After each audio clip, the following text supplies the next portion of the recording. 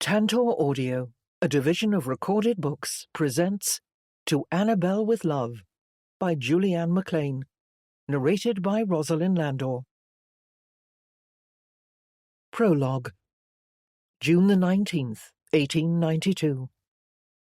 Dear Annabel, you did not reply to my previous letter, so I have taken the liberty of writing again to request an appointment with you regarding the painting.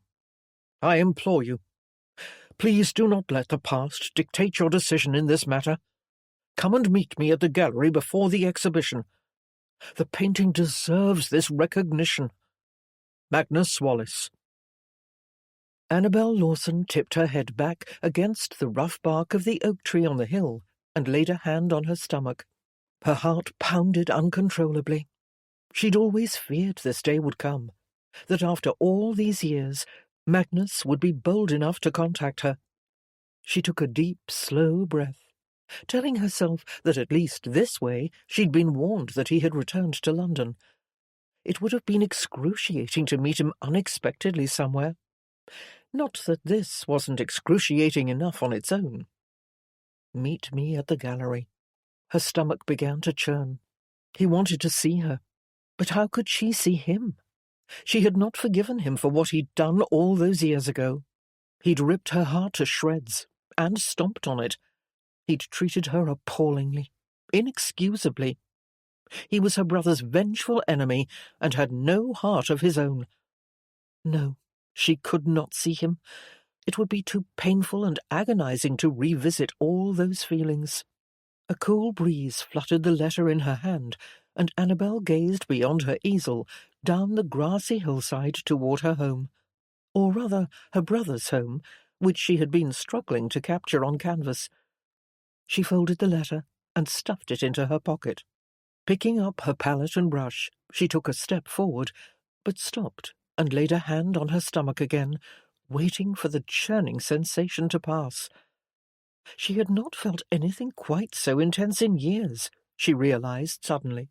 8 to be exact, because that was the last time she had dealt with Magnus, the day he left England for America, permanently. She had been so very relieved that day, relieved that he would disappear and never bother her or Whitby again. Whitby had made sure of it. He paid Magnus handsomely to leave, with an allowance forthcoming as long as he remained in America.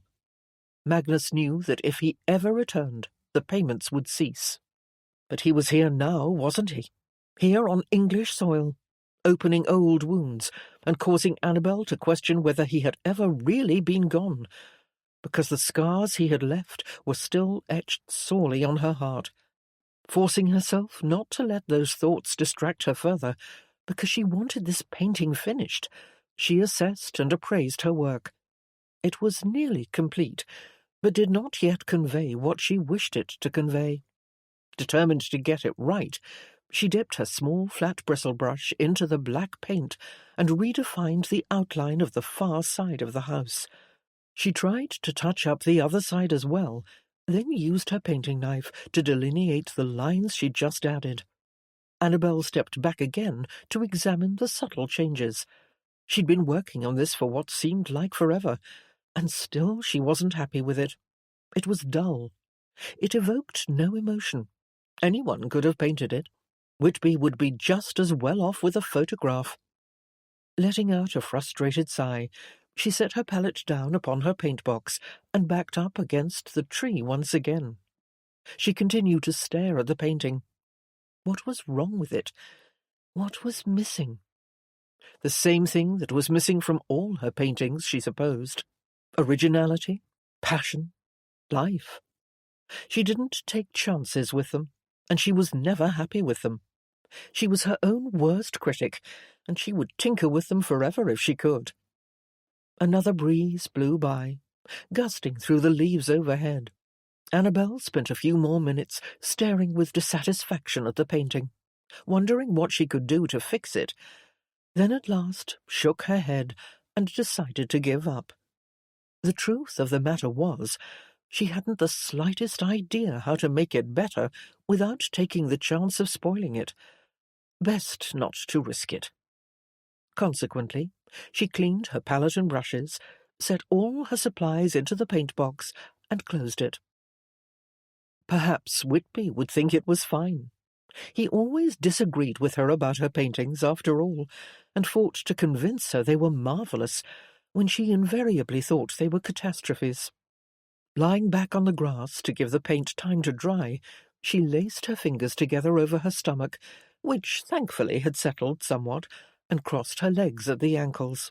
She squinted up at the leaves against the bright white sky, listened to the whispery sound they made in the wind, and thought again of the letter in her pocket. The painting deserves this recognition. She realized then that she had been so shaken by the thought of seeing Magnus again, she hadn't considered the larger picture. He wanted to show one of her paintings in an exhibition. No, not just any painting. He wanted to show The Fisherman, which she had not seen in 13 years. She could barely remember what it looked like, and wasn't even sure she wanted to see it.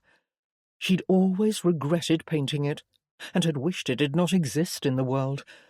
Many times, over the years, she had wished she could get it back and destroy it. But he seemed to think it was praiseworthy.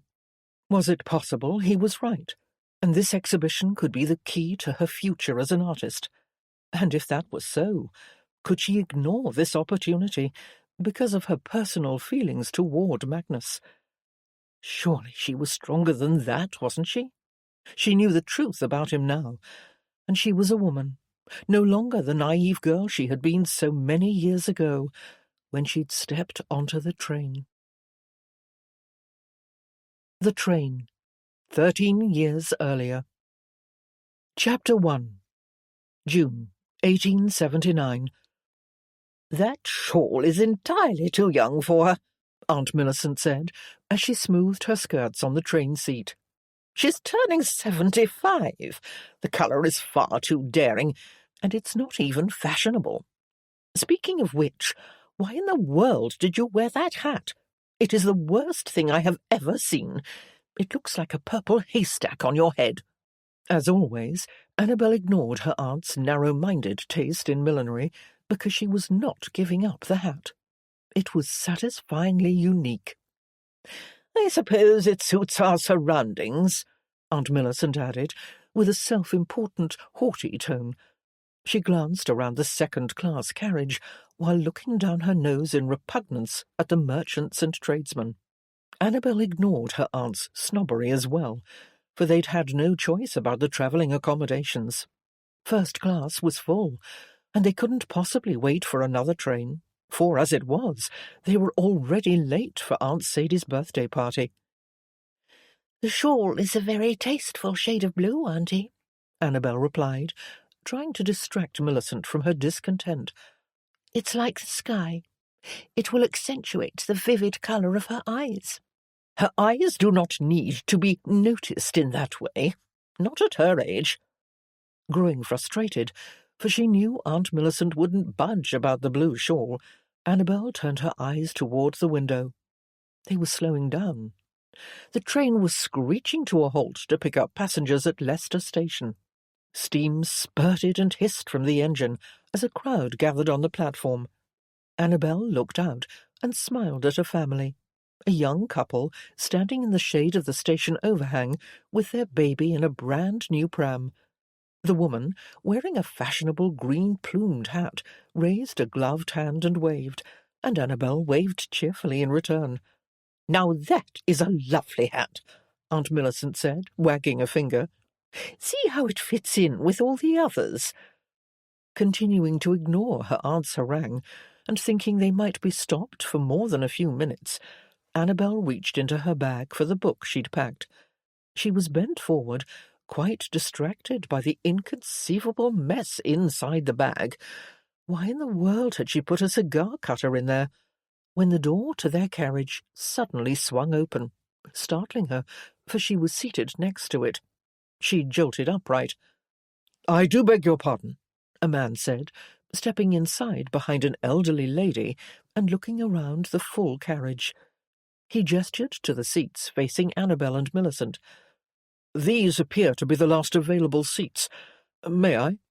Naturally, Annabel left it to her chaperone to respond, but even if she had been the one required to reply, she wasn't sure she would have been able to speak, for her heart was racing in her chest, and her mouth felt strangely tingly inside, because the man standing before her, removing his black overcoat right in front of her eyes, was, in a word, magnificent. The elderly lady removed her coat too, but Annabel was only aware of the man, tall, broad-shouldered, and dark. His hair was shiny black, his eyes brown. He turned to face her again, and she had to struggle to keep her eyes downcast, though she did glance up briefly to observe the fine lines of his shoulders and back as he assisted the elderly lady by hanging her coat with his on a nearby hook. He was attentive to her, but they did not appear to be travelling together. Then all at once he turned and glanced down at Annabel's feet, his eyes lingering there for a moment. For the first time in her life, Annabel was embarrassed by her boots. They were made for boys, and they were not the least bit fashionable, but they were so much more comfortable than ladies' boots, especially when she spent most of her time tramping around the countryside with her easel under her arm. She quickly drew her feet under her skirts. When the man finally took the seat facing her, he smiled politely, first at Aunt Millicent, who looked down her long, aristocratic nose suspiciously at him, then at Annabel, who managed to smile casually in return. She hoped she wasn't blushing. That would be mortifying. Determined not to stare, she raised her book, opened it, and pretended to read. Yes, pretended, because she could hardly concentrate with such a handsome man sitting not 3 feet away from her, facing her squarely. Trains could be decidedly awkward sometimes. The train blew its whistle, and they lurched forward, rocking back and forth as the locomotive began to slowly move away from the station. Annabel looked out the window at the young family again and watched them through the spiralling coal dust until they disappeared from view. Soon they were under way, the wheels clacking fast beneath them as they gained speed on the tracks. Feeling the chugging sensation beneath the soles of her boots, Annabel peered over the top of her book to steal another glance at the gentleman across from her. He gazed absently out the window, so she recalled her artist's mantra, "There is no substitute for close observation," and studied his face meticulously. It was pure perfection. A straight nose, a strong chiselled jaw, and high cheekbones. Yet, accompanying all those sharp, manly angles was a set of full, moist lips that looked quite agreeably soft. What she wouldn't give to paint him. It was an odd thought, because she never painted people. She only did landscapes, preferably rugged ones, which was perhaps where this marked fascination with this man came from. He, too, was rugged, like the jagged English coastlines that captured her imagination more than any other place or thing. She loved the sound of the sea, surging and crashing up against the rocks, and she loved to try to capture the unfathomable depths and distances that were an intrinsic part of the ocean and coastline. She couldn't explain it, but strangely, this man made her body feel the same way. He made her blood quicken, made her mind tick like a clock wound tight.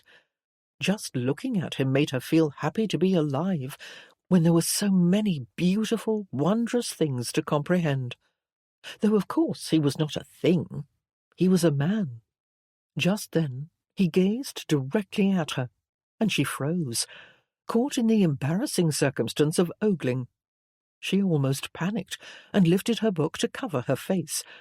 But that would have been childish, and she was not a child. She was 21. Instead, she smiled politely and lowered her book to her lap, lowering her gaze along with it. It was at that instant she noticed she had been reading the same page for the past 10 minutes. "Are we all travelling to Edinburgh?" the elderly lady asked, causing Annabel to look up again. The wrinkles on the lady's face were in happy places, at the outside of her eyes, suggesting a lifetime spent smiling. The handsome gentleman replied, I'm going past Edinburgh and on to Perth. The lady leaned closer, raising a hand to her ear. Where? Perth. The lady stared for a few seconds, as if trying to decipher what she'd heard, then nodded. Oh, yes, yes. I once had an uncle in Perth. The gentleman looked curiously at Annabel and her aunt, waiting for them to respond to the question as well.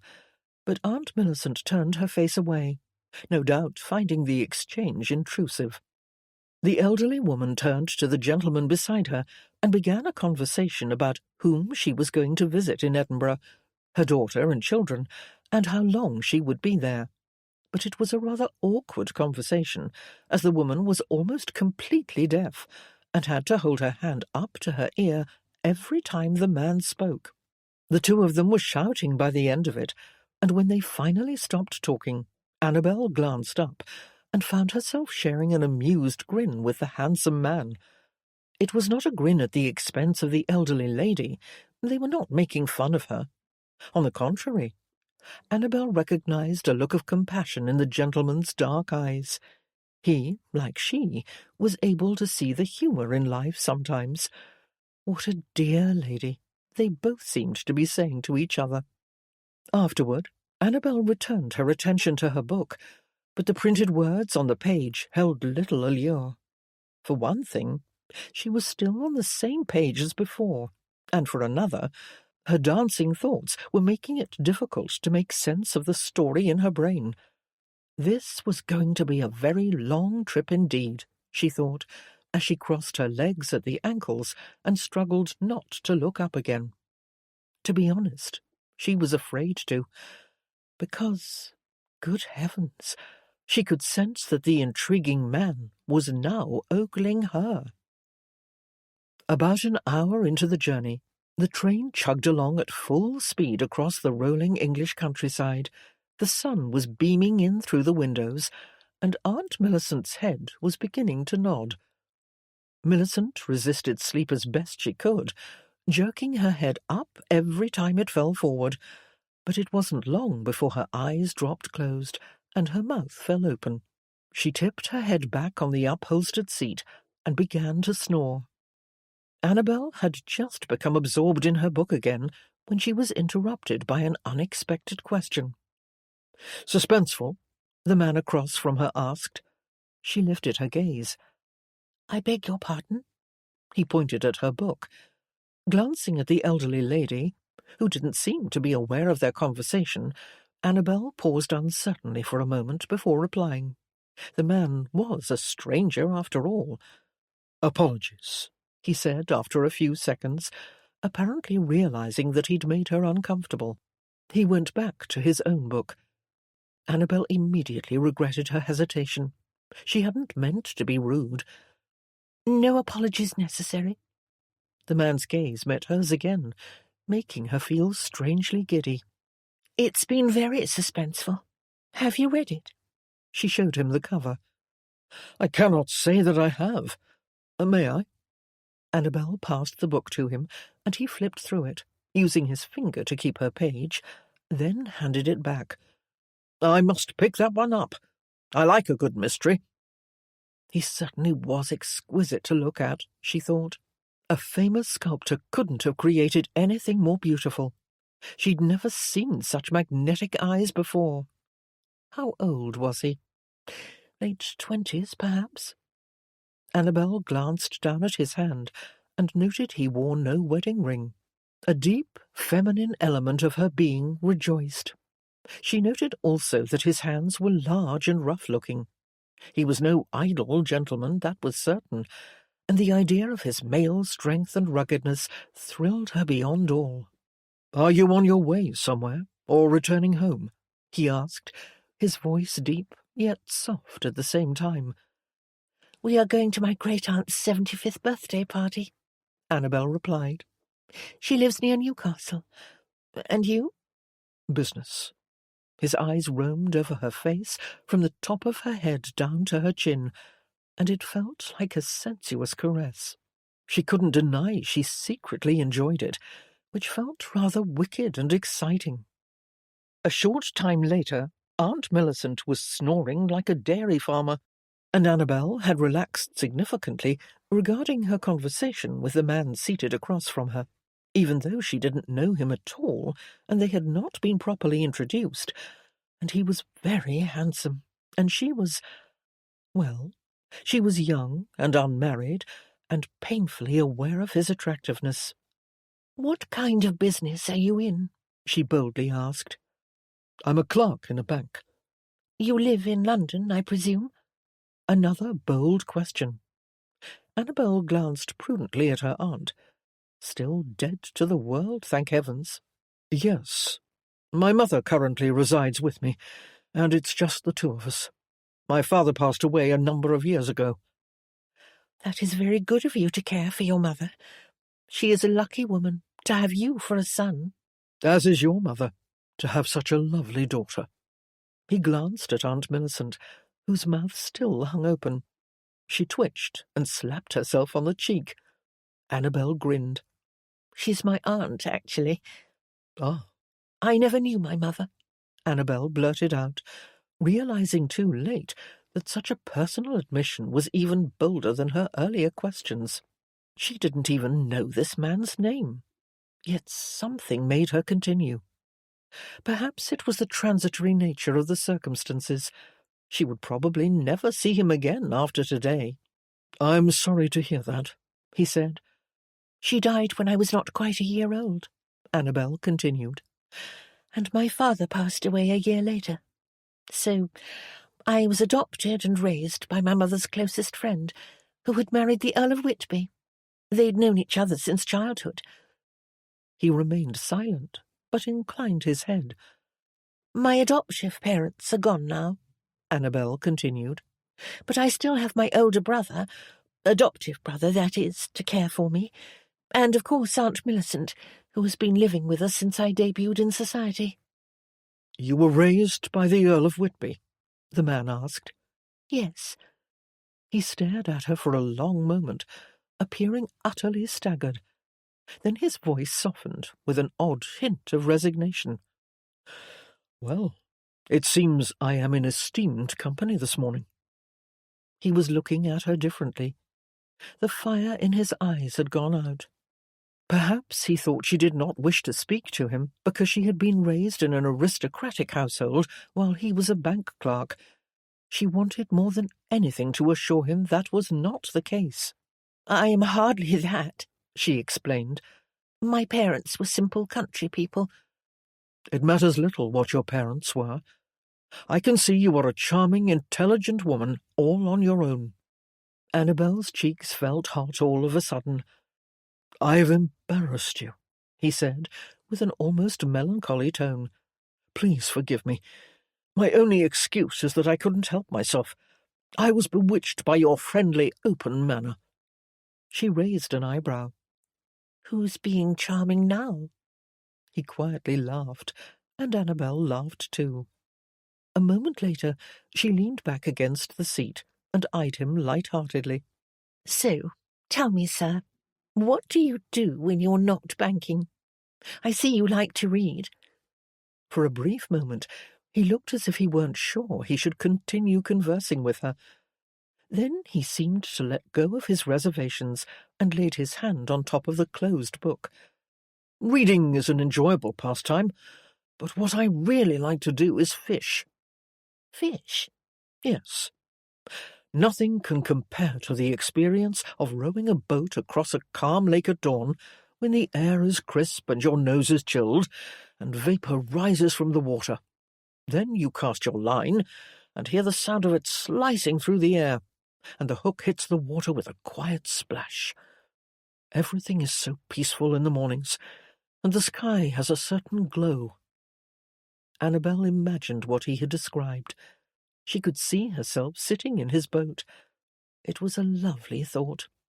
"You make it sound wonderful," she said. "I've never been fishing before." "No?" His eyes were warm and his smile calm, almost soothing. "Perhaps one day someone will take you."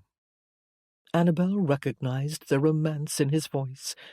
He was telling her, in no uncertain terms, that he wished he could be the one to take her. An unfamiliar longing coursed through her, as she imagined seeing this man again in such a private setting, being alone with him in a rowboat, sharing such a moment. There was something about him, something that stirred her blood and excited her in a way she hadn't experienced before. It was the way he looked at her, as if he found her the most beautiful creature in the world. "I would like that," she replied breathlessly. His eyes travelled from her face, down the front of her bodice to her knees, then back up again, before he slowly leaned forward. "Please allow me this impropriety," he whispered, glancing briefly at Aunt Millicent, who was still snoring. "But may I ask your name?" Annabel experienced a surge of both apprehension and excitement. The whole tone of their exchange was highly improper. She would never be speaking to him this way if Aunt Millicent were awake, or if the elderly lady beside him could hear what they were saying. Thankfully, she had barely looked up from her lap. Annabel shifted nervously in her seat, then whispered in return, "It's Annabel. Annabel Lawson." He continued to stare at her face, almost entranced, as if he didn't know what to make of her or what to say next. "And what is your name, sir, if I may be so bold?" The fact that she had also whispered the question gave the whole conversation an air of secrecy and subterfuge. It was, without a doubt, the single most exciting conversation of her life. He leaned forward even more. "John Edwards." A long, lingering, and delightfully sensuous gaze passed between them. Their faces were scandalously close. "Tell me, Miss Lawson, what do you like to do when you're not talking to strangers on trains?" Annabel smirked at him. "I paint." "Do you indeed? You're an artist. I should have guessed." "How would you guess such a thing?" "Don't all artists have deeply tortured souls?" Annabel laughed out loud, and Aunt Millicent stirred beside her. Both Annabel and Mr. Edwards quickly sat back, as Millicent opened her eyes, stared dazedly up at the ceiling, then closed them again and drifted back to sleep. Mr. Edwards swiped a hand over his brow, as if to say, "That was close." Annabel shook her head with mock disapproval, then leaned forward again. Mr. Edwards did the same. "Let me assure you," she said, "I am not tortured." "Are you certain?" he asked, with a teasing glint in his eyes. "You don't feel wretchedly miserable or trapped, as if the life you are supposed to lead is beyond your reach and nothing has meaning?" He was toying with her, of course, but she could not deny her astonishment that he had hit the mark exactly, because yes, sometimes she did feel trapped, especially when her aunt dressed her up like all the other London girls and paraded her around at balls, because she was not like other girls. She hated the season. She had no interest in fancy gowns and heeled shoes. She had a strange fascination with Egyptian mummies, and she had a ferret for a pet. To be honest, there were times when she was truly screaming inside her head, trying to fit into this polished aristocratic world and not be a disappointment to her family, who had taken her in and loved her like one of their own. She felt she owed so much to them, but she could not possibly express such an unconventional sentiment to Mr. Edwards. "I paint landscapes," she told him, "and I would describe my experience of painting in the same way you describe fishing. Nothing compares to the bliss of standing before a view of an autumn forest, setting up my easel, and contemplating the first brushstroke, though my favourite thing to paint is the coastline. Unfortunately, we don't live on the coast, though I wish desperately that we did, so I must content myself with the countryside most of the time." He pointed a finger at her. "See? You are tortured after all, frustrated by the geography of your existence." "Yes, I suppose so. You win." He watched her look out the window. and she could feel a glimmer of attraction in his gaze. Oh, how he flattered her, just by the way he looked at her. She didn't think she'd ever felt so beautiful before. "I wish you could paint me fishing," he said. "I would hang the painting over my mantel, and every time I looked at it, I would feel content." Content because it would make him think of fishing, or because it would make him think of her? She supposed she would never know the answer to that question. "I'd enjoy painting you," she said openly. "I've never painted a fisherman before." "Perhaps one day we'll make it happen. We'll take your paints and a blank canvas out to my favourite fishing hole." Annabel gazed out the window, feeling dreamy. "Wouldn't that be splendid?" she replied, as she imagined such a wonderful day. It wasn't long, however, before reality settled in, and she had to accept that it would never happen. He was not the kind of man her aunt would approve of. He was a stranger on a train, and he worked as a bank clerk. As she watched the trees fly by outside the window, so fast she could barely focus on them, she was distressed by the extent of her disappointment. She was not free to do as she wished, for she was a London debutante. Oh, how she hated that word! If only her life were just a little different. She could only imagine all the things she would do. Thinking such a thing made her feel guilty, however, for she had been blessed with so many privileges. She was grateful for her life. Truly she was. She had no right to feel frustrated. Chapter 2. Magnus Wallace sat across from Miss Annabel Lawson on the fast steam train to Perth and cursed the cards he had been dealt all his life. Today, in particular. He had not asked to meet her. If he had known who she was, he most definitely would have waited for the next train. But bloody hell, he had not known, and he had been attracted to her the very first instant he'd noticed her, with her lovely dark hair and that eccentric purple hat. He'd known immediately that she was one of a kind, perhaps a bit of a rebel, not just because of her unconventional attire, not to mention those intriguing black boots, but because her eyes were so full of life, as wild and green as the irrepressible sea. And now he was in very deep, completely over his head, as a matter of fact. He was sitting forward, listening to her describe her art with passion and hunger, gesturing with her hands as she spoke, her luscious smile dazzling and intoxicating.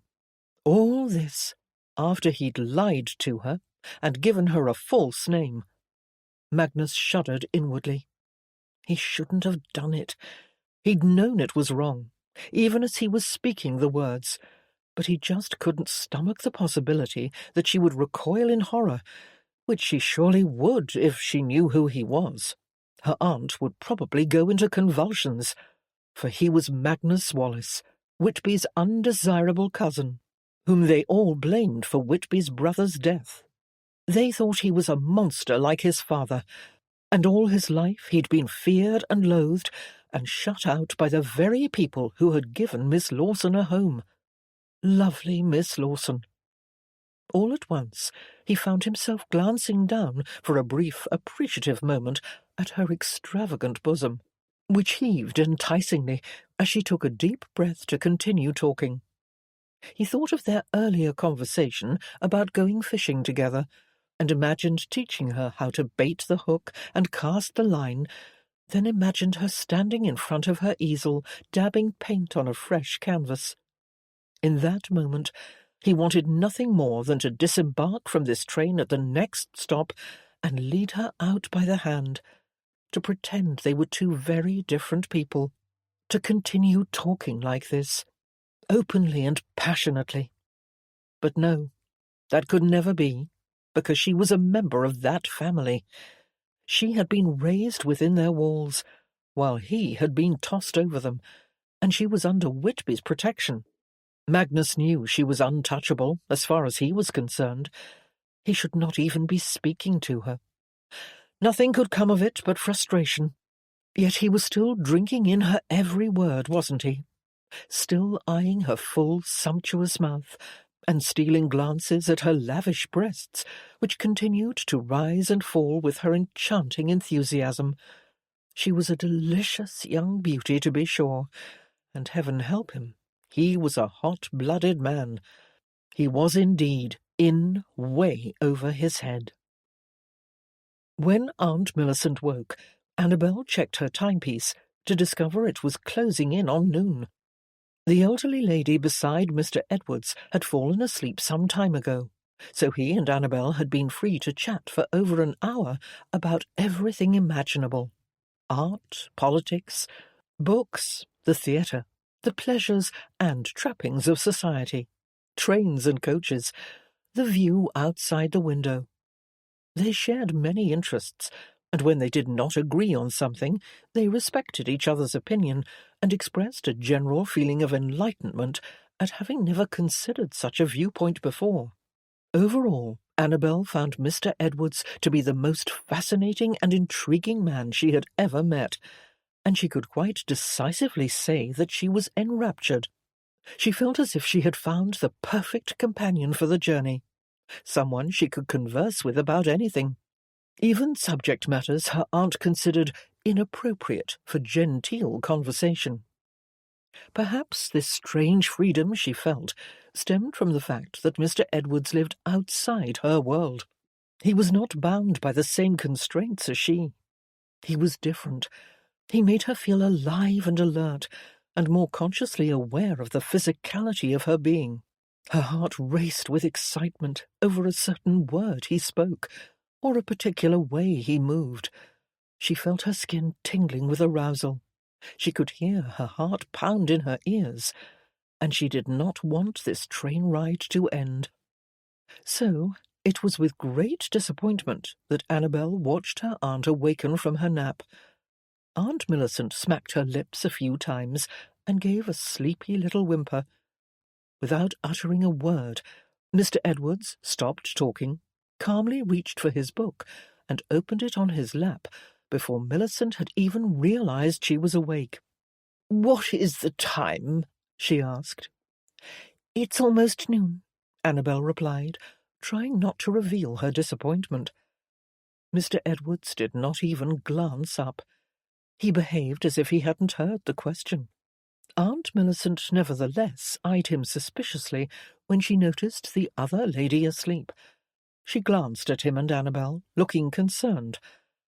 Perhaps her aunt did not want to admit she had been negligent regarding her duty, or perhaps she believed that Annabel and Mr. Edwards had both been sitting in silence, reading the entire time.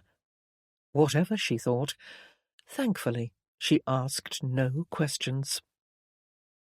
After the train made a brief stop in Sheffield, where everyone got off for lunch, they were soon chugging noisily down the tracks again. Aunt Millicent's knitting needles stabbed with impressive vigour, making it necessary for Annabel and Mr. Edwards to ignore each other. Having already lost interest in her book, Annabel rested her forehead against the cool glass, gazing dreamily at the white sheep dotting the green countryside. The train rocked back and forth, smoothly at times, jerkily at others, and she might have fallen asleep herself if the elderly lady next to Mr. Edwards had not spoken up. "What a lovely lunch," she said, as she shifted in her seat. "Did you enjoy your meal as well?" she asked Aunt Millicent. "Very much, thank you," Millicent shouted in reply, nodding in an exaggerated fashion. Mr. Edwards grinned at Annabel, his heated gaze raking boldly downward. Her heart jolting with a wicked thrill that settled in the pit of her belly, Annabel glanced quickly at her aunt, certain that if her conservative chaperone had seen the decadent spark in Mr. Edwards' eyes just now, she would pick up the elderly lady's cane and knock him over the head with it. But Aunt Millicent was not looking at Mr. Edwards. She was absorbed in her knitting. Meanwhile, he appeared amused by the whole situation. The two of them sitting across from each other with a clear attraction neither of them could pretend didn't exist, yet unable to converse the way they would have liked. And they both knew Aunt Millicent was not about to encourage an introduction that could, heaven forbid, lead to an unwanted acquaintance. Hence, the next 2 hours passed in almost complete silence, except for once or twice when the elderly lady asked a question and everyone looked up from their books or knitting to contribute. The train made a few stops along the way, and everyone got off to stretch their legs. Late in the afternoon, Aunt Millicent's head began to nod again, and she went out like a wet candle. Annabel glanced across at the other lady, who had also fallen asleep. Then she found herself smiling eagerly at Mr. Edwards, who had just set his book down. He rested his elbows on his knees, clasping his large hands together in front of him. With bated breath, Annabel waited for him to say something, but he took his time before he raised a finger and gestured for her to come closer. Annabel leaned forward. She and Mr. Edwards swayed from side to side with the rocking of the train, their faces only inches apart. His eyes roamed from the top of her head to her nose and lips. She studied his face too, his strong cheekbones, the shadow of stubble along his jaw and chin, and the depths of his dark eyes. She gazed at him with more than an artist's appreciation for male beauty. She was just a woman now, and he was so impossibly handsome it hurt just to look at him. At last he spoke, in a low, husky voice, almost a whisper. Just the sound of it made Annabel's skin tingle deliciously with goose-flesh. "How daring are you?" he asked. Annabel swallowed, shocked by the spell he'd cast over her. There was no other word for it, and she couldn't believe her own blatant disregard for the concept of consequences. She felt as if she would blindly follow this man to the door and jump off the train into a slimy green swamp if he suggested it.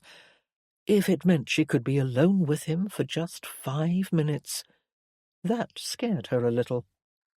"What do you have in mind?" she asked, nevertheless, curious, while at the same time struggling to hold tight to her common sense, murky as it was at present. He hesitated before he began to explain in a quiet voice. "Miss Lawson, all day I've been dreading the moment when you will get off this train." "So have I," she blurted out, before she had a chance to think rationally. While the two ladies snored beside them, Mr. Edwards reached for Annabel's gloved hand, turned it over, then slid his fingers up to the sensitive inside of her bare wrist. With the tip of his finger, he drew tiny, feathery circles over the delicate blue veins. Annabel's body went weak from his touch. She had never been so quickly enamoured with a man before, nor had she ever experienced the true, aching cadence of lust. She had not understood its power. "I can't let you go," he whispered, "knowing I will never see you again.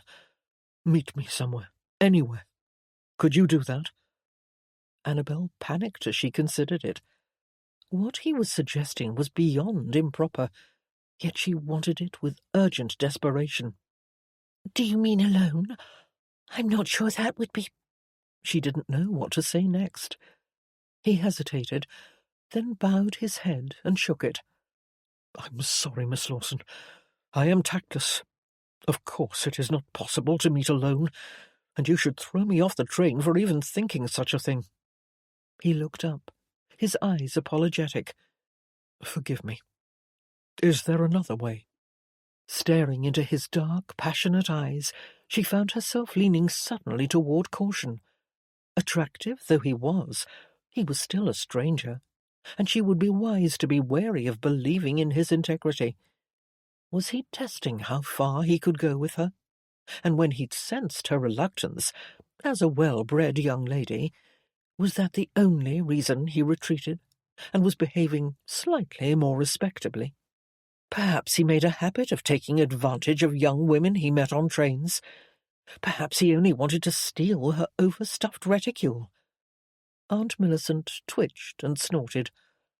Annabel immediately pulled her hand from Mr. Edwards' grasp, as anxiety cooled her thoughts. She was being rushed to make a decision. Her aunt could awaken at any moment, which was why she answered so quickly, whispering, "Perhaps somewhere we could be properly introduced," though she didn't know why she should even bother with such a formality. Even if this man's intentions were honourable, her aunt would never encourage such a match. She was very ambitious. Aunt Millicent knew Annabel would have a substantial dowry, thanks to her generous brother Whitby, and so she searched among the aristocracy for a husband for Annabel, even though Annabel was not truly one of them. "Where?" Mr. Edwards asked, staring intently at her. "A shop, perhaps. But no, what would be the point? We'd only say hello and goodbye again." Annabel experienced a sudden flash of fear. Indeed, what would be the point in seeing him again, unless she intended to defy her family and run away with him and live the modest life of a bank clerk's wife? Goodness, she was getting ahead of herself. She'd met a handsome man on a train. She'd known him only a few hours, and already she was plotting an elopement, despite the fact that she was slightly wary and had just wondered if he wanted to steal her reticule. She had best regain control of her senses. "Perhaps it is not a good idea," she said. "I couldn't deceive my aunt that way." His gaze fell upon Millicent for a long moment before he nodded, almost in defeat. He leaned back. "Of course, you're right. I shouldn't have suggested it." She recognized the disappointment in his eyes. He was surrendering to the reality of their situation, that he was not a suitable acquaintance for her, and all Annabel's suspicions about his integrity fell away, because she felt positively beastly over the direction this was heading. She had enjoyed their conversation so very much. He was the kind of man she would wish to know.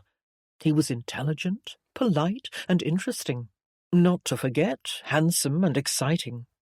So much more so than all the young lords she'd been dancing with of late. She did not wish him to think she considered him beneath her. She did not. But her family would certainly not support any.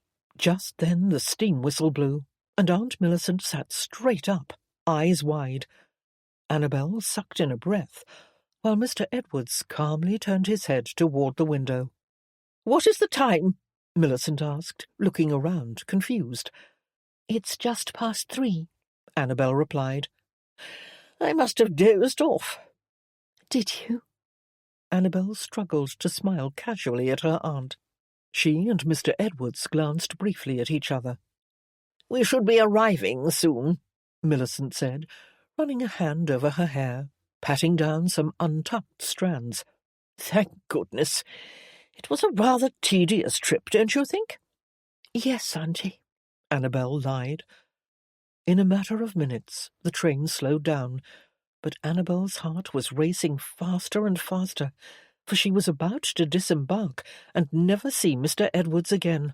She had just rejected him, and surely he was under the impression she did not wish to see him again, that she did not trust him, that she found him neither interesting nor appealing. Though she did not know him well enough to trust him, she certainly did find him appealing, in every possible way. With the slower lumbering of the locomotive and the noisy screech of the brakes, Annabel felt more and more as if the walls of the train were closing in on her. She was running out of time, and soon she would have to say goodbye to Mr. Edwards for good. If that happened, she knew she would always wonder what would have become of them if they'd had more time to get to know each other. Aunt Millicent leaned forward and shouted at the older lady, "We're pulling into the station!" The woman jumped and awakened. "Are we here?" She reached shakily for her cane. Annabel was breathing hard now. This was it. They would get off in a few short minutes. She glanced across at Mr. Edwards, who returned her steady gaze. "Don't forget your book," Aunt Millicent said, picking it up off the seat and handing it to Annabel. "Does anyone see my pen?" the elderly lady asked, appearing flustered as she searched around her seat. My grandson gave it to me. Did it fall on the floor?" Everyone leaned forward to look. Then Annabel was struck by a thought. Well, not so much a thought. It was more of an involuntary action. She reached into her own reticule for her pen and sketch-pad, and while everyone was distracted by the older lady's panic, she scribbled something on a small corner of the pad and ripped it out. The pen was soon located by Mr. Edwards, who had spotted it under Aunt Millicent's feet. Annabel crumpled the note in her hand. She knew she was doing something rash and imprudent, but she couldn't help herself. She could not get off this train and say goodbye to Mr. Edwards forever. She could not explain it. She simply had to see him again, even if it was only to discover he was an unscrupulous character. At least then she would know. The train screeched to a halt at the station, and they all stood. "It was a pleasure travelling with you," the older lady said to Annabel and Aunt Millicent. "Likewise," Millicent replied. One of the uniformed guards opened the door and helped the elderly lady down first, and as soon as Millicent took the first step down, Annabel turned and discreetly slipped her crumpled note into Mr. Edwards' hand. He glanced up, surprised at first. Then his eyes filled instantly with a flirtatious spark of understanding that sent Annabel's senses whirling. He held her for a moment in the pounding allure of his gaze. That instant, she knew she had to see him again. She simply had to, and she prayed he would understand what she had written in the note and would not let her down. Physically wrenching herself away, she turned for the door and seized that opportunity to steal just one more backward glance at him before she left the train. Magnus watched Miss Lawson walk the length of the platform until she was gone from view, then immediately opened the tiny crumpled note and read it. He stuffed it into his breast pocket. What had he done? What the devil was wrong with him? Sitting forward, he dropped his head into his hands, raking his fingers through his hair. He could never have her. Never, never, never.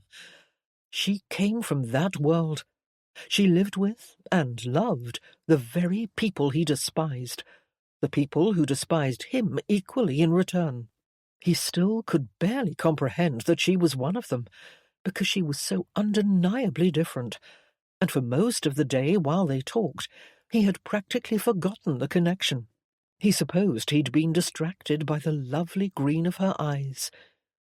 Magnus sat back again and gazed with weariness out the window at the mulling crowd on the platform. The uniformed guard blew his whistle, signalling that it was time to depart. This was a wretched predicament indeed, he thought, recalling the pleasure of stroking her slender wrist and the displeasure of having to resist touching his lips to it. His actions until then had been beyond reproach, to say the least, but he hadn't been able to stop himself in the end. No, he should not see her again. He should not, for on top of everything, he had lied to her about who he was. The best thing to do was put her from his mind, forcefully, permanently. He was a strong man. He could do it. But as the train pulled away from the station, damned if he wasn't thinking about her luscious, full lips again, and feeling a rush of desire he could not overcome.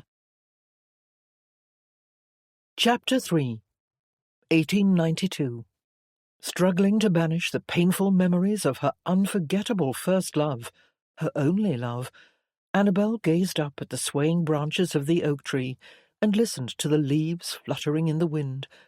She covered her face with both hands. A lump formed in her throat. She swallowed over it, fighting to suppress it, but couldn't, because it had been years since she had recalled, in such vivid detail, the day she had met Magnus for the first time on the train. Yes, Magnus. That was his real name. It had not been John Edwards, as he'd led her to believe.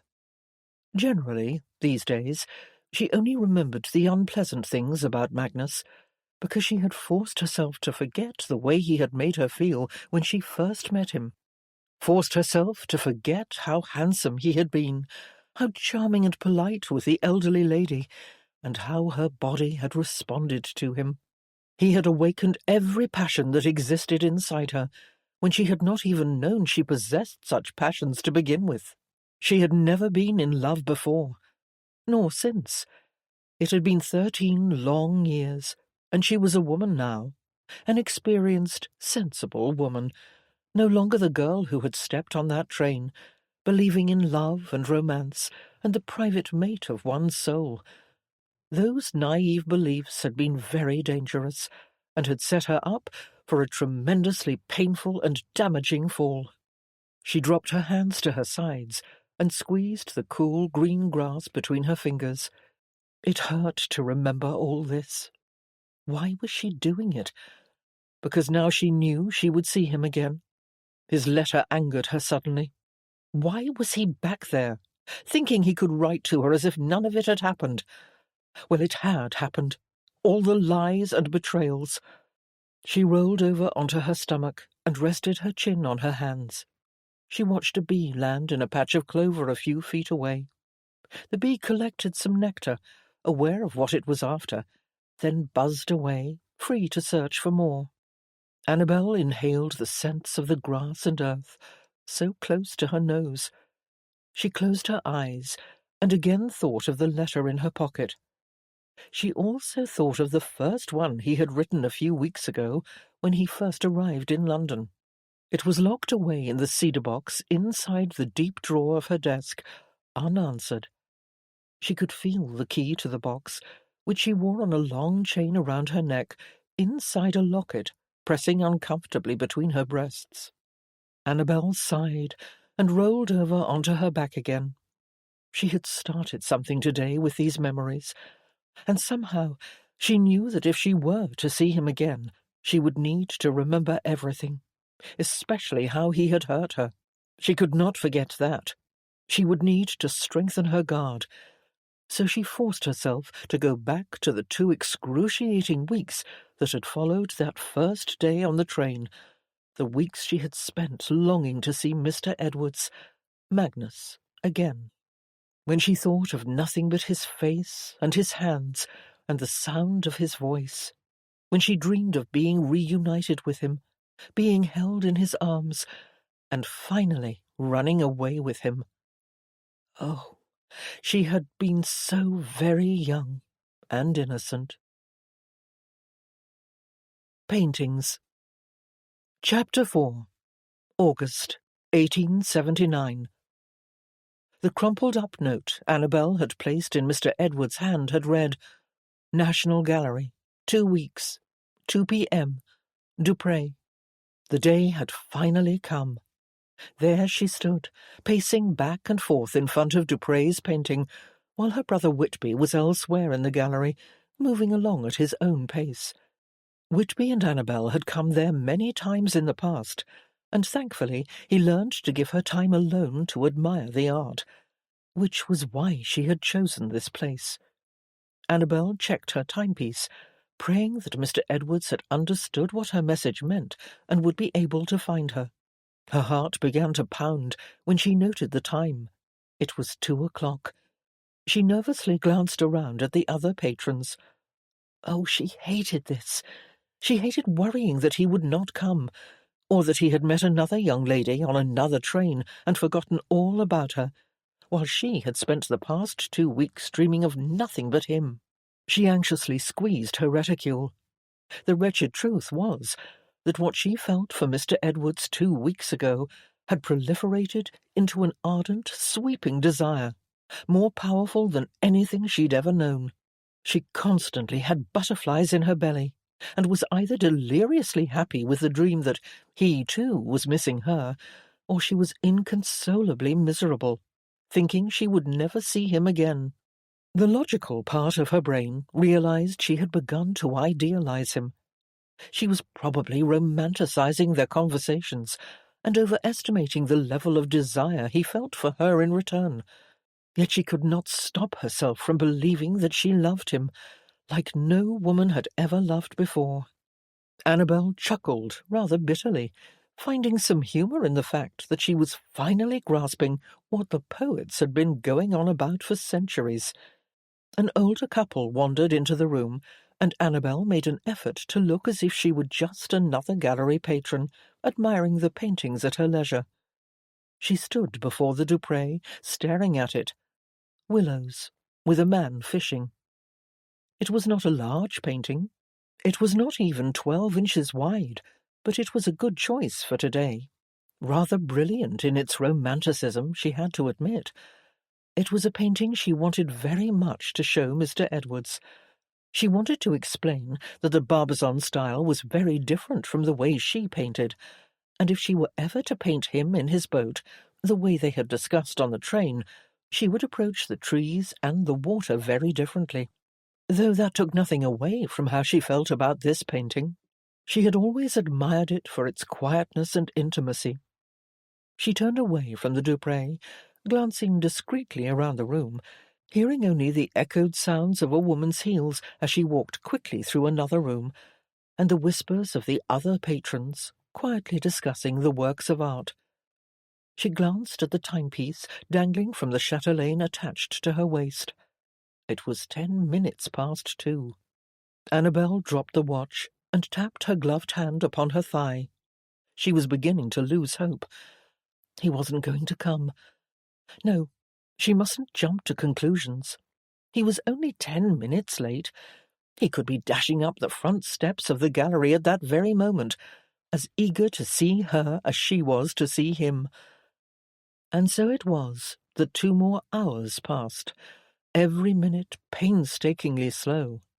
And when a man finally entered the room where the Dupre was located and spoke Annabel's name with affection, she was barely able to keep the tears from her eyes. Tears of disappointment, heartbreak, anger. For the man coming to fetch her and take her home was her brother, Lord Whitby. Over the next fortnight, Annabel grew to despise the Dupre painting, each day hating it more than the last. She didn't want to think about it. She was irritated on the days cook served fish for dinner, and most of all, she was angry with herself for becoming deeply infatuated with a man who had evidently toyed with her feelings and taken some perverse pleasure, leading her to believe there was something special between them when there was no such thing. She had fallen victim to the charms of a thoughtless man, who no doubt flirted with every woman he stumbled across, and had probably ruined more than his fair share of young innocence.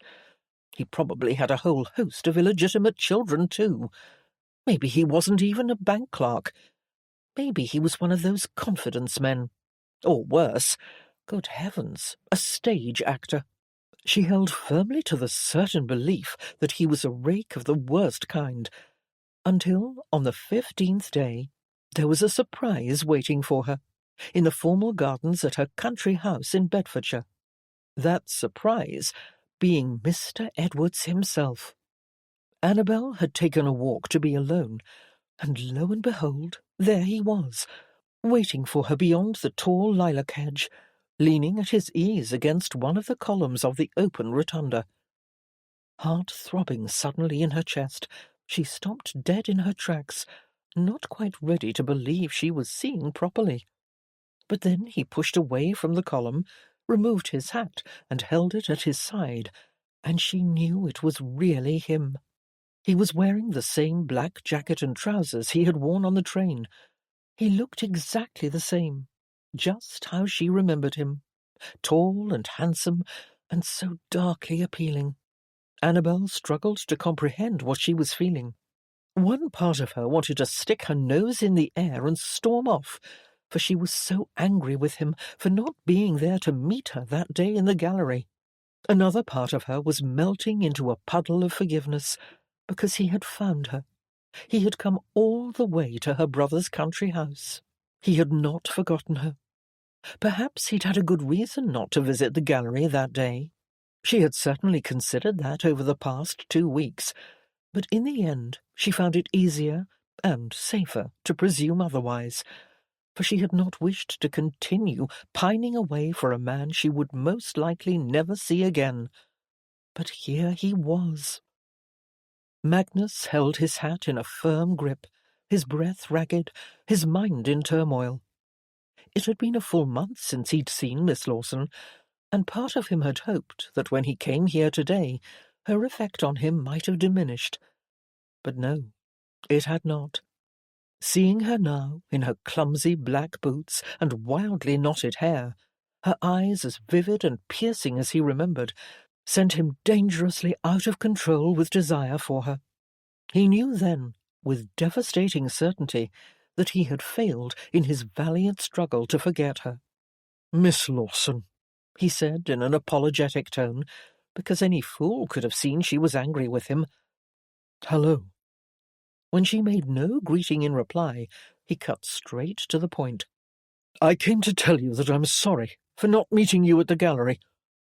At least part of it was true. He was sorry. Sorry for disappointing her. But the truth was, he had been there. Unfortunately, Whitby had been there too, so Magnus had been forced to retreat in order to avoid a confrontation with his enemy. Not that he feared confrontations with Whitby. He could handle himself, and there might even be a very serious confrontation about Annabel sometime in the near future. In fact, over the past 2 weeks, Magnus had begun to dream about it. He'd never been more determined to take what he wanted from his powerful, influential cousin, who had always enjoyed keeping him in his place. Because this time, what Magnus wanted was Miss Lawson. Blood quickening in his veins, he slowly, cautiously approached her, as if she were a deer that might bolt at any second. Finally she spoke, her expression cool and stern. "I waited for 2 hours." He nodded, because he knew how long she had waited. "I swear to you, I wanted to be there. I thought of nothing else after we parted on the train. I was counting the days until I could see you again. But on my way to meet you, You what?" He narrowed his gaze, considering whether he should speak the truth and tell her his real name, after tearing himself apart about it for the past month. "I withdrew because my name is Magnus, and I am Whitby's cousin, the one he loathes. Why am I loathed, you ask? Because I am my father's son. And surely you've heard the disturbing stories about my father's brutality." He tried to imagine her response. She would probably be aghast. She would run back to the house and call out the dogs. Just then he experienced a twinge in his stomach, that old, familiar shame and agony from his childhood, when he had been rejected and spat upon in the streets by those who knew that he and his father were banished by an earl. He had been called a lunatic, a son of the devil. No, he couldn't tell her. Not now, when he was standing on thin ice to begin with. "I had concerns," he tried to explain, struggling to choose his words carefully, while pushing all thoughts of his childhood to the back of his mind. As she listened, he felt a spark of hope. Suddenly, he was aware of nothing but the need to conquer, to hasten forth into an overrun battlefield, swinging his sword at an oncoming charge of enemy soldiers. He would do anything to have her, to win her heart and take her for his own. Swallowing hard, forcing his brain to formulate the right words so as not to scare her off, he continued what he had begun to say. "I had concerns about our situation. I am not someone your family would approve of." That was the truth. Annabel stared uncertainly at him, her freckled cheeks flushing pink as she wet her full lips, until Magnus couldn't resist her any more. He'd been having erotic dreams about this woman for a month, and here she was at last, standing before him in the flesh. She was a unique, beguiling beauty, a sweet, ripe maiden, and he wanted to touch her. Moving closer, he raised her gloved hand to his lips and gently kissed each knuckle. Somehow, she would belong to him, no matter what it took. Annabel did not pull her hand away. She stood motionless, watching the top of Mr. Edward's head while he dropped leisurely kisses across the back of her hand. His lips were soft and tantalizing. She felt the moist heat of his breath through the thin fabric of her glove. She had to scramble to keep her head, for her body was aching to be even closer to him, to step into his arms and feel his chest pressing against her breasts. She felt dizzy, intoxicated by something far more potent than wine. Somehow, however, she managed to withstand the force of her desires. She could not give in to those feelings. Not so easily, when she was still hurt by his failure to meet her that day, and she still knew little about him. A moment later, he gazed intently into her eyes. "I wish you would speak, Miss Lawson." "I don't know what to say. I was very disappointed when you did not come." Something in his manner changed. His eyes glimmered with a sensual light, and his voice softened, like a caress. "I wanted to see you, but there was another far more serious problem." "What was that?" she asked. "I wanted only to be alone with you, and I was plotting ways to steal you away and take you home with me to my bed." His bed? Annabel should have been scandalized.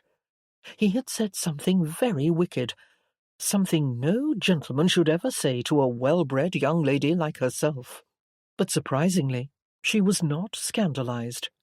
She was filled with a strange inner excitement that caused a passionate fluttering in her belly. If she understood him correctly, he had not met her that day because he had wanted her too much and had not trusted himself to resist her. Forgiving him suddenly became very probable. "Why did you wait until now to tell me this?" she asked, nevertheless. "I've spent the past 2 weeks thinking all kinds of hateful things, like how many ways there are to push a man like you out of a fishing boat." He looked down at her hand in his and chuckled. "You had every right to be angry with me, and I probably deserve to swim with the fish." He continued in a quieter voice that was almost a whisper. "To be frank, Miss Lawson, I wasn't ever going to tell you. I was never going to see you again, because I wanted to do the right thing. I do not wish to complicate your life. I am not from your world, remember." It was true, and she had known it would be complicated. He was not the sort of man her brother or aunt would accept as a husband for her, despite the fact that her parents were who they were. Whitby considered her his sister, and he was an earl. "We could have been friends," she said. "Do you really think so? You and me?" He shook his head.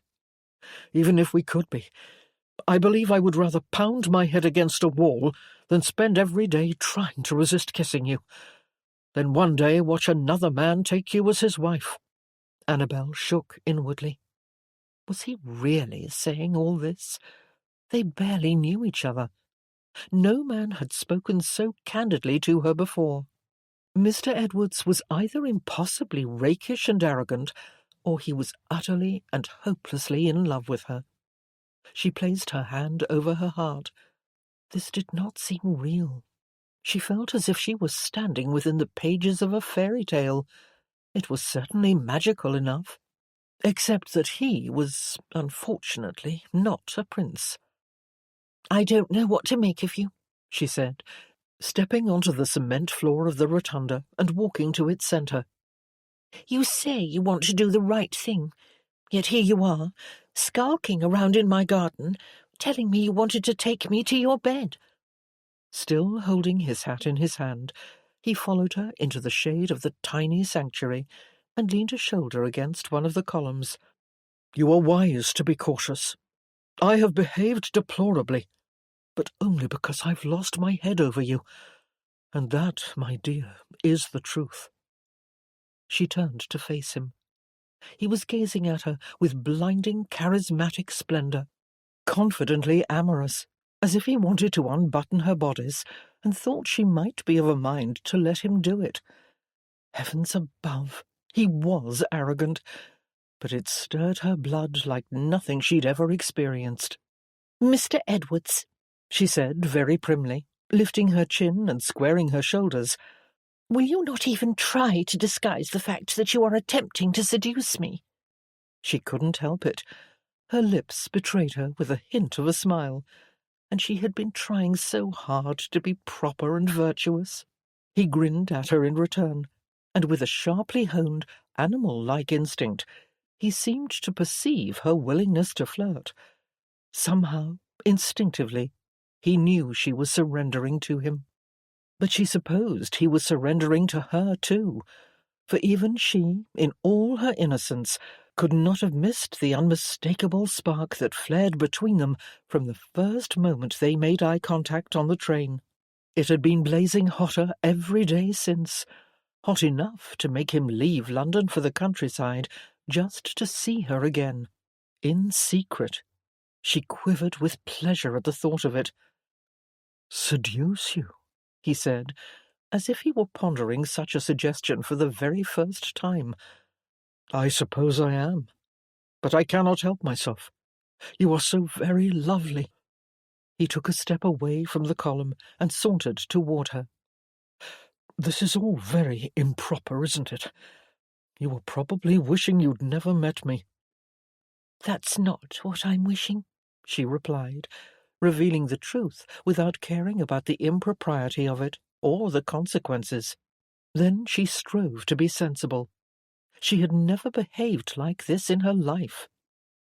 "You know, I should return to the house, because this is indeed improper, and I should not be out here with you." But she wasn't sure she could leave if she tried. Her feet seemed stuck to the ground. "Don't go," he said. They were both breathing quickly now. "But I feel nervous all of a sudden." He moved forward, closing the last small distance between them, disarming her with his dazzling dark eyes. "Do you?" She considered it a moment. "To be honest, I am not sure. Perhaps what I am feeling is not nervousness, but rather—" Oh, she didn't know what it was. "Excitement?" he suggested. She wet her trembling lips. "Possibly." With a slow smile, he backed her up against the column and rested a forearm against it, just over her head. Her heart was pounding like a drum, so fast she thought it would bounce right out of her chest. He brushed his forefinger across her temple and leaned in close, whispering in her ear, "Have you never been excited by a man before?" She swallowed, finding it increasingly difficult to breathe. "Only once, by a man on a train." He smiled at that, his face now barely an inch away. She could feel his breath on the tip of her nose. "Are you flirting with me, Miss Lawson?" he asked, in a husky voice that gave her shivers. Her knees were going weak. They might as well be made of clotted cream. She closed her eyes. "I don't know. Am I?" Yes, she was. To pretend otherwise would be futile, for her body was tingling with 1,000 sensations she couldn't begin to understand. Was this normal? Was it normal to feel so instantly enraptured by a man one barely knew? A man who was, by certain standards, completely unsuitable? "I think you are," he said with a hint of amusement, his whisper a hot, moist breath on her lips. She had been kissed only once before in her life, by a rather inept young man when she was 16. He had surprised her, and stolen the kiss behind the stable, then ran away. His lips were cold from the winter air, and tightly puckered. That had been a swift, unexpected kiss that she had giggled about afterward. This was nothing like that. Mr. Edwards was not trying to surprise her. He was preparing her, teasing her, and patiently drawing out the intensity of the moment. She could feel the heat of his lips already, as he brushed the tip of his nose lightly like a feather over her cheeks. He was going to kiss her. She knew it, and she wanted him to. No amount of propriety or common sense could keep her from letting him do it. Quietly he whispered, "Miss Lawson, since I met you, I have not been able to stop thinking of you, though I've certainly tried, and I anticipate this situation is going to become exceedingly complicated." "Yes," she replied.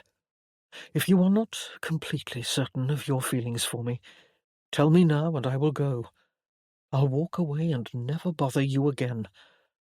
But if you truly want this as much as I do, then you must be prepared for a difficult time." She knew she should be contemplating the issue at hand and what the future would hold, but all she could feel was the bliss of his body so close to hers. "I can't tell you to go," she said. "I know I should, but I can't. Not today." For a moment he gazed into her eyes, as if he were still contemplating it as well, attempting to convince himself that he should leave, regardless of her response just now. Then he looked down at her lips, and his mouth covered hers in a kiss that sent a powerful yearning straight to her core. It was soft and sensuous, and he groaned huskily at the pleasure of it, but it was all too brief. It left her wanting more. "Now I'm done for," he whispered, caressing her cheek with a finger. "So am I. What will we do?" He rested his forehead upon hers. "I have no idea. Perhaps you should think further about this." "I don't need to think. I just want to see you again." "Your brother would never approve." "Let me deal with that when the time comes. If it comes." His body went still. "Do you think he would be reasonable?" Annabel recognized the doubt in his voice.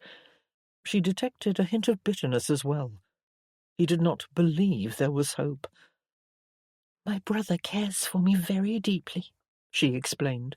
"He wants me to be happy." But in all honesty, she was not sure that Whitby would permit her to marry someone like Mr. Edwards. Whitby would surely think him a very shrewd fortune-hunter who was greatly overstepping his bounds. "Meet me at the lake tomorrow," Annabel said. "There's a rowboat at the north end. We'll take it to the island and have lunch there." "You can get away like that?" he asked, looking doubtful. She began to worry that he would change his mind again and fail to appear, that he would leave her waiting like he had at the gallery. He seemed so very hesitant. "I'll bring my paint box and a canvas," she replied, finding herself willing to take the risk. "No one will expect me back for hours." He turned his back on her and walked to the other side of the rotunda, staring off into the distance at the lush green hills and dense forests. "This is a beautiful place." There was something melancholy in Mr. Edwards' voice, and Annabel feared she would not see him again after today. But she couldn't let that happen. She crossed to stand beside him. "Yes, it is, but it doesn't mean everything to me." "It should," he replied. "You are fortunate to have been raised here, to have had so much. Not everyone is so blessed." She was more than aware of that, and felt guilty for being disloyal to her brother, who had done so much for her. Yet she could not turn away from this. Mr. Edwards shook his head. "This is madness. You know that, don't you?" "Yes, I know it, but I don't care. I've only ever been frustrated with my life, as it is, anyway." He chuckled softly, almost bitterly. "I don't quite understand that, but I admire your spirit." "Does that mean you will be there tomorrow?" Placing his hat back on his head, he faced her. "What time?" She breathed a sigh of relief. 2:00, but you had best not keep me waiting. I won't forgive you a second time." She started to back away, but he caught hold of her hand. "One more kiss." Annabel grinned mischievously. "Not until tomorrow." "Is that your way of making sure I'll return?" "Perhaps." She backed away. "Or perhaps I simply don't want to kiss you." He smiled and placed his hand on his chest, as if she'd shot an arrow straight into his heart. "You'll be the death of me." "We can't have that now." Annabel dashed forward, rose up on her toes, and kissed him quickly on the cheek. "There. Now go. Sneak out of here before someone sees you." He followed her to the edge of the rotunda and leaned against a column again, watching her leave. "Don't worry. I'll be very sneaky." Not really understanding the hidden truths in that statement, Annabel darted excitedly back to the house. Chapter 5. "You didn't keep me waiting this time," Annabel said the following day as she emerged from the path through the woods and spotted Mr. Edwards already sitting in the rowboat, which was tied up at the dock. He looked as if he had been there for a while. "You said you wouldn't forgive me a second time," he replied, "so I was careful not to be late." He rose, stepped onto the dock, causing the boat to rock rather violently, then approached and took the easel and paint box out of her hands. "You carried this all the way here on your own?" Heart already aflutter from the nearness of him, Annabel handed everything over. "I'm used to it. I carry these everywhere." She also wore a lunch sack strapped across her shoulder, so while he placed her painting supplies in the boat, she lifted it over her head. "I brought sandwiches, and I even snuck a bottle of wine from the cellar." "I hadn't taken you for an adventurer, Miss Lawson. Do you often take such risks?" "To tell you the truth, I rarely get the chance." As he took the lunch sack out of her hands, his voice was laced with teasing. "I find that hard to believe." After he set everything in the boat, he looked across the lake. "That's the island?" "Yes, there's a good spot to drag the boat onto the beach on the other side." "Right then." He held out a hand and assisted her into the boat.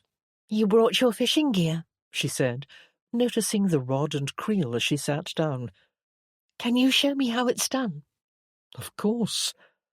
Mr. Edwards untied the boat and stepped in with remarkable agility. Then he sat down, picked up the oars, and started to row. Annabel sat quietly, watching him steer the boat, while she listened to the sounds of the water lapping against the hull and the oars creaking in the oarlocks. She felt the boat propelled forward with each strong, swift stroke. "Did you come from London this morning?" she asked, as they headed toward the middle of the lake, where the water was deep. He was rowing fast and hard, the muscles of his shoulders straining. "Yes, I caught the early train." "And you'll take the train back this evening?" He nodded. "I must be at my desk by 9 tomorrow morning." At his desk. "I'm trying to imagine you at work," she said. "Do you talk to many people? Do you arrange loans?" He looked over his shoulder to see how much farther they had to go. "No, I work with numbers. I record figures, balance debits and credits, that sort of thing." "Do you enjoy it?" "Not really." Annabel's brow furrowed as she digested the flatness of his reply. She shook her head at him. "Why do you do something you don't enjoy? Why not try something else?" He looked over his shoulder again. "I must earn an income," he said bluntly, seeming strangely distant. "Yes, but you never considered being a fisherman, for instance?" "I enjoy fishing too much," he said. "I wouldn't want to turn it into work." They reached the deepest part of the lake, and he stopped rowing. "This looks like a good spot, if you'd like to give it a go before lunch." "Give what a go?" Annabel asked. He reached for his fishing pole, which was lying flat along the side of the boat. "I'm going to teach you how to fish. Hold this." He handed the rod to her, then reached past her to drop the anchor over the transom. "Will you mind baiting the hook?" "Not at all. What will it entail?" "Picking up a worm and putting an end to his life, I'm afraid." Annabel gazed uncertainly at him for a moment, and he nodded. "Maybe I'll handle that part." He reached for a small tin box with a lid, opened it, and showed Annabel what was inside, a mass of squirming worms in some dark earth.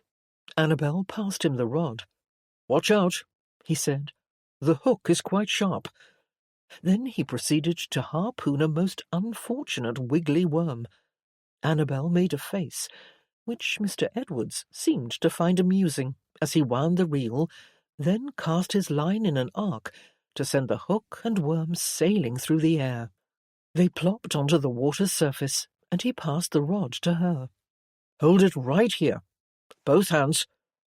She wrapped her hands around the well-worn cork handle.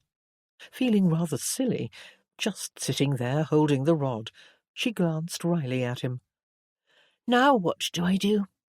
"Reel it in slowly to drag the bait. Not too fast." Annabel followed his instructions. "Look, there's a falcon," Mr. Edwards quietly said, pointing over the treetops on the far side of the lake. They watched the bird fly above them, and Annabel felt like she was floating, until Mr. Edwards touched the rod. "You can jiggle it every now and again, like this. That's right. Now reel it in a little more." "How will I know if I've caught something?" she asked, focusing on the task at hand. "You'll know. You'll feel it." She continued to slowly bring the hook back to the boat, and when it came out of the water, there was no fish, nor was there a worm swinging on the hook. "Where did he go?" "He appears to have made his escape." Mr. Edwards reached for the line and placed another worm on the hook. "Would you like to cast this time?" "I'd love to." "All right. Let me see." The boat rocked as he leaned forward and reeled the hook all the way to the tip of the rod.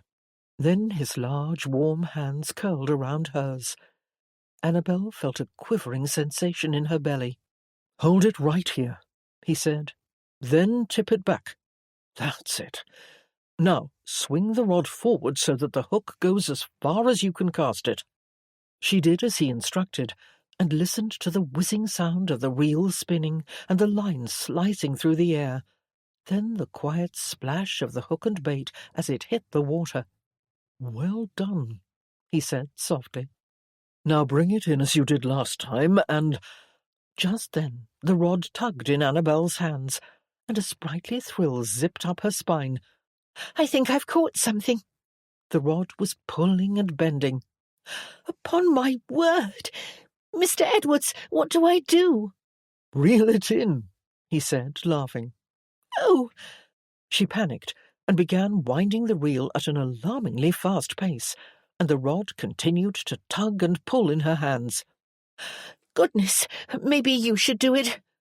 Before she knew what she was about, she was trying to pass the rod back to Mr. Edwards, but he raised both hands in the air. "Steady on, Miss Lawson. You're doing fine. Just keep reeling." Suddenly, the fish at the end of the line flew up out of the water and flopped around in the air. Annabel swung the rod back and forth, laughing as the boat rocked beneath them. "Help!" Mr. Edwards took hold of the rod. A second later, the fish was in the boat, flip-flopping at Annabel's feet, until Mr. Edwards grabbed hold of him, but he slipped out of his hands again. "It's a perch, and a dodgy one at that." "I thought you said fishing was a relaxing affair," Annabel shouted, and they stared at each other for a few seconds before they both burst into fits of laughter. They continued to laugh while Mr. Edwards caught the fish in his hands and freed it from the hook. Then he tossed it back into the lake with a splash. "What are you doing?" Annabel asked. "That was my first fish." Mr. Edwards could barely speak for all his laughing. "I don't quite know how to break it to you, Miss Lawson, but he was too small. He'll be better off maturing a bit before he succumbs to the sad fate of becoming someone's dinner." "I see." Once they collected themselves, Mr. Edwards closed the bait box and set the rod back down in the boat. "What are you doing?" Annabel asked. "I thought we were just getting started." "There's not much point casting again," he replied, "with all the noise we've been making. We've surely scared every fish within a 10-mile radius all the way to Kingdom Come." He was still chuckling when he drew up the anchor, set it in the boat, and picked up the oars. "We'll have lunch. Quietly, please. Then try again later." Annabel wiped the tears from her eyes and watched Mr. Edwards steer the boat toward the island. "That was great fun." "It's not usually as exciting as all that," he replied, "but at least you've experienced the thrill of the nibble." Annabel managed to calm her laughter as the boat coasted along smoothly. "It's rather addictive." She leaned over the side and let her fingers glide across the surface of the water. "This boat rows like a dream," he said. Annabel admired the graceful movements of his muscular arms. "You're a strong oarsman." "Plenty of practice." He winked at her, and another thrill zipped up Annabel's spine, just as it had when she'd hooked the fish. She had never met a man more exciting than Mr. Edwards, despite the fact that they were forced to sneak around like this and meet in secret. But perhaps that was part of the allure. Within minutes, he was dipping the oars into the shallow water, pushing on the gravel as the boat scraped onto the shore. He hopped out with a splash and pulled the heavy boat, with Annabel in it, onto the beach. Annabel passed the lunch and her painting supplies to him, then stood up and put her hands on his shoulders. He grabbed hold of her waist, lifted her out of the boat, and deposited her effortlessly onto the dry shore. "Thank you," she said, grinning up at him before she turned to pick up the lunch sack. "Shall we head in that direction? There's a nice clearing where we can set down the blanket." "Lead the way." They crossed the beach to the path through the woods, and Annabel marvelled at how her body was drumming with sensation from the mere sound of his shoes on the footpath behind her. They arrived at the grassy clearing. She retrieved the picnic blanket from the sack, along with the food and wine. "I didn't bring wine glasses because I feared they might break. The best I could do was a couple of tin coffee cups." "I admire a practical woman." He took the folded blanket from her and spread it out on the grass, where they sat down together and enjoyed a delicious lunch of sliced ham, cheese, and bread. Afterward, Mr. Edwards stretched out on his side, leaning up on one elbow. "Tell me, did you bring your painting supplies as a mere ruse, or did you truly intend to be an artist today?" "That depends," she replied, "on whether or not I feel inspired." She was feeling the effects of the wine, to be sure. She wondered if it was obvious to Mr. Edwards. "Are you feeling inspired?" She brought the cup to her lips and regarded him over the rim as she sipped. "Yes." A simple answer, direct and probably scandalously delivered. He sat up. "What do you wish to paint?" "You." "And how?" Under the current tone of their exchange, she could easily have said, "Nude, here on the blanket." But she'd already been daring enough as it was. Besides, ever since she met him, she had been thinking of only one way to paint him. "In the boat. I want to paint you fishing, like we talked about on the train." He inclined his head at her. "I thought you wanted to experience the thrill of the nibble again." "I do, but first I want to paint you experiencing it." He smiled at her again. "You are lovely, Miss Lawson." "Thank you, Mr. Edwards," she replied, enjoying how he flattered her. He glanced at her easel, lying folded on the grass. "How long will it take you? Because I have a train to catch." "Well, I will sketch you today, and perhaps have time to block in some of the colour, but we'll have to come back another day if you want me to finish it." He took a slow sip of wine. "I like the idea of you sketching me." "You'll like the finished piece even more when it's hanging over your mantel." His dark eyebrows lifted. "You intend to give it to me?" "Of course." "I'd have to pay you," he said. "No, it would be a gift. And what did I do to deserve such a thing? Annabel thought carefully about how she should answer that, then decided she would simply be honest. You have inspired me. I was bored before I met you. He gazed at her for a long moment in the warm sunshine, looking almost puzzled. How could you be bored? You have everything.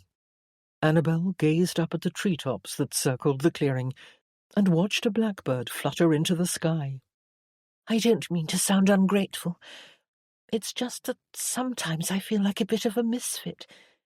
Maybe it's because I wasn't born into this life. My parents weren't aristocrats, so I've never truly felt like I belonged, and I am not like other women my age. I don't like to gossip about people, nor do I like to shop, unless it's for paints or brushes, and I wear these dreadful boots. She lifted her foot to show him. And I have a ferret for a pet, who often accompanies me when I go trekking over the countryside to paint. He studied her with smiling eyes. What's your ferret's name? Helen of Troy, but I just call her Helen. Mr. Edwards smiled. Annabel glanced at him. You probably think I'm strange now, don't you? I'm sure my aunt thinks so. She calls me eccentric. No, I don't think you're strange, he replied with a chuckle, because I often feel the same way, that I don't belong. Why? You seem very normal to me. He shrugged, and she had the distinct feeling he was not telling her everything. Not wanting to pry, she made a joke instead. So here we are, a couple of misfits. A couple of misfits indeed. Maybe that's why we are friends. Friends, but it was already so much more than that. Annabel and Mr. Edwards continued to sip the wine as they talked about everything from his work to her family life. Then it was time for her to pack up and start sketching. They walked back to the beach, where Annabel set up her easel. She looked around at the lake, up at the sun to see where it was and which way the shadows were falling, then pointed. Can you row out there? Not too far. I want you close enough so I can see the details of you and the fishing pole. He pushed the boat out a few feet, then hopped in, causing it to rock until he was settled. He picked up the oars and pushed off the gravel bottom as he turned the boat around. "Aren't you worried I'll leave you here?" he asked with a sly grin. "How do you know you can trust me?" I suppose I'll find out. He began to row hard in the direction she had suggested, while she unpacked her canvas and sketching pencils. That's far enough, she shouted, hearing her voice echo across the lake. Come back a little closer. He rowed in a circle and headed back toward her. How's this? Perfect. Now drop the anchor and catch some fish. While he hooked the bait and cast his line, she began sketching the lake and woods on the opposite side, capturing the rough lines of the background, then the shape and dimensions of the boat. She worked hardest on Mr. Edwards, the lines of his shoulders and arms, the position of his head, but he was difficult to capture because the boat was always changing direction. He fished for about a half hour while Annabel sketched him. He caught 2 trout, which he proudly presented when he rowed back to the island. Thank you for posing for me, Annabel said, tucking the picture into her bag. He hopped out of the rowboat and dragged it onto the beach. I do beg your pardon, but aren't you going to show me your masterpiece? She grinned impishly. Not yet. It's just a sketch. But I'm curious. She packed away her pencils. That's unfortunate, because you're not going to see it until it's finished. Finished?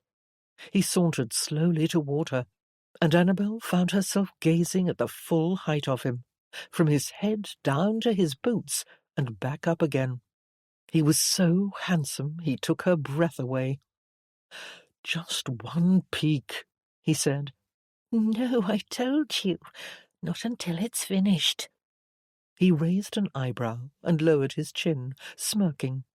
Annabel's stomach spun like a top as he drew closer, looking as if he intended to wrestle it out of her grasp and win. Clutching the bag to her chest, she backed up a few steps, knowing he was going to follow. And oh, how she wanted him to. Nevertheless, she wagged a finger at him teasingly. "No, Mr. Edwards." He stopped before her, anticipation brimming in his dark eyes. Then she laughed and bolted. She managed only about 10 strides before he caught her around the waist and scooped her up into his arms like a bride. He dropped to his knees and set her down gently on the grass while she laughed. He had the bag in his hand within seconds, holding it high over his head where she couldn't reach it. "Mr. Edwards," she called out in mock effrontery, while he grinned down at her. "I will give it back in exchange for a kiss." She had wondered when he would ask for one. He had been a perfect gentleman all day, and she, quite frankly, had been waiting for him to behave otherwise. She'd been dreaming of it since the moment he'd left her on the rotunda the day before. "You, sir, are a scoundrel." A cunning one, if I do say so myself. She tried not to smile. She wanted to be cunning too, but heaven help her. She was melting like butter beneath the heat of his gaze. Staring up at his handsome face in the sunlight, she would have given him anything he asked.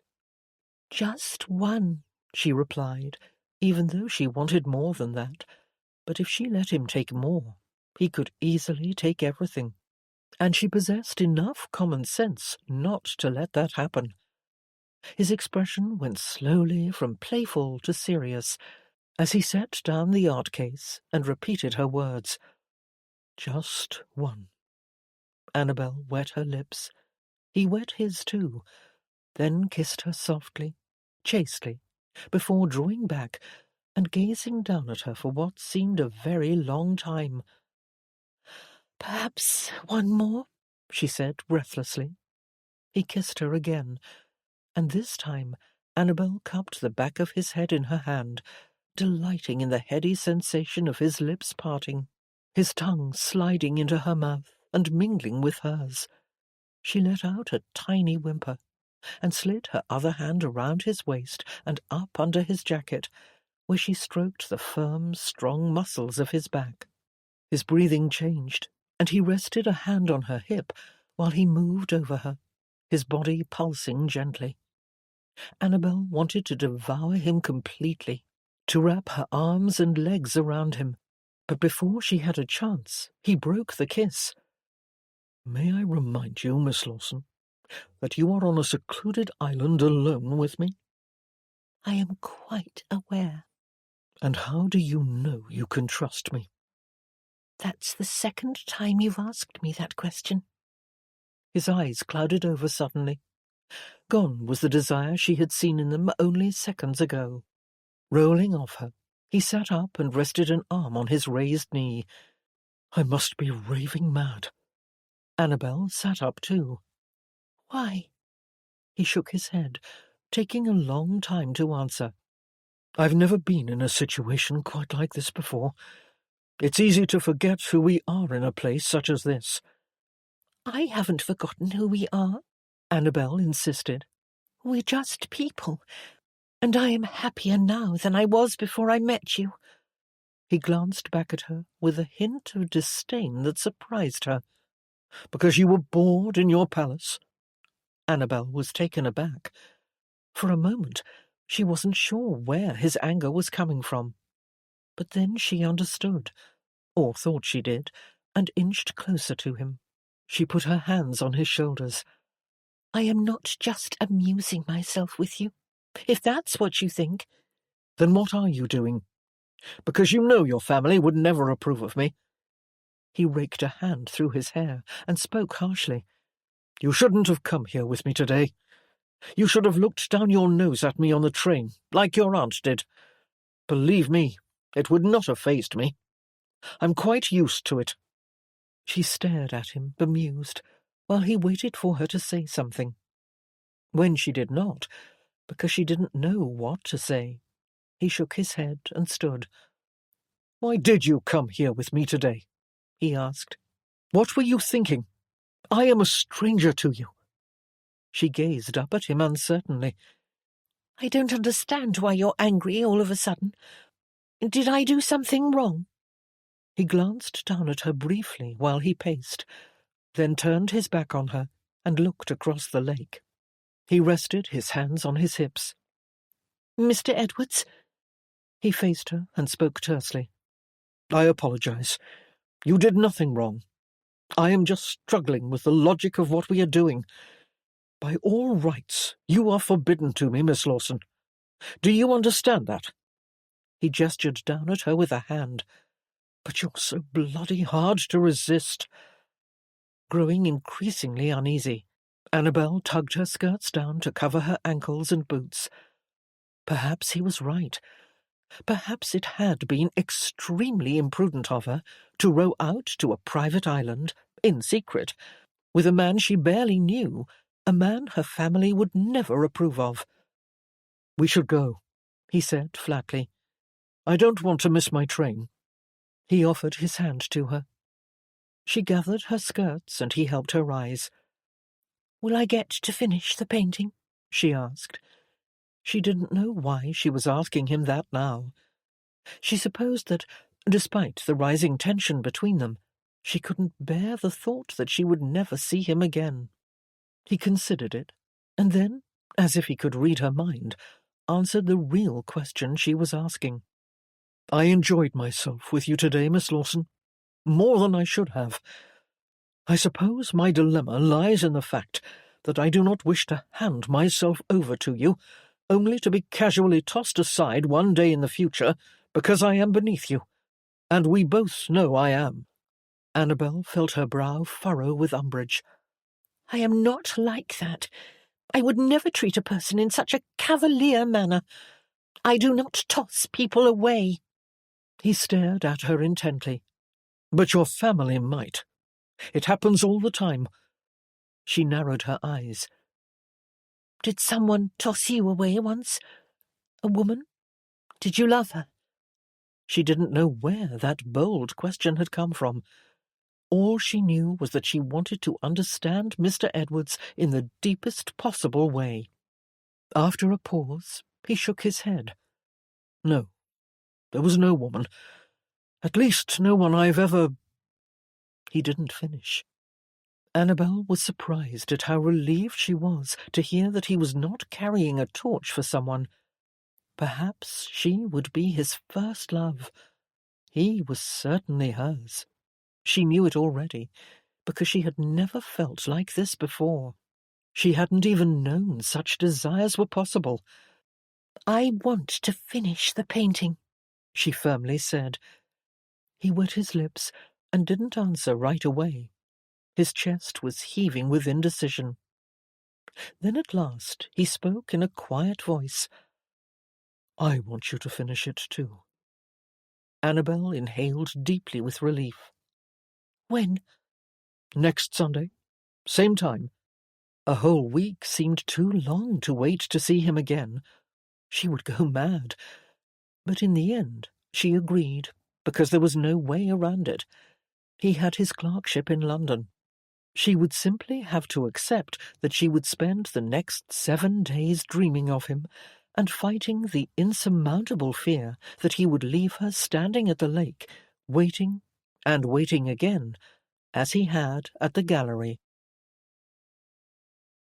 Chapter 6. The following Sunday, Annabel arrived at the lake and was pleased to discover she would not be kept waiting, for there in the boat, casually lounging back, was Mr. Edwards, and he was there waiting for her every Sunday afternoon for the next 6 weeks. It was the happiest, most romantic summer of Annabel's life.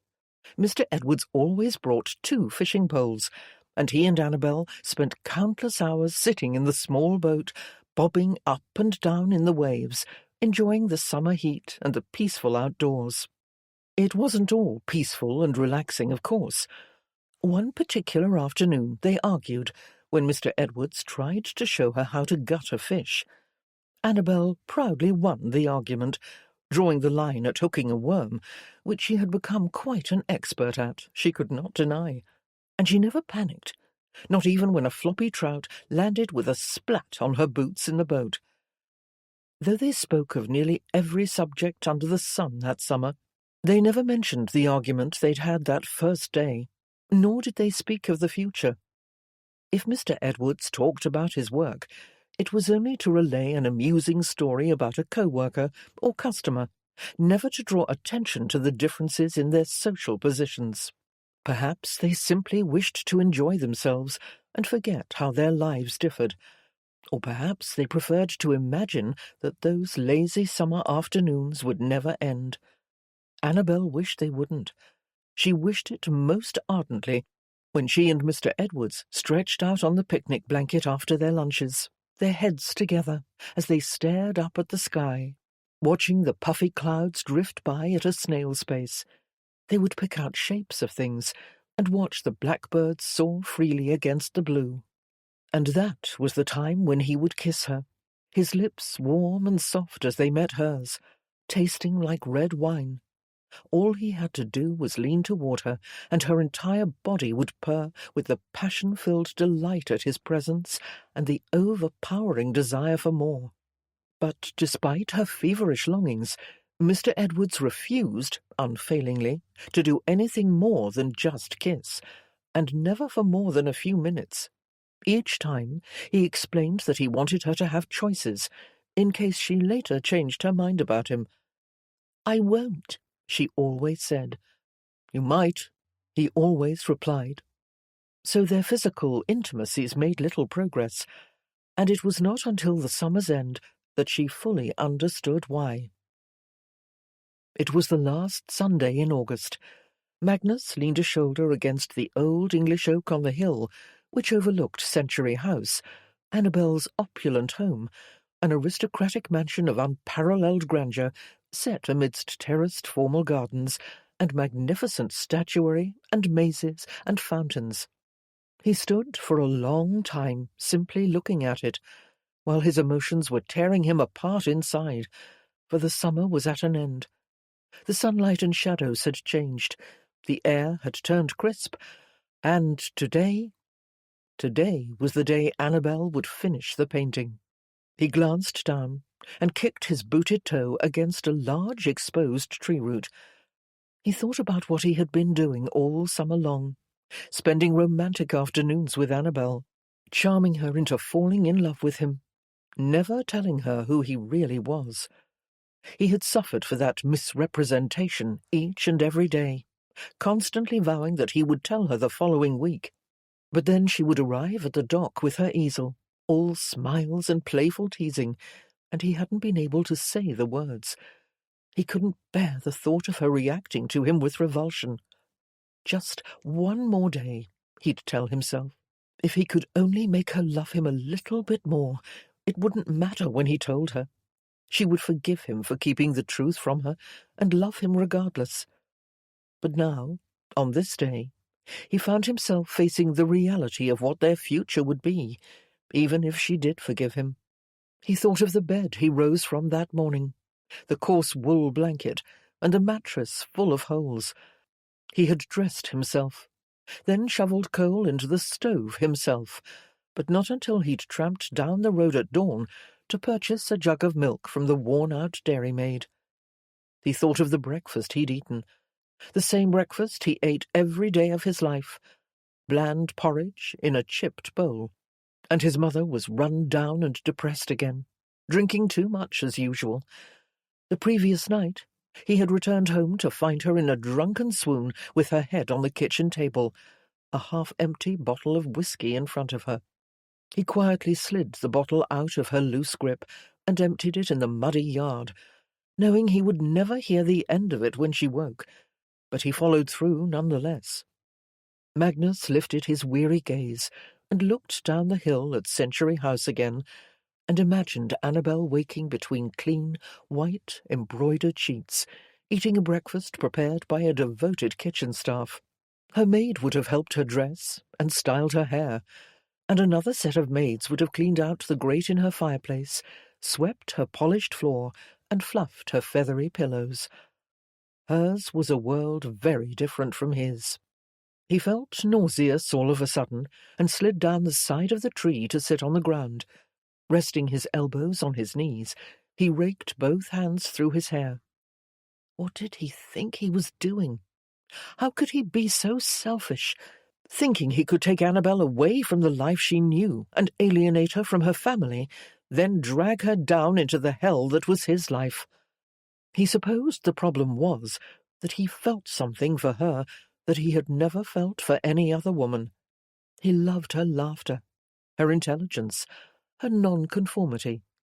She inspired him with her artistic creativity, challenged him and made him think, and she made him feel at ease and at home, which was something he rarely felt with anyone. He had grown to care for her very deeply and devotedly. What concerned him most today was her welfare and well-being, her future happiness. But even with his feelings as profound and passionate as they were, he wasn't entirely certain he could be self-sacrificing enough to do the right thing, which was, undoubtedly, to give her up. "Are you ready to see it?" Annabel asked later that afternoon, meeting Mr. Edwards at the water's edge as he dragged the heavy boat onto the beach. "I've been ready for 6 weeks," he replied. She had noticed with some concern that he'd seemed downtrodden most of the day. He was not his usual flirtatious self. He had been very quiet. During lunch, she'd asked him if he was feeling unwell, and he'd assured her he was just tired after a long, busy week. She had accepted his explanation, hiding her fear that it might be something more. "Well, come and see it then," she said, holding out her arm. "But close your eyes." She took him by the hand and led him to the easel. "All right, you can look now." Mr. Edwards opened his eyes and stared at her painting for the longest time while she watched him apprehensively. His eyes moved over the details in the centre of the canvas. Then he studied every corner. At last he looked at Annabel, who warmed at the tenderness and wonderment in his expression. "What do you think?" she asked hesitantly. He slowly approached. "It's beautiful, Annabel. Too beautiful to give to me. It should be in a gallery somewhere." She shook her head. "I'm not famous enough to be in a gallery." "You should be. You will be." Annabel smiled, dumbfounded by the astounding pride and elation that came from knowing someone truly appreciated her work. No, he more than appreciated it. He was awestruck, not just with the painting, but with her. All at once, she wanted to shout out loud across the lake and hear her voice echo back in return. She was so happy to be with him, and so proud of this piece. It was beyond a doubt the best thing she'd ever done. "Can I assume you like it?" she asked. He came to her. "I more than like it. I love it. It has movement, yet stillness at the same time, and the reflections in the water." He returned to stand before the painting and moved his hand over it as he spoke. "They look so real, yet when you study them, you are struck by the fact that you are seeing only the surface of the water, and there are deep, unknown depths beyond. It's the most incredible thing anyone's ever given me. I am not worthy of it." "Of course you are." He returned to her and cupped her cheek in his large, warm hand, stroking with his thumb. His touch gave her shivers. Slowly he lowered his lips to hers and kissed her, while he held her face in his hands. The kiss deepened, and Annabel revelled in the flavour of his tongue and the heat of his mouth closing over hers. She let out a small whimper as she wrapped her arms around his broad shoulders, feeling all at once flooded with a rush of need so strong she feared she would never be able to let him go. She wanted more. She knew there was more. So much more. He drew his lips away and whispered, "No, Annabel." But she refused to take no for an answer. She tried to resume the kiss. "Please, Just this once." She could see in his eyes that he was straining to resist, but soon he gave up the fight and kissed down the side of her neck. Then Annabel began to back up toward the trees, leading him by the hand. This time he relented. Eyes laden with desire, he followed willingly. As soon as she reached the shade of a tall oak tree, where the scents of pine and chamomile were thick in the air, she sat down on her knees in the grass, still holding his hand as she looked up at him. He hesitated, but only briefly, before he knelt down before her and eased her onto her back. His body and mouth covered hers, and emotions welled up inside her. She wanted to tell him that she loved him, but she was afraid, because she knew if she did, he would remember their impossible situation, that she was forbidden to him, just as he was to her, and he would put a stop to this. Suddenly driven by a sense of urgency, she reached for his hand and held it firmly to her breast. Their gazes locked and held. Annabel's body trembled with excitement and fear as she recognized the passion in his eyes and felt his physical strength as a man. He was heavy on top of her, powerful and aroused, looking as if he wanted to take her completely, and if he decided to, there would be nothing she could do to stop him. But she did not want to stop him. She could see, however, that he wished to stop himself. It was clear in his eyes, so she wrapped her legs around his hips to keep him close. The height of his arousal became obvious as he pressed his body tight against hers, and she took in a deep, shuddering breath.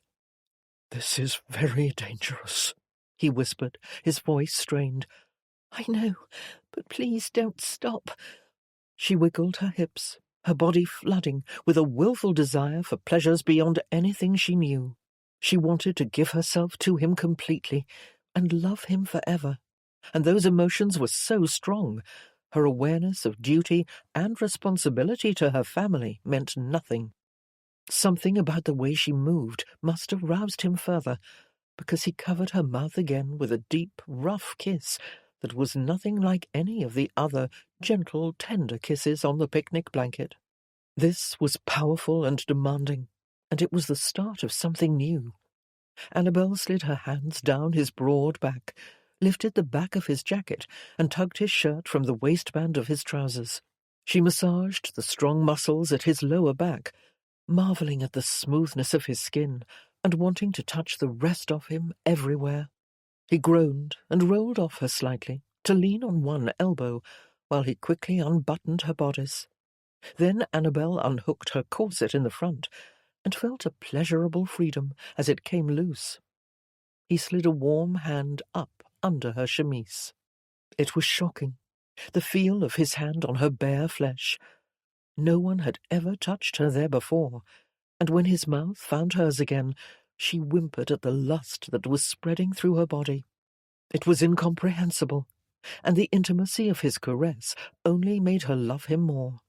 She kissed him deeply and affectionately, wanting to show him with her body just how much she loved him. "Annabel," he said, resting his forehead on her chest, "I want you, but I can't take you. I can't." "Yes, you can. Please don't stop." He paused in silence for the longest time, his shoulders heaving, as if he were out of breath from rowing the distance of the lake. A squirrel chirped somewhere in the distance. For a moment, Annabel thought he was going to stop, as he always had before, but instead he tugged her skirts upward until he found the tapes that fastened her drawers and drew them loose. Her heart began to pound with trepidation. This was happening so fast. Was he going to take her virginity? He could if he wanted to. She had told him to do it. But was she truly ready? Before she had a chance to think anything through, he moved lower and began kissing her knees, then her thighs, then higher still, until pleasure consumed her. "What are you doing to me?" she asked breathlessly, all doubts and fears vanishing in an instant. He gave no reply. He only reached a hand up to hold hers. She squeezed it, and in the next few minutes All she knew was the blinding heat of sensation and pleasure. Her body throbbed, and she cried out, tears spilling from her eyes. He did not stop until she went limp. Then he covered her legs with her skirts and moved to lay beside her, leaning up on one elbow, looking at her. Annabel turned her head on the grass and met his gaze. "What did you do to me?" He did not answer the question. He simply rested his hand on her belly, and for a long while they lay in silence, relaxing and listening to the ducks quacking on the lake, until Annabel's breathing returned to normal.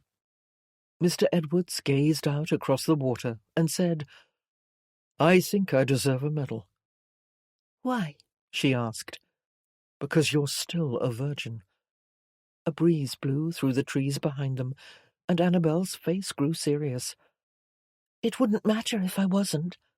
And she meant it. She wanted him to be the one. Annabel reached for the front of his trousers, but he quickly caught her wrist in his hand. "No, Annabel." "Why not?" "Because I'd lose my medal, and you'd lose something else more important than your virginity. You'd lose your freedom to make choices." "Regarding a husband?" she asked.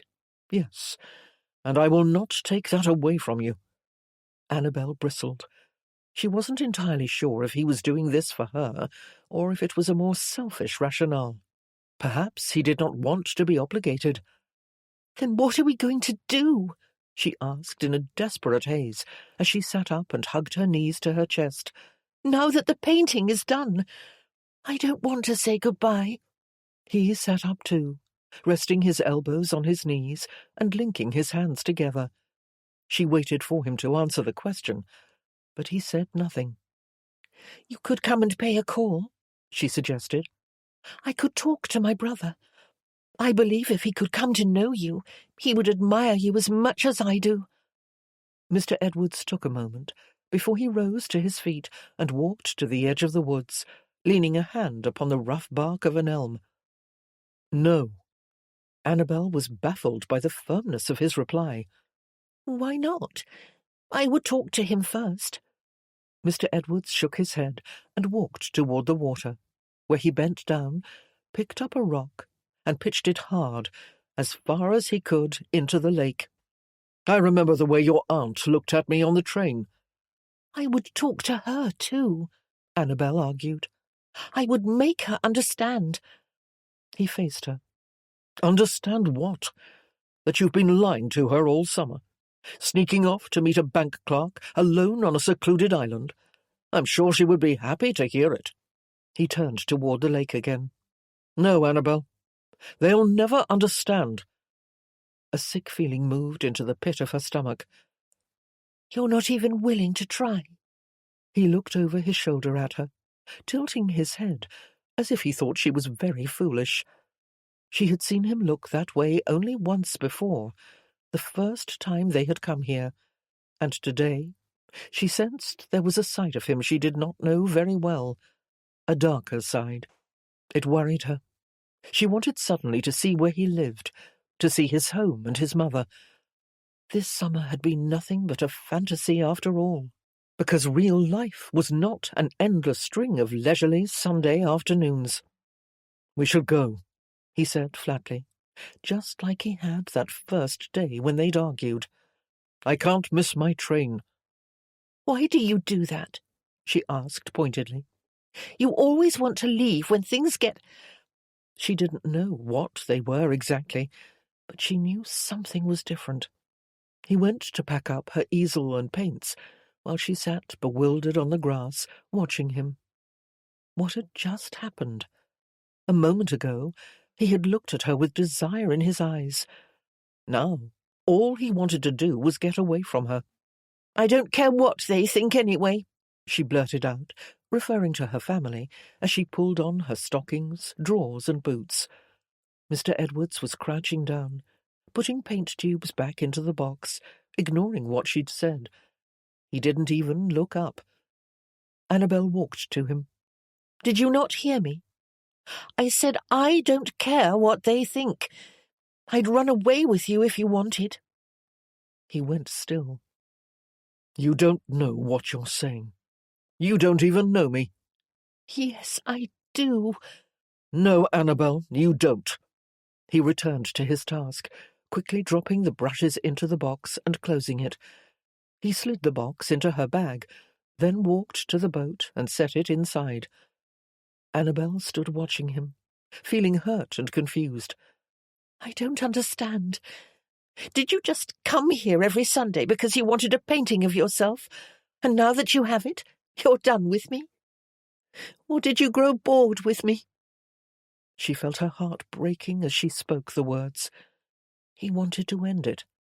She could feel it coming. He folded the easel and carried it and the painting to the boat, then came back for the lunch sack. "You know that's not true. I've enjoyed this as much as you have, but maybe we should be sensible and take some time to think about everything." He returned to the boat and stood by it, waiting for Annabel to get in, but she couldn't move. She was in shock over this change in him. It was as if the beautiful bubble of their love had just burst in front of her eyes. "I don't need to think about it," she said. "But obviously you do." She strode toward him. "Just tell me why." He did not respond. He simply gestured toward the boat. "Get in, please." "No, not until you tell me why you're acting this way. Do you not care about me? Have I become dull?" "You're not dull," he replied, sounding frustrated as he struggled for words. "It has just become too complicated, and I don't like things complicated. Now get in the boat, please." She was fuming now. She couldn't believe this was happening. How could a person change so quickly? What was wrong with him? And why had he let things go so far today if he wanted to end it? Why had he touched her like that and made her love him even more? "Have you met someone else?" she asked, barely able to keep her voice from breaking. "No." His tone was firm. Not knowing what to say, because she was too angry to speak, Annabel got into the rowboat. She braced her hands on the seat while he pushed the boat over the gravel and into the water. Climbing inside, he picked up the oars, never meeting her gaze as he turned the boat around. Annabel glanced down at the painting. She had worked so hard on it. Soon they were coasting swiftly through the water, the boat propelled forward with every strong, forceful stroke. Mr. Edwards glanced at her occasionally while he rowed, but neither of them spoke. They both sat in angry silence, crossing the lake. When they approached the dock, Annabel grabbed hold of the post, while Mr. Edwards climbed out and tied the rope. As soon as the boat was secure, she handed the painting and all the gear to him. He offered a hand to help her out, but she ignored it, awkwardly gathering her skirts in a fist while she climbed onto the dock without assistance. "Annabel," he said, watching her pick up her things. She did not speak to him. She couldn't. She was too angry. She drew the lunch sack over her shoulder, along with her art case, then clumsily managed to get the easel under her arm. "I'm leaving," she said, as she started up the length of the dock. "You had better get going. You don't want to miss your train." She heard him take a few steps to follow. "Annabel, wait." Her foot landed on the grassy bank before she stopped and turned. He was standing on the dock, with the lake and their private island behind him. It looked so very far away. Annabel waited for him to say what he wished to say. But all he did was spread his hands wide in a shrugging gesture. Then he dropped them to his sides. The non-committal message infuriated her even more, and she could feel her cheeks colouring, her muscles clenching with fury. "That's it?" she asked, shifting her load, barely managing to cope with the heavy easel under her arm. He did not respond. She looked away for a moment and shook her head. She had thought their time together had been special, but clearly she had been wrong. All she'd been to him was a casual summertime affair, and now he wanted out. "You've got your painting," she said icily. "The summer's over. And I think it's obvious that our friendship is over too, because I, for one, do like things complicated." When he still said nothing, and did not even argue the point of their friendship coming to an end, Annabel's anger mixed with heartache and disillusionment, and she had to fight not to let those feelings overtake her. As hard as it was to walk away from him, when a part of her wanted to drop everything, run back and beg and plead with him not to end it, she had to be strong. She was heartbroken, but she would not be pathetic. She raised her chin and strove to keep her voice steady as she spoke over the painful lump in her throat. "Goodbye, Mr. Edwards. I will ask you not to contact me again." With that, she headed for the path toward home, still thinking he might follow and tell her that he was sorry and that he didn't mean it, and beg her to meet him again next Sunday. She wanted him to. The whole way along the path she listened for his footsteps, hoping, praying that he would change his mind and come running after her.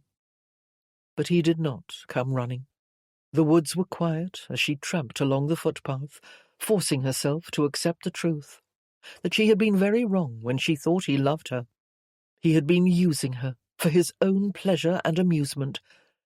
Annabel walked as fast as she could, fighting the tears that filled her eyes. But as soon as she reached the privacy of the forest, she couldn't go any farther. She stopped on the path, dropped to her knees, and wept into her hands. Chapter 7. During the week that followed the painful end of her summer affair, Annabel kept mostly to herself. She slept late, feeling no desire to get out of bed, and she excused herself from her aunt's company in the afternoons to nap in her bedchamber, though she never really napped. She merely lay in her bed, experiencing extreme and sometimes conflicting degrees of emotion. One minute she hated Mr. Edwards like she'd never hated anything or anyone. The next minute she missed him desperately and longed to see him again, to touch him, to feel his hands on her body, to taste his kiss. She wanted to hear his voice and his laughter. She wanted to sit in the boat with him and watch him row. Most of all, she wanted to feel the joy and freedom she had felt when she was with him. She had never felt more alive or more herself. Annabel cried many tears that week, and on the following Sunday she did what she'd promised herself she would not do. She ran through the woods to the lake, whizzing past bushes and branches, hoping he had missed her too and would be there. But when she emerged from the shady path, the boat was empty, bobbing up and down upon the choppy water and knocking against the dock, and she hated herself for being so weak. She hated herself even more for waiting there all afternoon, hoping he would appear and apologize for their argument. That had been a sad, humiliating afternoon, but it was nothing compared to the final time she saw him 2 weeks later on a rainy Monday morning in London, when she experienced one of the most traumatic events of her life. Hopping out of a hansom cab and into a puddle, after sneaking out of her brother's Mayfair mansion without her chaperone, Annabel made her way across the cobbled street to the bank where Mr. Edwards had told her he worked. She dashed quickly through the rain to the front door. Stopping under the overhang to catch her breath, she lowered the hood of her cloak and paused a moment, looking down at her muddy skirts. She didn't know what she was doing here.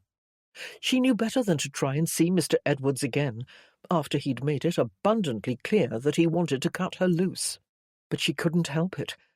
She had spent the past 3 weeks wondering what had killed it for him, and she began to cling to the belief that he felt he was not good enough for her, and thought he was doing the right thing by ending it. If that was all it was, she would convince him it was not the right thing. She would convince him that he was good enough, no matter what her family thought. She took a deep breath and swallowed hard, straining to hold on to her courage. All she wanted was an honest answer, even if the truth was not what she wanted to hear. If she had that, She believed she would have an easier time getting over him. Just then, an older gentleman in a dark coat and top hat came running to reach the shelter of the overhang, and paused a moment, brushing the raindrops off his shoulders, before pulling the door open. He smiled at Annabel and gestured for her to enter first. "Thank you," she replied, forcing herself to cross the threshold. Once inside, she glanced around the large bank and up at the high ceiling and brass chandelier. The floors were shiny black and white marble, and the desks and counters were all dark tiger oak. There was a general echoing chaos of masculine voices, all speaking at the same time, and a bell rang from somewhere, signalling something. Toward the back, at least 24 desks were arranged in rows, and each had its own lamp. Feeling suddenly uncomfortable and out of place, she was about to turn and walk out, when a young man in a bright blue tie approached. "Good morning," he said. "Do you have an appointment?" Annabel squeezed her reticule in front of her and tried to appear relaxed. "No, I'm looking for someone. Mr. Edwards. John Edwards." The young man's brow furrowed. "Is he a customer? Were you supposed to meet him here?" She shook her head. "No, he works here, but he's not expecting me." The man glanced uncertainly around at the array of desks at the back. "I am not acquainted with anyone by the name of John Edwards. Is he new?" Her heart was beginning to pound. She shouldn't have come here alone, she thought, and certainly not to see her former secret lover.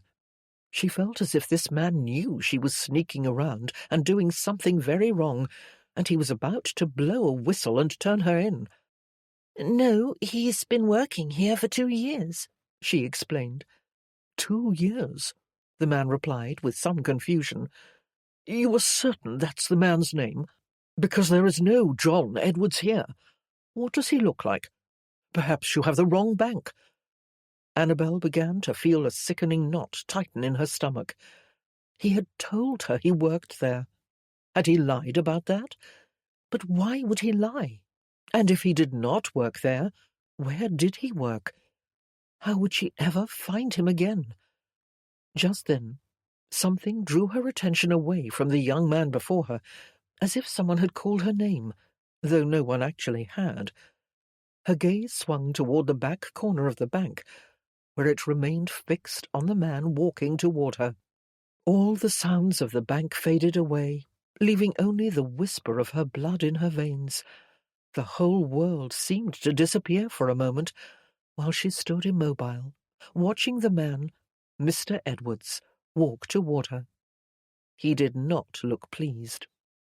"Here he comes," she said, in a fog, barely aware of the young man leaving her side and moving away.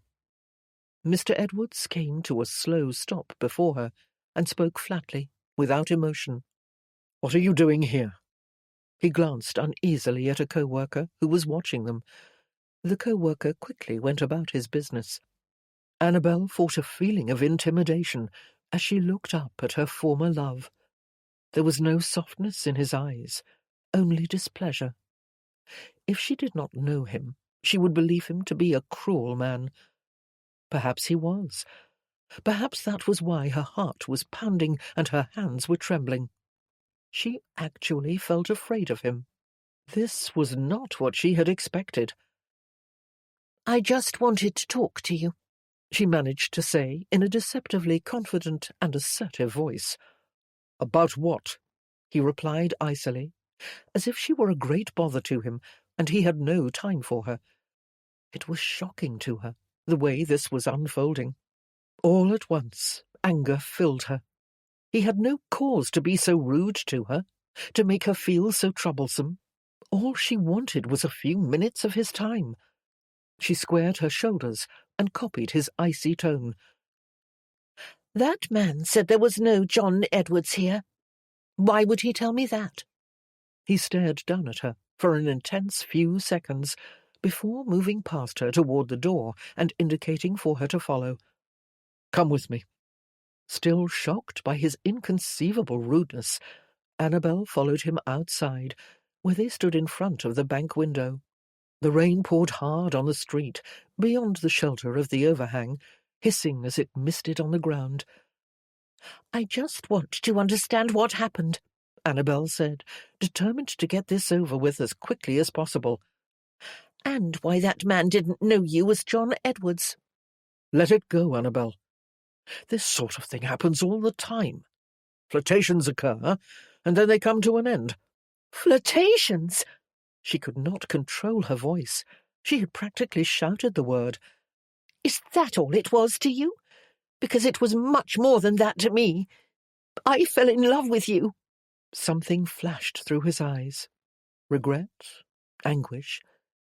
No. It was shock. Love was a strong word.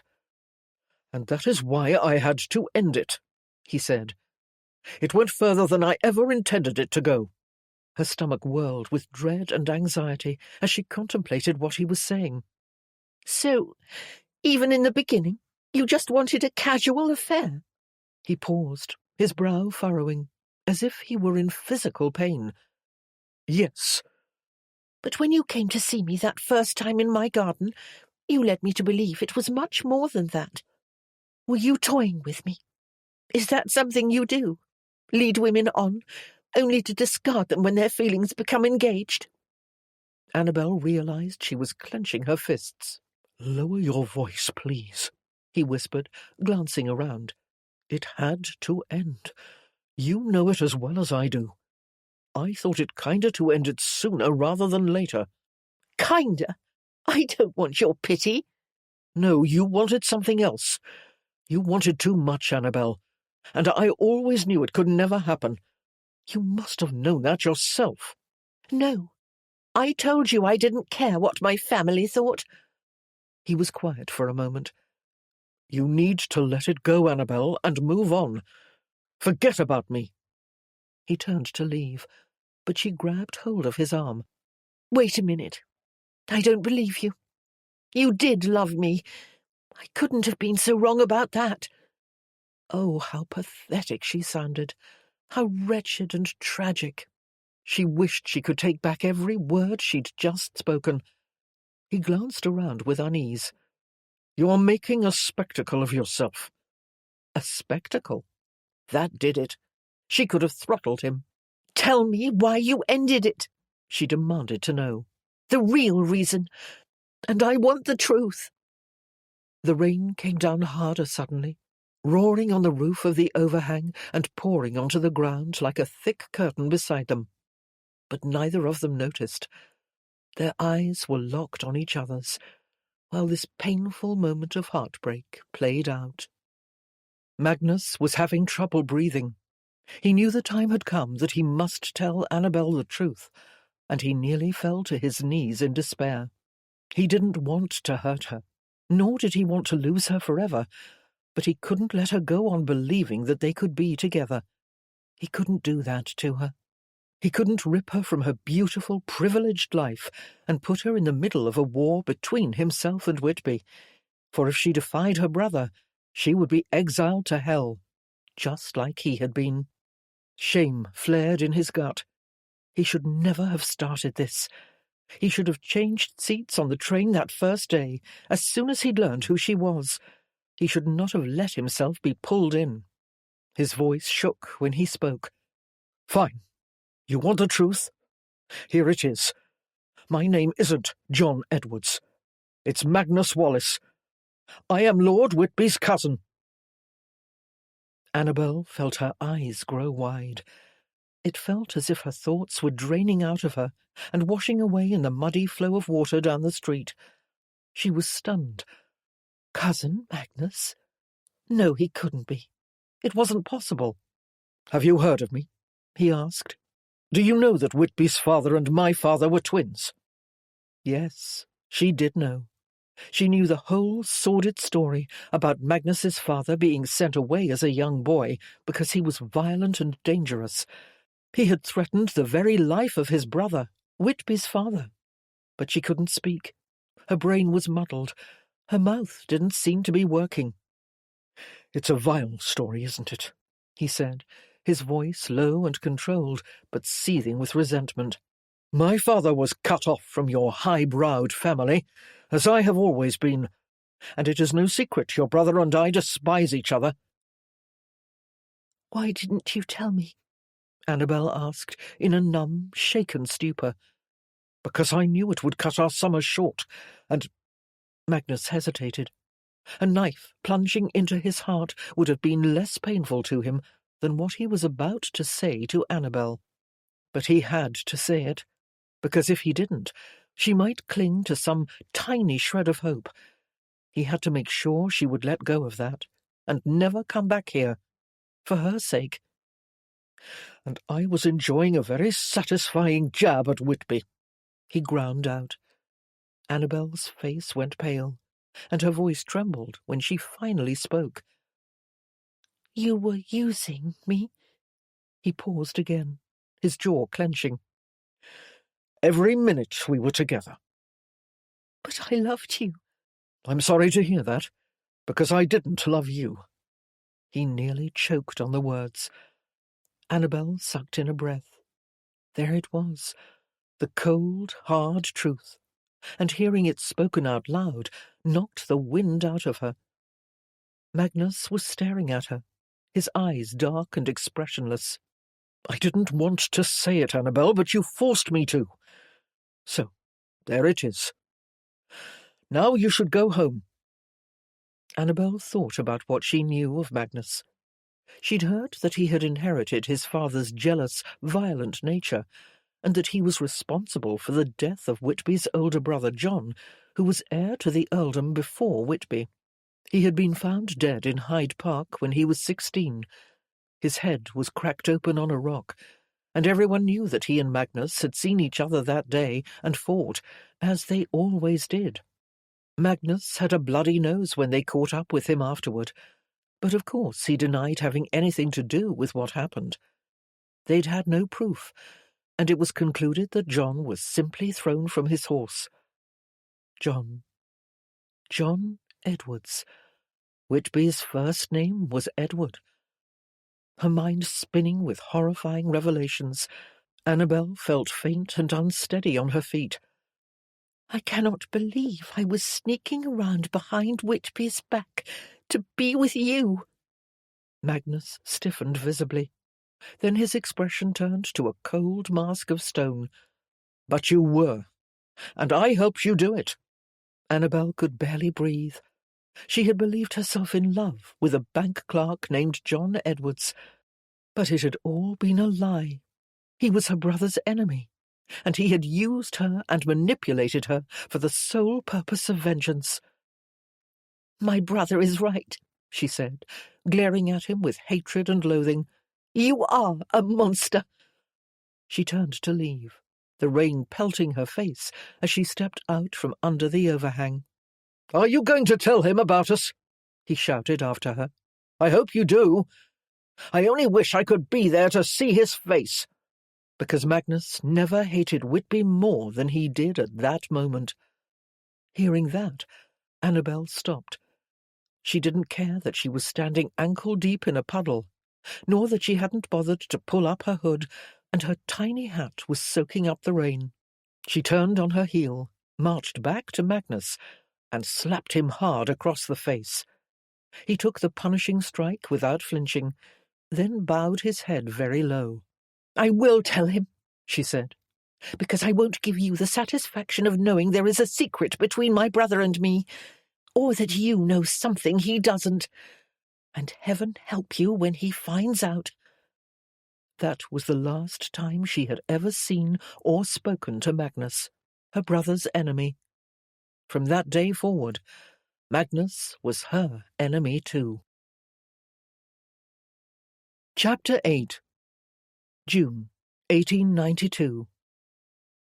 Annabel opened her eyes and found herself still lying on her back, staring groggily up at the leaves of the oak tree. The wind had died down, and the sun had almost disappeared beyond the horizon. How long had she been asleep? She sat up and reached for the timepiece on her chatelaine. The gold hands indicated 7:15. Annabel scrambled to her feet, packed up her easel and painting, and hurried down the hill with everything in tow. She didn't want to miss dinner. If she did, everyone would be worried about her, for she never stayed out this late, unless she was painting a sunset. But she hadn't been painting a sunset today, had she? No, she had been remembering the past. She entered the house at the back and climbed the main staircase to her rooms, then rang for her maid Josephine. Annabel had already removed her bodice and overskirts herself when Josephine knocked and entered. "Thank goodness you're back, Miss Lawson. I was concerned." "No need to be. I fell asleep on the hill under the oak tree while the paint was drying." Josephine disappeared into the dressing-room and quickly returned with Annabel's dark green dinner gown. Annabel stepped into it and turned, so Josephine could fasten it in the back. "Your hair," her maid said, looking flustered. Annabel started pulling the pins out herself, while Josephine fastened the last few hooks at the back of her dress.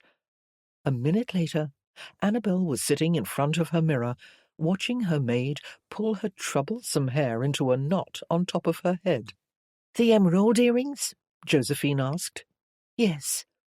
Josephine was passing them to her when the loud dinner gong rang, signalling the family together in the drawing-room.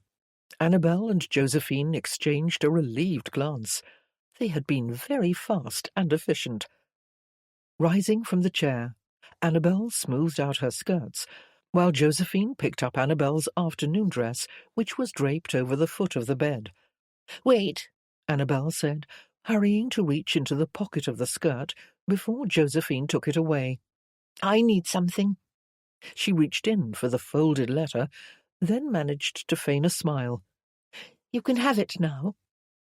As soon as Josephine was gone, Annabel took the tiny key out of the locket around her neck and walked to her desk.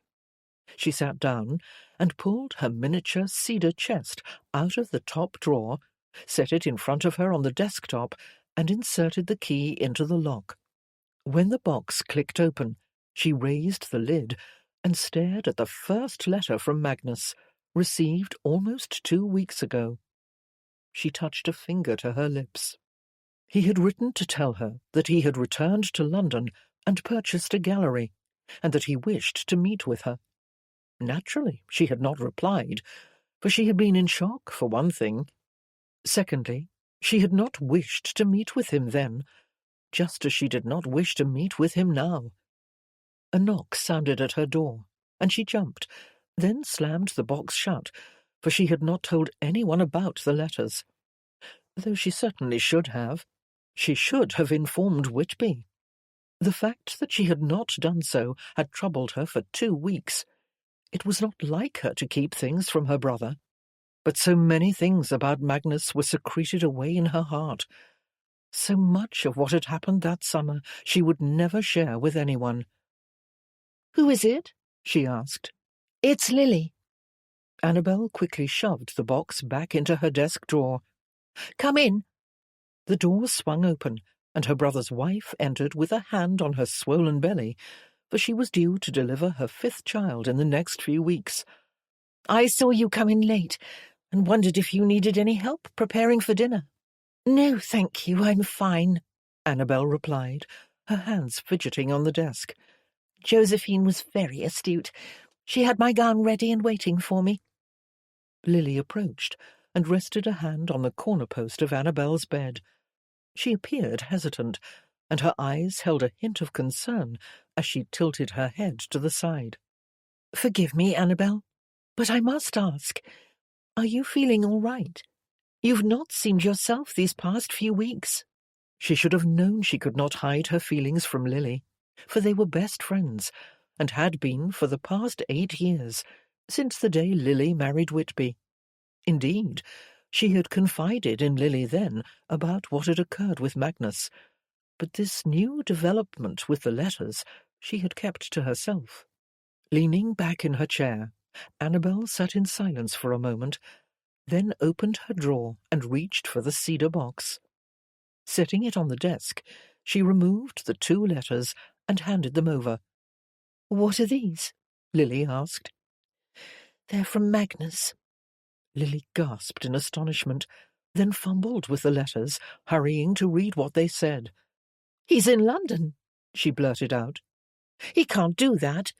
The allowance from Whitby requires that he remain in America. I know, Annabel cut in. I don't understand it. I am not sure what he's trying to accomplish. Lily considered it, then moved toward an upholstered chair. With one hand on her belly, the other reaching behind her, she lowered herself onto the cushioned seat. Have you replied? Of course not. I was in shock, and I certainly don't wish to see him or have any contact with him whatsoever. Lily's cheeks paled as she considered the broader ramifications of this. Honestly, I can't believe this is happening, Annabel continued. I'd thought he was gone forever. For the past 8 years, it was almost as if he didn't exist. I've been content, living here with you and Whitby and the children, and I thought all that was behind me. But now he's come back and— She didn't quite know how to say it. She didn't even fully understand it herself. I'm afraid hearing from him is stirring up old feelings. Lily's eyes clouded with worry. What feelings? Annabel thought about how she'd just spent an entire afternoon reliving the past, feeling the excitement, the joys, and the overwhelming pain and heartbreak. Mostly my anger toward him, she replied. Today, I was recalling that summer we spent together, and She hesitated, fighting to keep her voice steady. I was so in love with him, Lily. Lily gave her a consoling look. I know you were. Annabel felt tears threaten, but forcibly crushed them. She stood and walked to the window. Of course, that was before I knew the truth about him, that he was lying to me and using me to satisfy his vindictiveness. He was so cruel that day in the rain at the bank. It's remarkable how quickly love can change to hate. Lily was still holding on to the letters. She flipped through them again. What do you think he really wants? He can't just be here to open a gallery. There must be a more personal motivation. Annabel raised an incredulous eyebrow. He's a snake. He's probably here to enact some other ruthless scheme. Lily ran a hand over her belly. I met him once in the village, remember? 8 years ago, just before he left for America. It was 5 years after he'd jilted you, and I know you and Whitby thought I was naive, but I didn't think him duplicitous. That's his talent, Annabel explained. He knows how to charm when he needs to, but he can knock you onto your back the very next instant. And are you forgetting that your coach overturned immediately after you encountered him? There was no proof that he was involved, Lily argued, and he denied it to Whitby. It could have been a coincidence. Just like there was no proof about how Whitby's brother John ended up with his skull cracked open on a rock when he was 16. Lily lowered her gaze. Oh, Annabel, must you— Annabel closed her eyes, feeling ashamed for saying such grisly things. She faced her sister-in-law. I am so sorry, Lily. That was my anger spewing out of me. It's all right. I understand. Annabel went to sit next to Lily on the sofa and rubbed the back of her neck to ease the tension she was feeling. Lily handed the letters back. Have you considered, she said, that no matter what Magnus's motives are, this is an opportunity for you to be included in an art exhibition? It's something you've always wanted, and at least this time you would know exactly who you're dealing with. For some unknown reason, Annabel laughed. But of all the paintings I've done, he wants to show the one I never wanted to see again. Which one is that? Though Annabel had confided in Lily about many things, she never told her, or anyone, that she had painted Magnus that summer. She supposed she had not wanted to talk about it because, unlike the painful memories, it was not something she could erase. It's a painting I did of him on the lake, while he was in the boat fishing. But I hate that painting. It's not representative of my work. It's artificial, because I was painting a lie, and what I really want is to get it back and destroy it.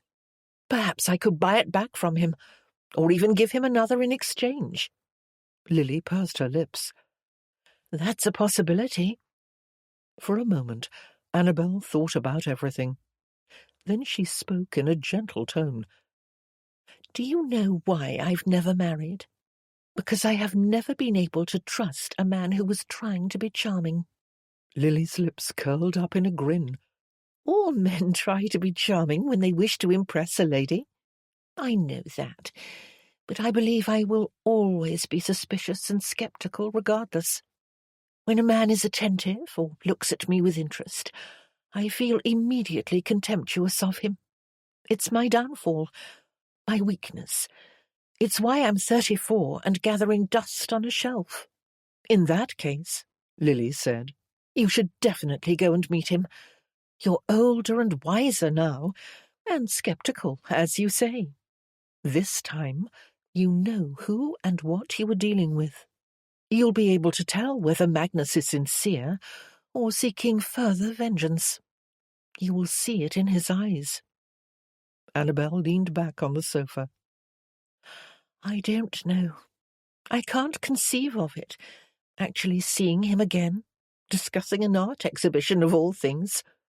If it makes you feel any better," Lily said, "ask if he'll show another one of your paintings, but at least go and find out his true purpose."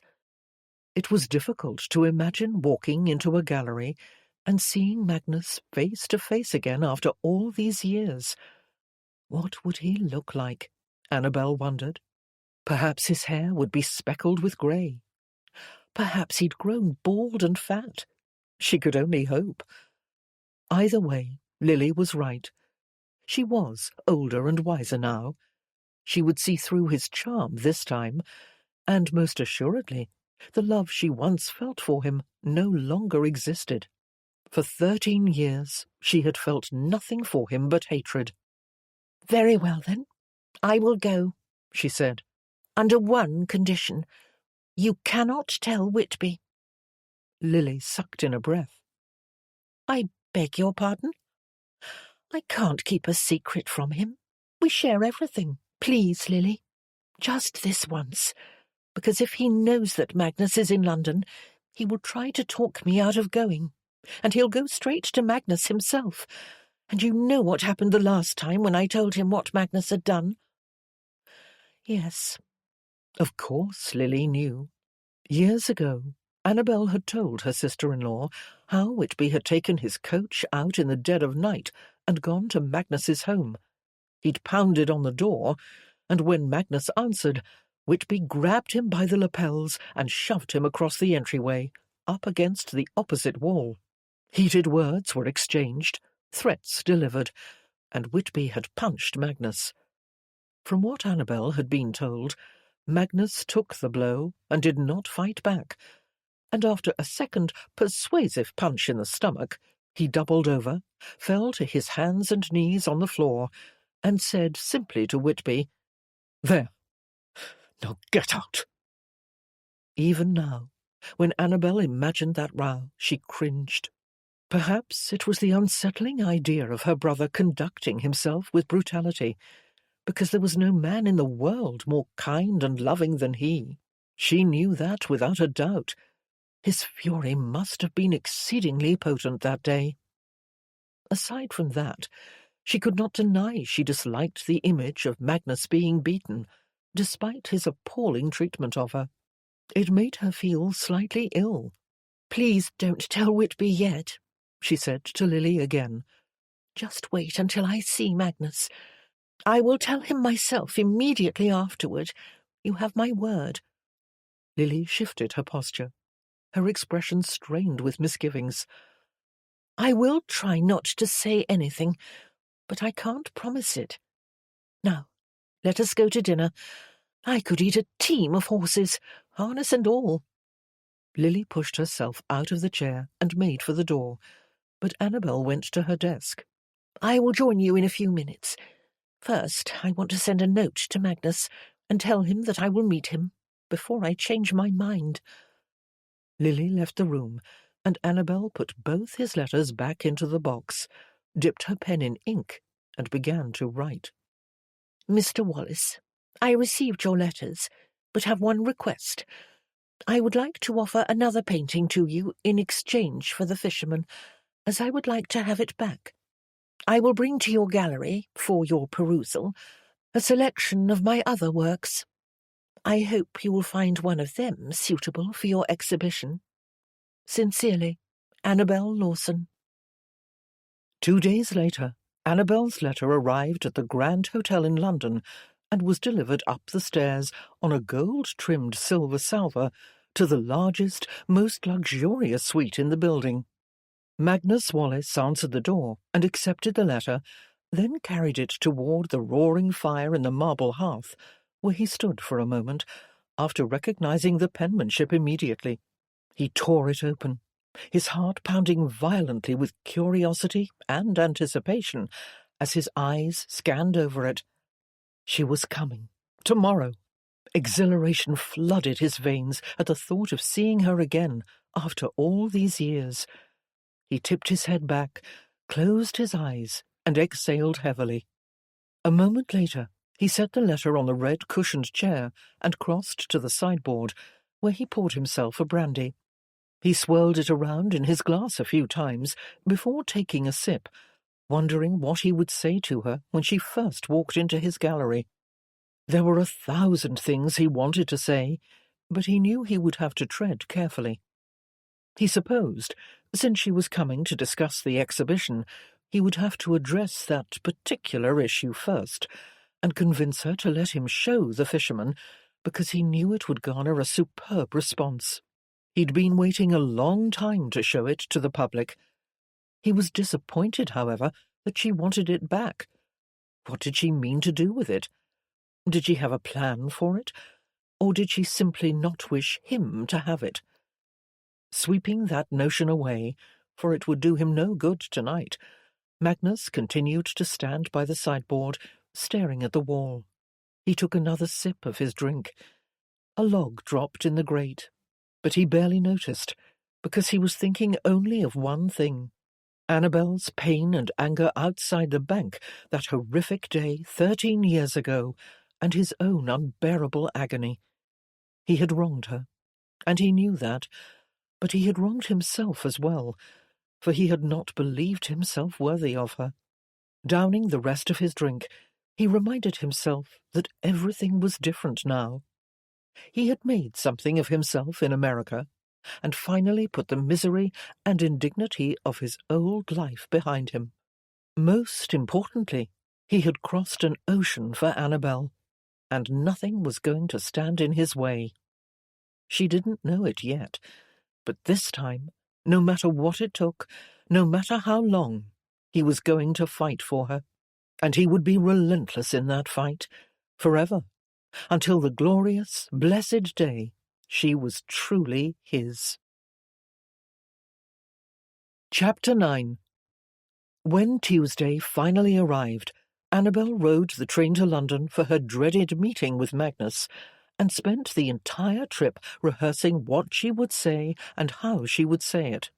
She had already decided that she would speak about nothing but the exhibition, and she would be aloof, indifferent, somewhat cool, so that he would understand that she did not trust him, but not to the point of rudeness, for he was a gallery owner and possibly her entree to the exclusive London art world. She hoped she could convey those things, and not let him see that she was nervous or tense, or still affected by what happened in the past. Glancing down at the fashionable heeled boots she'd borrowed from Lily, which were uncomfortably tight, she wondered with a frown who she was trying to delude. She was beyond nervous, or tense, or affected. She was terrified that she would take one look at Magnus and remember the inescapable attraction, and feel the heartbreaking, devastating loss of those wonders all over again. Oh, she was dreading this. She took a deep, shaky breath and let it out slowly, and promised herself that she would only remember that which was foul. The train slowly chugged into Victoria Station, and Annabel got up and lugged her large case down the aisle. She stepped onto the noisy platform, where dozens of people milled about.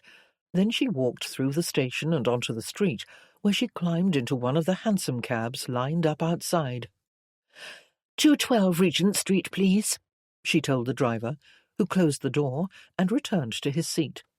Soon they were on their way, clattering through the busy streets of London. Annabel glanced down at her black case and felt a pang of nervous butterflies. She wondered if she were being foolish, trying to get the fisherman back. It was hardly the act of an indifferent woman. A short time later, the cab pulled up in front of the gallery, which on the outside looked like any other shop. It had a large paned window and a sign over the door that read, "Umbrellas by Maillet," but the paint was faded, and the space looked as if it had been empty for quite some time. Was this supposed to be the gallery? Annabel frowned. Perhaps she had been gullible to trust Magnus even this much. Perhaps the gallery itself was another ruse, another deception. She got out and paid the driver, then walked to the front door and entered. Inside, the walls were painted soft white, and there was an aroma of fresh paint and sawdust. The floors were newly polished oak. Supplies were littered on the floor in the far corner, a carpenter's box full of tools, a few cans of paint and brushes.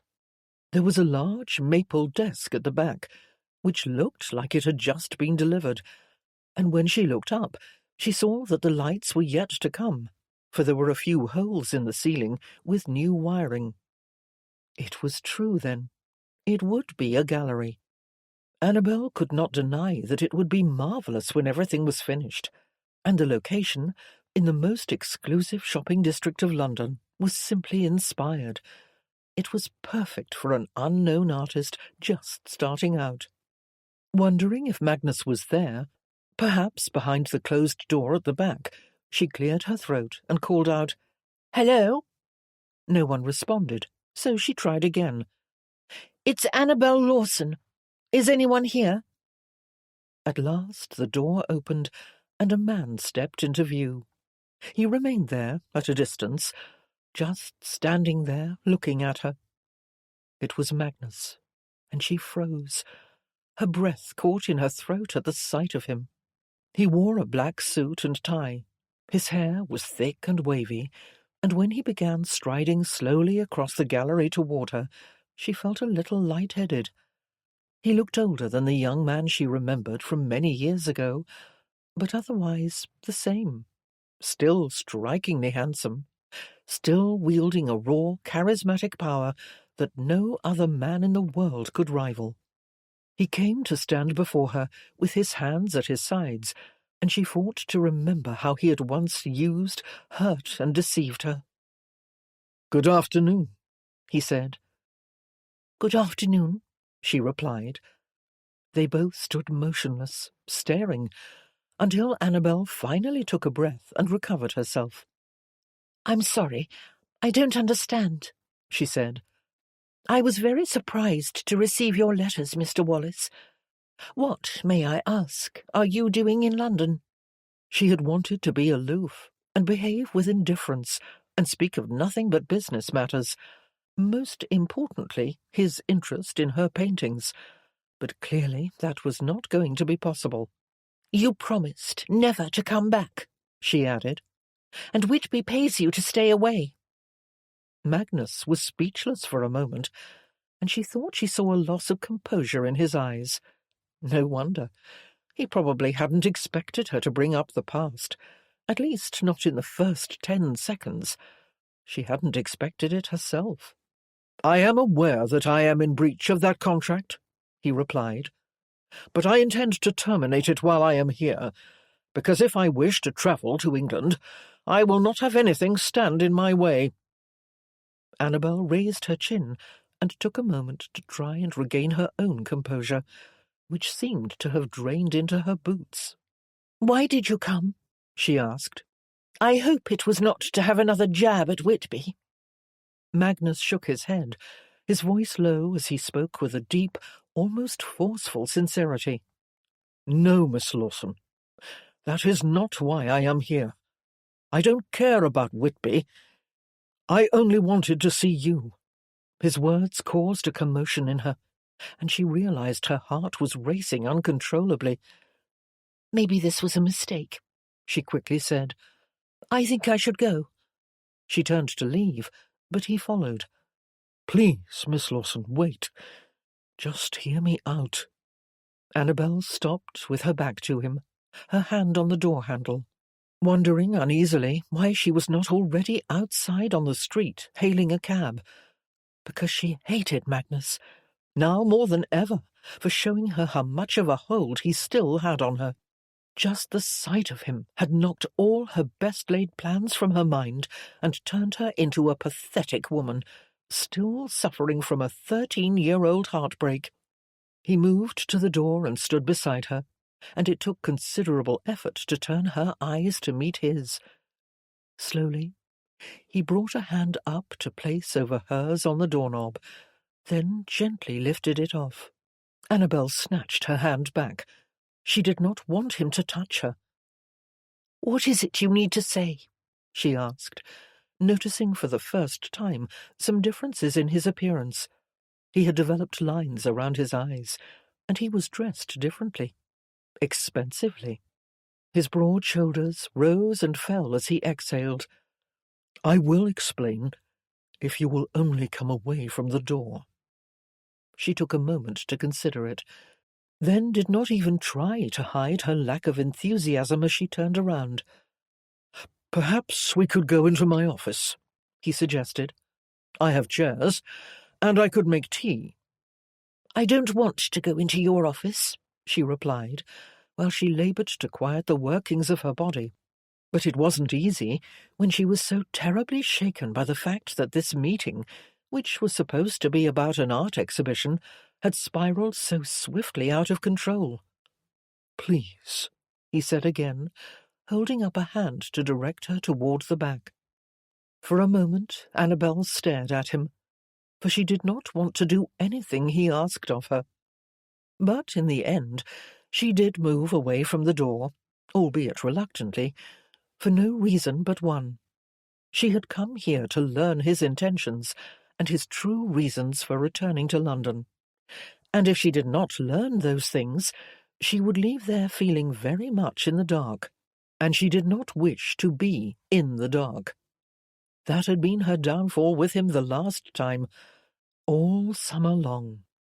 Not waiting for him to ask again, Annabel set down her art case, crossed to the back, and entered the office. It was a small room, but impeccably furnished, with a new sofa and 2 matching chairs on a Persian rug, and an empty space at one end, presumably for the desk outside the door. Magnus entered behind her and walked to the cabinet in the corner. He opened one of the doors and withdrew a kettle. "How are you going to make tea?" Annabel asked. "You have no stove." "It's an electric kettle," he replied. "I picked it up in Chicago last year." Annabel watched him plug it into the newly wired outlet on the wall. An electric kettle. What a brilliant invention! In any other circumstances, she would have asked questions about it, but at present she was in no mood to talk about kettles, even if they were electric. While he bent forward to withdraw cups and saucers from the bottom shelf of the cabinet, Annabel took note of his finely made black suit and how it complemented his strong, muscled form.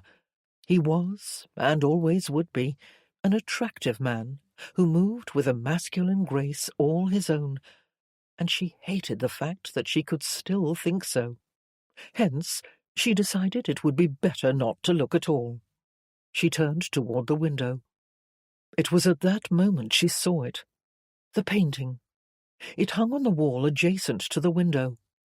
Annabel froze on the spot, her gaze moving slowly across the canvas as she took in the dramatic mix of colour, the light and delicate shadows. She could almost hear the fishing line slicing through the air, the hook landing on the water. She smelled the lake, the worms in the bait box, and the smelly trout. Barely aware of the teacups clinking on saucers behind her, she moved closer to the painting, her emotions welling up inside her. Good heavens!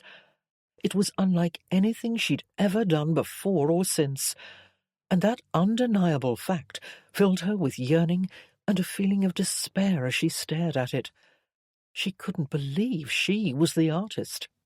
Suddenly, Magnus was standing beside her, gazing down at her profile. She hadn't even heard him approach. "There it is," he said, turning his eyes toward the painting as well. "I know you said you'd like to exchange it for another piece, but I'd really rather not." Suddenly, she remembered that she had wanted to destroy it, and she could have wept at the thought. What had she been thinking? She couldn't possibly, not after seeing it again. "I had forgotten what it looked like," she said, in a bit of a daze. They both stood in silence, staring at the painting, while the clock ticked steadily on the opposite wall. Then Annabel remembered where she was, and with whom she was standing. "I am surprised that you kept it," she said. "I thought you might have sold it by now." His tone was calm and surprisingly tender. "I never wanted to part with it." It was a flattering reply, but Annabel didn't entirely trust it. Saying nothing more, she went to sit on the sofa. Magnus took a seat in one of the chairs, facing her. They sat in awkward silence for a moment or two before Magnus spoke. "You look well," he said. They were going to engage in small talk, were they? "Thank you," she replied coolly. "I have been keeping busy." "Painting?" As he sat back, waiting for her answer, Annabel wondered why they were doing this. They were surely beyond normal social graces, especially after she'd asked all those forthright questions just now. Perhaps he was seeking to bring some normalcy to this conversation, which might not be a bad thing. She did not wish to feel uncomfortable. She wanted to be as calm and indifferent as he appeared to be. "Yes, I paint often," she replied at last. "And I spend a great deal of time with my nieces and nephews." He was nodding, looking genuinely interested, but she did not trust that either. "And how is Lady Whitby?" he asked. "Very well. She and my brother are expecting their 5th child in a few weeks." "Ah, that's wonderful news." Annabel felt her brow furrow with dismay. Magnus had been her family's enemy for as long as she could remember, accused of causing the death of Whitby's older brother. Yet he was asking after them like an old friend, acting as if he cared, which he could not possibly. He was a villain, a hateful human being, and this was ridiculous. Nevertheless, when another awkward silence descended upon them, Annabel found herself slipping into the familiar safety of polite conversation again, because she could not bear the noise of her heart drumming in her ears while he simply looked at her. "America agrees with you?" she asked without enthusiasm. "Yes. I have a house in New York and another in South Carolina. I prefer the southern weather in the winter months." She pondered this news. He had 2 homes, and he had purchased this space, furnished it with some very fine pieces, and his clothes. Well, he looked immaculate, with shiny Italian leather shoes, and a shirt that was clearly made of the finest linen money could buy. What had he been doing since he left England? He must have seen the question in her eyes, for he answered what she was thinking. "I am in business in America," he explained. "Shortly after I arrived there, I discovered I had a knack for buying and selling property." He was leaning an elbow on the armrest, his forefinger resting on his temple. He appeared very relaxed now, with one long leg crossed over the other, gazing calmly at her. Annabel knew he was doing this just to ride out her shock from seeing him again, and, despite her agitation, she found herself breathing a little slower. "I started out by purchasing a building not much bigger than this one," he continued, "which had a good location, but was run down. I rebuilt it almost from scratch, doing most of the work myself, and sold it at a profit. Then I did the same thing again, with a larger building each time. And now here I am." "Congratulations," she said, only because it was the appropriate thing to say. She looked around the room. "Did you do all this work yourself?" "Most of it, yes," he said, "which I greatly enjoyed, because I haven't done this sort of thing in a while. The projects became too complex, and there were too many at once. I have people now who do the work for me." "I see." She was quiet for a moment, pondering what he had just told her, thinking about this building. "Why a gallery?" He inclined his head. "I have an interest in art." "You didn't when I knew you," she said. "You knew nothing about it when I met you on the train." He did not seem surprised or shaken by the slight note of accusation in her tone. He remained cool and collected. "No, but since then I have acquired an appreciation." Another tense silence ensued. Annabel could almost feel the weight of her painting hanging on the wall behind her. She turned around and looked at it again. "Some day that will hang in the National Gallery," Magnus said, "or perhaps in the Met in New York." "I hardly think so," she replied, even though she knew the painting was exceptional, more than exceptional. And it felt strange to think such a thing, because she never marvelled at any of her other paintings. She was always so critical of her own work.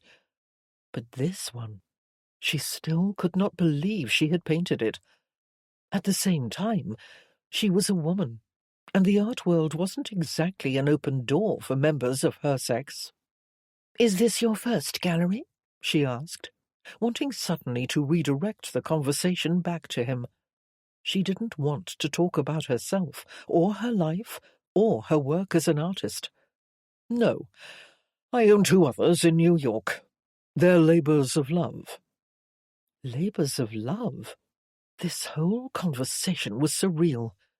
This was Magnus. Magnus!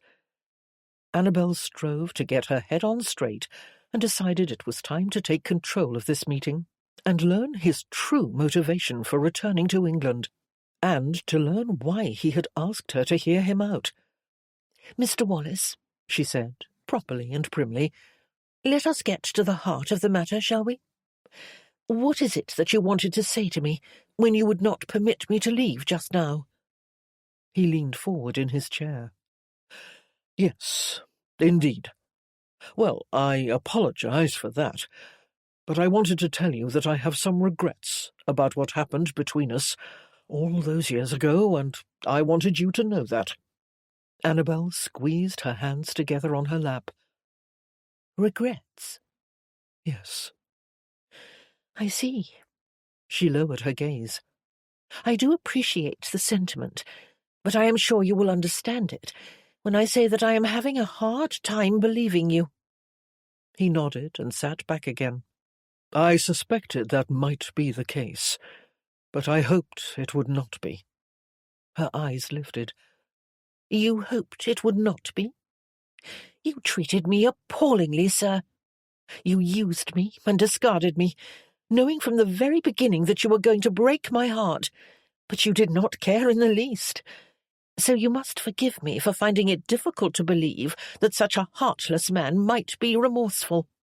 They were harsh words, and yet it felt enormously satisfying to say them. He frowned. "I am not heartless, Miss Lawson, and I mean to prove that to you." She drew back slightly and scoffed. "Prove it to me? How in the world do you intend to do that?" "To begin with, I will tell you that I am sorry, and that I never meant to hurt you. It was not my intention when I came to see you, That first time at Century House, when we spoke in the rotunda." Annabel's mouth fell open. Perhaps she was being a tad vindictive herself, but good God! Did he think he could just waltz back to London and say he didn't mean it, and she would simply smile and say, "How kind of you," and he would be absolved? "It took you 13 years to realize that you had been unfeeling and unscrupulous, and that I deserved an apology." Her anger was rising like a tidal surge. He spoke with fervour. "I was not unscrupulous, but merely stupid and naive for thinking that we could be friends, and it did not take me until now to realize that I had wronged you. I always knew it, even that day at the bank. Yet you followed through regardless, and said terrible, hurtful things to me. So why apologize now?" When he didn't respond right away, she stood up. This was absurd. She wanted to leave. He stood too. "Please, Miss Lawson, sit down. Allow me to finish." She hesitated, fought to subdue her temper, then reluctantly did as he asked. "Thank you," he said, sounding genuinely contrite. Annabel took a moment to breathe and calm her nerves. "I find it odd that you claim you were not unscrupulous," she said, "when you told me in no uncertain terms that you were using me all along. Explain that, if you will." She frowned at him as she remembered his brutal, merciless words. "I was enjoying a very satisfying jab at Whitby. I didn't love you." Just thinking of it made her breath come short. He had cut her so deeply. There had been no kindness in his manner. He had not even tried to be gentle about it. "I thought it was my only choice to say those things to you," he said, "because I wanted you to forget me. But I did care for you, and I was not using you for vengeance against Whitby. I ended it because I was your family's enemy, and I knew I could not provide a proper life for you.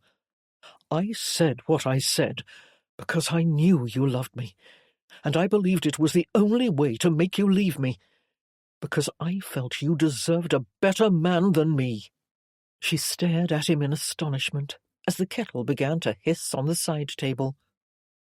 "Your water is boiling," she said, because she was at a loss for words otherwise. Magnus rose to pour the water into the silver teapot. He carried the small round tray to the coffee table between them and set it down. Annabel sat forward to pour her own tea. "Are you not going to have any?" she asked, sitting back. "No." Exhausted and weary from this trying conversation, Annabel brought the fine china cup to her lips, but the tea was too hot to drink, so she set it back down and contemplated what Magnus had just said to her. All her life she had been told certain things about him and his father, that they were both dangerous and conniving. Magnus had proven that sentiment to be true.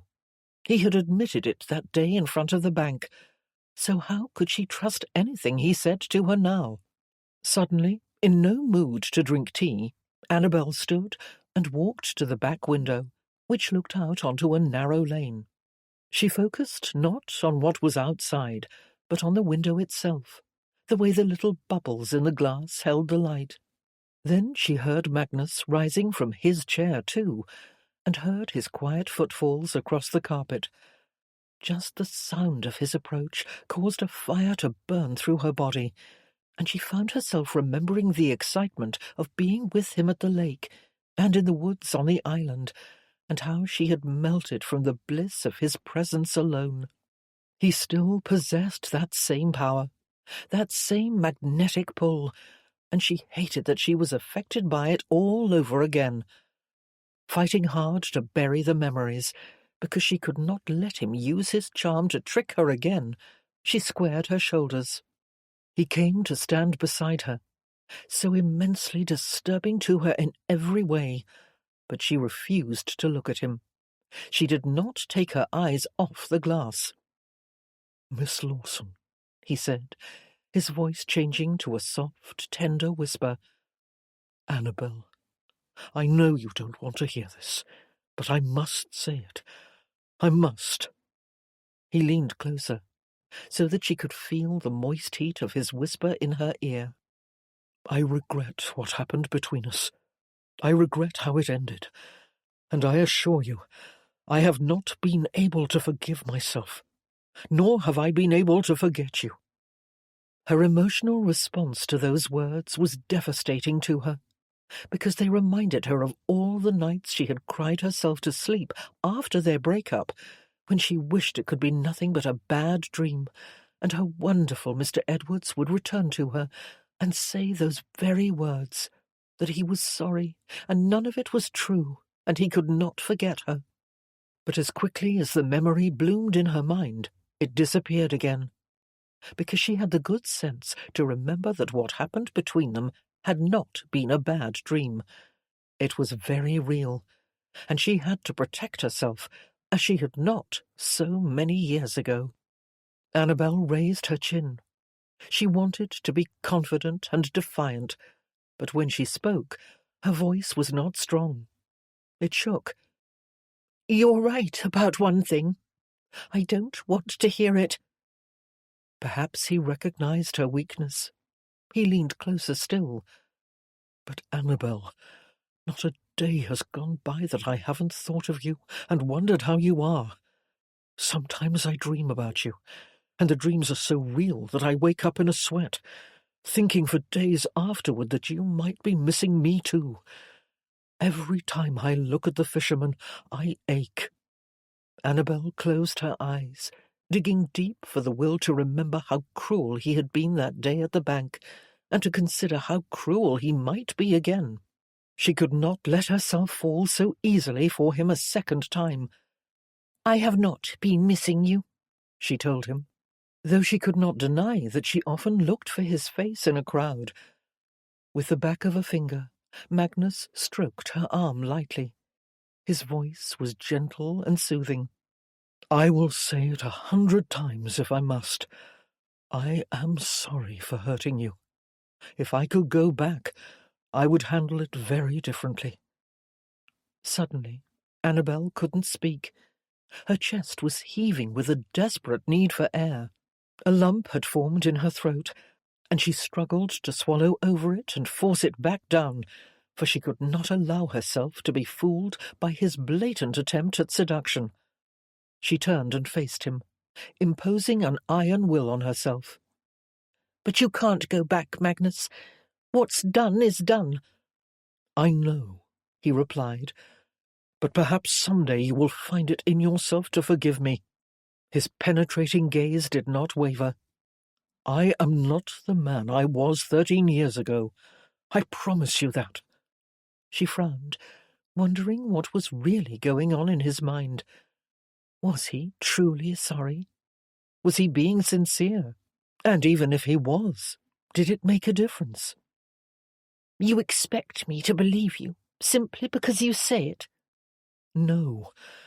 I hope you are able to see it for yourself." She looked him over from head to toe, still working hard to hold on to her caution, to be sceptical. "Because you have money? Is that it? A gallery? An expensive suit? Is that how I am supposed to see that you've changed?" She walked away from him. "I am afraid you're going to have to do better than that, Mr. Wallace, because I don't trust you. You could be the richest man in the world, and nothing you could say or do would ever change that." He frowned as he digested her reply. "I should go now," she said, before he could say another bewitching word to her. She walked out, and he followed. They crossed the empty gallery, and Annabel realized, with a start, that they hadn't even begun to talk about the art exhibition. Perhaps it was just as well, because she was not sure she could survive seeing him again. It was too painful, too confusing. She picked up her art case, containing the 3 extra paintings she had brought. He glanced down at it. "But wait." Annabel closed her eyes. He was not going to let her get away so easily, after all. "I know this is probably too much to ask." he said. "But I am opening this gallery in a few weeks, and I would still like to include the fisherman." He glanced down at the case again. "But perhaps, with your permission, I could look at what you brought." Annabel was befuddled after all that had just occurred, but when she glanced around at the cream-coloured walls and the shiny oak floor in this superb location, she could not let Magnus hold her back from this. She had wanted to be indifferent, hadn't she? Hence, she forced herself to hand the case over to him. He accepted it and carried it to the desk. Not entirely sure she had done the right thing, Annabel stood back while he removed the first piece, which she called amber grass. He held it at arm's length before him, silently studying it, while Annabel tried to forget that he was Magnus, the only man she had ever loved. Right now, he was a gallery owner making a judgment about her paintings. He set amber grass on the floor against the wall before withdrawing the next piece, autumn forest. Again, he held it at arm's length, studying it for a long moment while Annabel waited.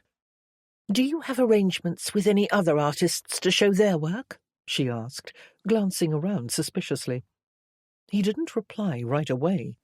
He continued to look at autumn forest, then set it on the floor against the wall next to the other one.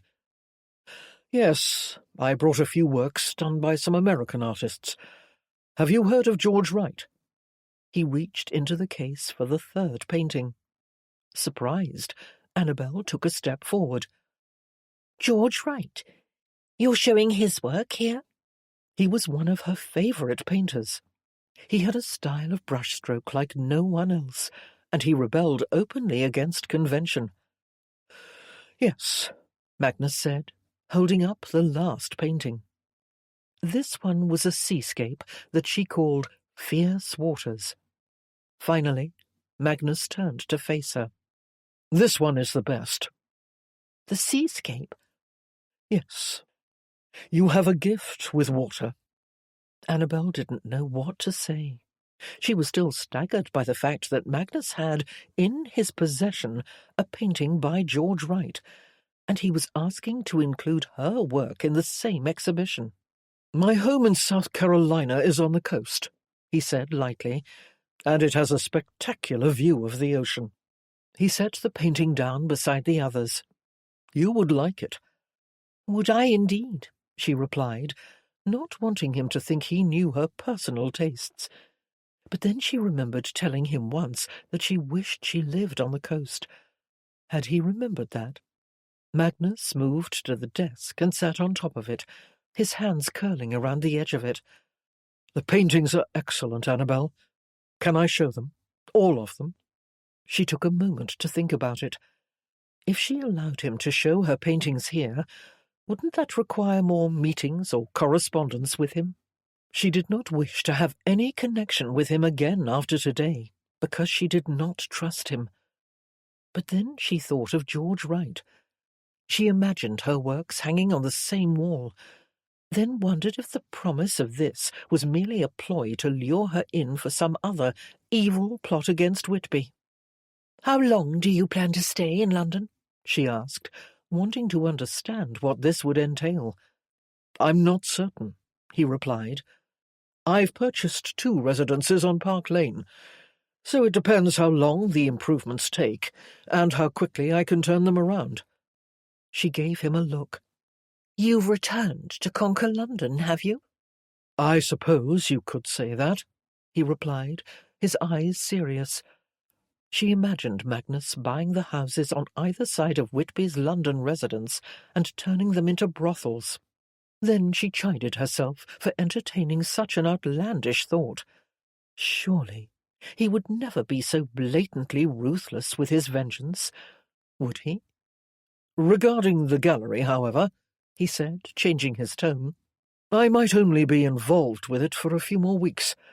I am looking for someone to manage it, and once it's established, I'll likely do what I do best." "Sell it for a profit?" she asked. He shrugged, somewhat apologetically. "It's what I do. And though I consider my galleries to be labours of love, I don't intend to remain in London forever, so it would be difficult to oversee." She was quite relieved to hear that he didn't intend to remain in London. "Well, it's obvious that you've put a lot of work into this place," she said, glancing around. "What can I say? I'm a man who enjoys rolling up his sleeves."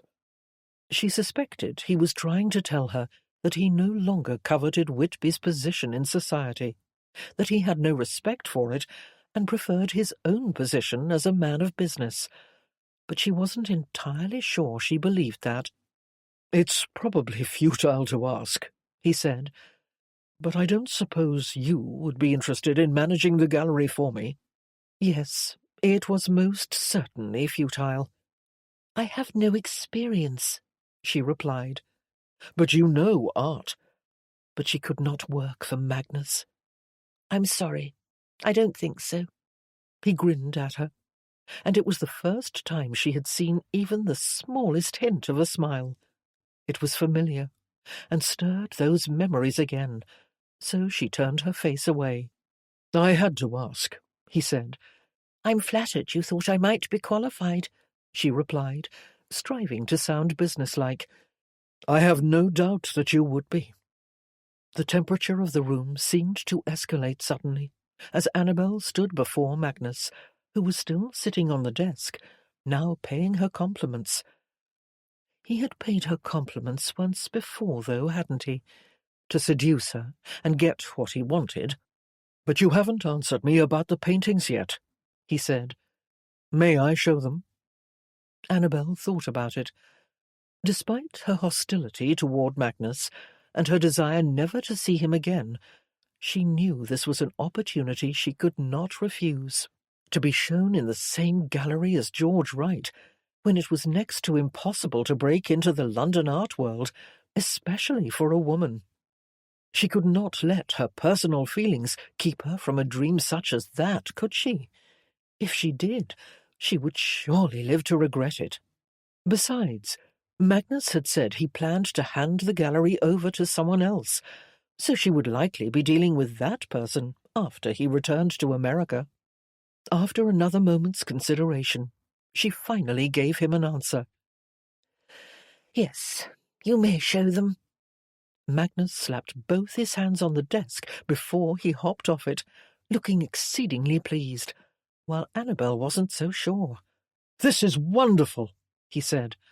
"I know your work will attract a great deal of attention."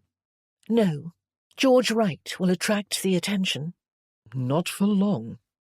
She wished she could take the compliment at face value, but alas, she could not. Not coming from him. "I will escort you out," he said, walking past her. When they reached the door, Annabel stopped, feeling a sudden onslaught of anxiety over what she had just agreed to. She faced him. "Perhaps if there are any details to be discussed regarding the exhibition, we could correspond through letters, as I don't come to London very often." It was a lie. She came all the time, and she suspected he knew it. She could see it in his eyes. "Of course," he replied, nonetheless. "And I will let you know as soon as I find a manager. When I do, he will take over from there." She stood in front of the door, waiting for Magnus to open it. "Thank you, Miss Lawson," he said, bowing slightly, and she wondered what he was thanking her for exactly. The paintings? No, it was more than that, but she did not wish to contemplate it further. She simply nodded and walked out. Chapter 10. After Annabel left the gallery, Magnus closed the door and stood for a moment with his hand still resting on the knob. Well, that had not gone quite as swimmingly as he had hoped, but at least he had broken the ice. Leaning back against the door, he closed his eyes, feeling grateful for one thing at least. He finally knew what she looked like, after wondering for years how she might have changed. Not surprisingly, she was just as beautiful as she had always been. Perhaps even more beautiful. for the years had given her a certain indefinable vigour, for lack of a better word. She seemed self-assured and more sophisticated than before. But her eyes were still the same, wild and luminous, her figure still voluptuously attractive. The only difference was that her manner of dress was more conservative. She had been wearing a sensible hat and gone with a clumsy boy's boots. He wondered if she still wore them in the country, when she was lugging her easel up and down steep hills with her ferret, Helen. Did she still have a ferret, he wondered? Probably not. Nevertheless, he smiled affectionately at the thought of it, but then his smile faded, as he reminded himself that he still had a steep mountain of his own to scale and conquer. Pushing away from the door, he crossed the gallery to where Annabel's paintings leaned against the wall. He crouched down to look at them again. By God, they were magnificent. He especially admired the creative mix of colour, the blues and greys of the seascape, with hints of, was it mauve? He also had to marvel at how the water seemed to surge and swell before his very eyes. How in God's name did she create such movement? Then he found himself wondering why she had never shown her paintings to the public before now. What was she afraid of? Rejection, most likely, which caused him some regret. All that aside, she was, without question, miraculously gifted, and it only added to her allure. He was in awe of her, and he wanted her back in his arms. But was that even possible, he wondered, with a twinge of concern, striving to be realistic as he rose to his feet and returned to his office. He glanced at the sofa cushion where she had been sitting. She hadn't touched her tea, and recalled their conversation, how she had spoken to him with such cool detachment. She had not forgiven him, but he was not surprised, given what he did to her, and the number of years she'd harboured and nurtured her hurt. He had expected as much when he rose from bed that morning. He had expected there would be a quarrel of some sort. He'd also expected her to think he was there to exact further vengeance upon Whitby. Magnus had told her he didn't give a damn about her brother, which was God's own truth, but he doubted she believed that, because there was a time when he very much had given a damn. Those 5 years after their break-up had been the darkest of his life. He had hated Whitby more than ever, and his bitterness had been all-consuming, eating away at him like a disease. There were times when he'd become a villain himself, taunting his cousin, just to inflict pain on him where he felt pain was due. And once, when Whitby was gravely ill, Magnus had actually hoped he would not recover. That was how dark those days had been. If Magnus hadn't left for America when he had, he didn't know what would have become of him. He would surely have continued to wallow in his anger, on a downward course straight into hell. But those days were over. After 8 years in America, his life was no longer dismal. He had made a success of himself, had learned to have hope, and because of that, he finally felt worthy of Annabel. Even though she had been unwavering in her antagonism today, he would press on. He would not give up. Rome wasn't built in a day, after all. He would simply have to be patient and lay one precious stone at a time. Annabel returned to Century House that evening, exhausted after the 3-hour train ride from London. Carrying her empty art case with her, she greeted Clark, the butler, and went straight to her rooms to dress for dinner. A short while later, she hurried into the drawing-room to join Whitby, Lily, and the children. "Annabel, you're back," Lily said cheerfully, standing by the piano, holding John's hand, her youngest, at only 3 years of age. He ran to Annabel, and she scooped him up into her arms. "Auntie Annabel!" "Johnny," she said, "did you miss me today?" "No." "No," Annabel replied, laughing out loud. "Father took us fishing," Johnny explained, squirming out of Annabel's arms, forcing her to set him down before she dropped him. Annabel looked across at Whitby, who was sitting on the far side of the room, across from young Eddie at the chess table. "You went to the lake?" she asked. "Yes," Whitby replied. "It was a perfect day, wasn't it, son?" "Perfect indeed," Eddie replied distractedly, moving a chess piece. "I didn't want to go," Dorothy said in a haughty voice. For Dorothy, Lily and Whitby's only daughter as of yet, was a very grown-up 4-year-old who would never be caught dead touching a fish. She preferred her dolls and hair ribbons. "So, if you didn't go with the boys," Annabel said, "what did you do today? Did you stay indoors?" "No, I took Helen II for a walk in the garden," Dorothy replied. "Well, thank you very much. I'm sure Helen enjoyed the exercise." Dorothy nodded proudly. Then Annabel moved to the sofa and sat down next to Johnny and Lily. Her thoughts drifted back to the fishing excursion years earlier. "That old boat still floats?" she asked, realizing she hadn't been in it since that long-ago summer. "Like a boat should," Whitby said. "We didn't have to bail, did we, boys?" "What's a bail, Father?" Johnny asked. "It's when the water leaks into the boat and you have to scoop it out with a bucket so you don't sink." "I wouldn't like to sink," Johnny said. Lily messed his hair. "I should think not." Lily and Annabel shared an amused glance as Johnny slid off the sofa and went to join young James, who was sitting on the floor playing with his army of tin soldiers. "How did everything go?" Lily asked in a quiet voice, though her eyes were brimming with curiosity. Annabel hesitated, glancing across at Whitby. "It went fine. He liked my other paintings, and he's going to include them in the exhibition." "That's wonderful." Annabel then told Lily about the American artist George Wright, and how it was an honor to be shown in the same gallery. "But how was everything else?" Lily asked in an even quieter voice. Annabel wasn't sure where to begin. "It was rather nerve-wracking. We talked about what happened years ago." "You don't say." "Yes, and he apologized to me, Lily. Can you believe that?" Lily sat back. "I thought perhaps he might." "Did you really?"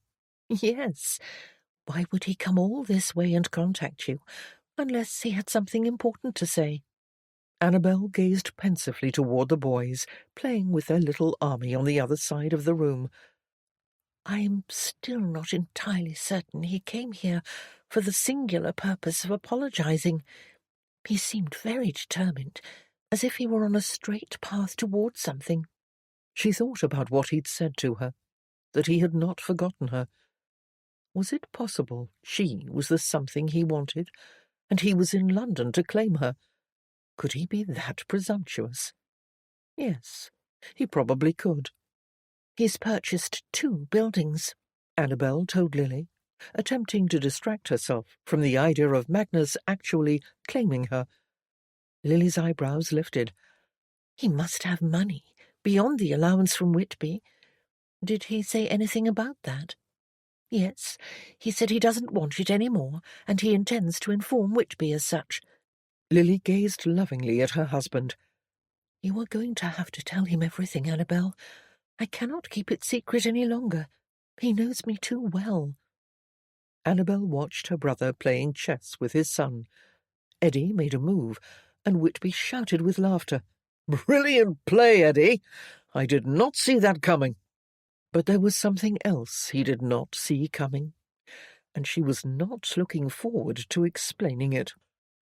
Later that night, after the children had gone to bed, Annabel returned to the drawing-room with Lily and Whitby, as was their habit most evenings after dinner, when they would read or chat or play cards.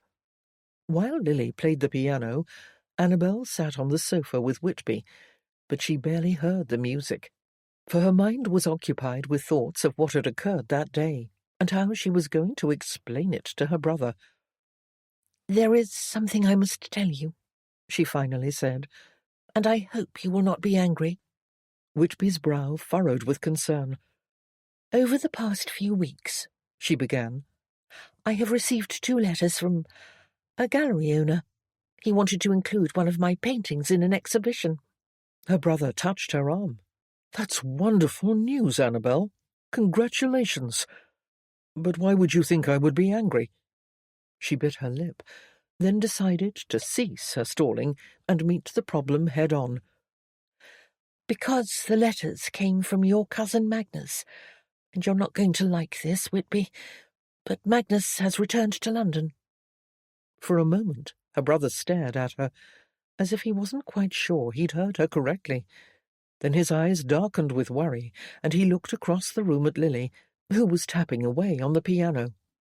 Annabel understood her brother's anxiety. He had lost many loved ones in his lifetime, which was why he'd always been so protective of his wife, and he considered Magnus a serious danger to her. "He wrote you letters while posing as a gallery owner?" Whitby asked. Annabel looked down at her hands upon her lap. "Well, he wasn't exactly posing. He really does own a gallery, and I went to see him there today." Whitby stared at her in disbelief. "Did you know it was him when you agreed to meet?" "Yes, of course," she assured him. "I'm sorry I didn't tell you, but—" Whitby regarded her with outrage. "Why didn't you? Who knows what could have happened? You shouldn't have gone there alone." He stood up, looking as if he wanted to dash out of the house that very instant, find Magnus wherever he was, and confront him again, just like he did the last time. The music stopped suddenly. Lily turned to them. "Is everything all right?" "Magnus is in London," Whitby told her directly. "Oh, dear," Lily replied. For a long, intense moment, he stared at his wife fixedly. "You knew?" Lily's lips parted. "Well—" Annabel felt guilty for asking Lily to keep something so important from her husband, but that was apparently not Whitby's first concern. He strode to the window, contemplating what all this meant. "He should not have come back. He is in breach of our agreement." "Please, Whitby, sit down," Annabel said. "Let me tell you what happened." Thankfully, he returned to the sofa, and Lily sat across from them to listen in. Annabel decided to start at the beginning. "That summer that we spent together 13 years ago, I painted Magnus in the boat fishing, and that's the painting he brought with him, the one he wants to hang in the gallery." "Wait a moment," Whitby said, holding up a hand. "You painted him? You never told me that." "I didn't really want to talk about it." He gazed off in the other direction, as if lost in a memory. "I saw that painting over his mantel once, on the day I offered him a settlement to leave England. You painted that?" "Yes." "It was one of the most beautiful paintings I'd ever seen, Annabel," Whitby said. "I didn't recognize it as one of yours. Not that I don't think your work is exquisite, but it was different." "I almost didn't recognize it myself," she said, "when I saw it again for the first time today." Both Lily and Whitby waited in silence for her to continue. She took a moment to decide where to begin, and what, in particular, she should tell them. It all seemed rather smudged together presently. "When I met him today, he explained that he regretted the way he had treated me all those years ago, and that he hoped I could forgive him." Whitby's jaw clenched visibly. "You didn't believe him, I hope?" It was not a question, but rather a very strong suggestion. "No, not really." Where had that come from? It should have been a firm absolutely not. "Not really? You're not sure, Annabel?" Whitby's tone was laden with disbelief. Annabel felt suddenly frazzled. "No. I mean, of course I am sure. And I told him so. That I could never trust him, not in 100 years. There was no mistaking the fact that Whitby relaxed somewhat upon hearing that. His fist opened on his lap. "I'm relieved to hear that," he said. "Did you get your painting back? He doesn't deserve to have it. We can hang it here, in a prominent place." Nervous butterflies invaded her belly as she prepared to answer. No, he still has it, and I left 3 more with him as well. Whitby's hand slid up and down his thigh, as if he were trying to wipe something from his palm. Why? Because he is opening that gallery soon, and I want my work included in the exhibition. Whitby chuckled bitterly, as if he had expected things to unfold exactly as they had. But don't you see? That was his plan. He bought the gallery for the singular purpose of seducing you with it. That manipulative scoundrel. Annabel frowned, as she fought to understand the reasons why her brother was so afraid for her, when he already knew she hated Magnus for breaking her heart. Tell me something, she said. Why do you still hate him so much after all these years? I know you blame him for your brother's death, but everyone knows there was no concrete proof that— Are you falling in love with him again, Annabel? Is that what's happening? She sat up a little straighter. No, of course not, she assured him. I just want to know what I am dealing with. You believe he has returned for further vengeance upon us as a family. But vengeance for what? Surely he does not still harbour hatred because of how his father was cut off from the family. That was 2 lifetimes ago, and he seems to have moved on. Whitby paused a moment before he spoke. But you already know why Magnus has always been rejected here. Annabel sat with her back poker straight and squeezed her hands together tightly on her lap. You told me that his father was dangerous, that he tried to harm your father when they were children. But how exactly? Among other things, Magnus's father tried to set my father on fire. Annabel covered her mouth with a hand. Good heavens! The bed went up in flames, and my father suffered burns on his arms and legs, but thankfully managed to get out of the room alive. Annabel flinched at the cold, disquieting tone of her brother's voice. But what did Magnus do? She asked, needing more specific information. Why was he also cut off from the family? Whitby raked a hand through his hair, his eyes clouding over with disdain. From what I understand, no one even knew of Magnus's existence until he was 9. His birth was kept secret from us. How did you find out about him? Whitby sat forward, elbows on knees. When Magnus's father died, his mother took it upon herself to demand financial support from us, and promised my 14-year-old brother John, who had just become Earl that year, that if he didn't give her what she wanted, she and Magnus would make all our lives a living hell. Then they did. Magnus threatened and even attacked John dozens of times over the next few years, and it didn't stop until John was dead. Annabel's blood chilled in her veins. But Magnus would have only been a child. His father was a child when he lit my father's bed on fire. He was mad, Annabel. He was jealous and hateful, and Magnus was the same. You know it yourself. You know what he did to you, how he used you. You know his heart is as cold as ice. She began to feel ill. Whitby blinked slowly at her. You were only an infant when Magnus came into our lives, he said. I was 3 when John died, she added. I barely remember him. All my life, you have been my only family. And now Lily and the children, of course. Yes, Whitby had been her guardian for as long as she could remember, her protector. He had taken care of things when he learned how Magnus had used and discarded her, and he had held her while she wept.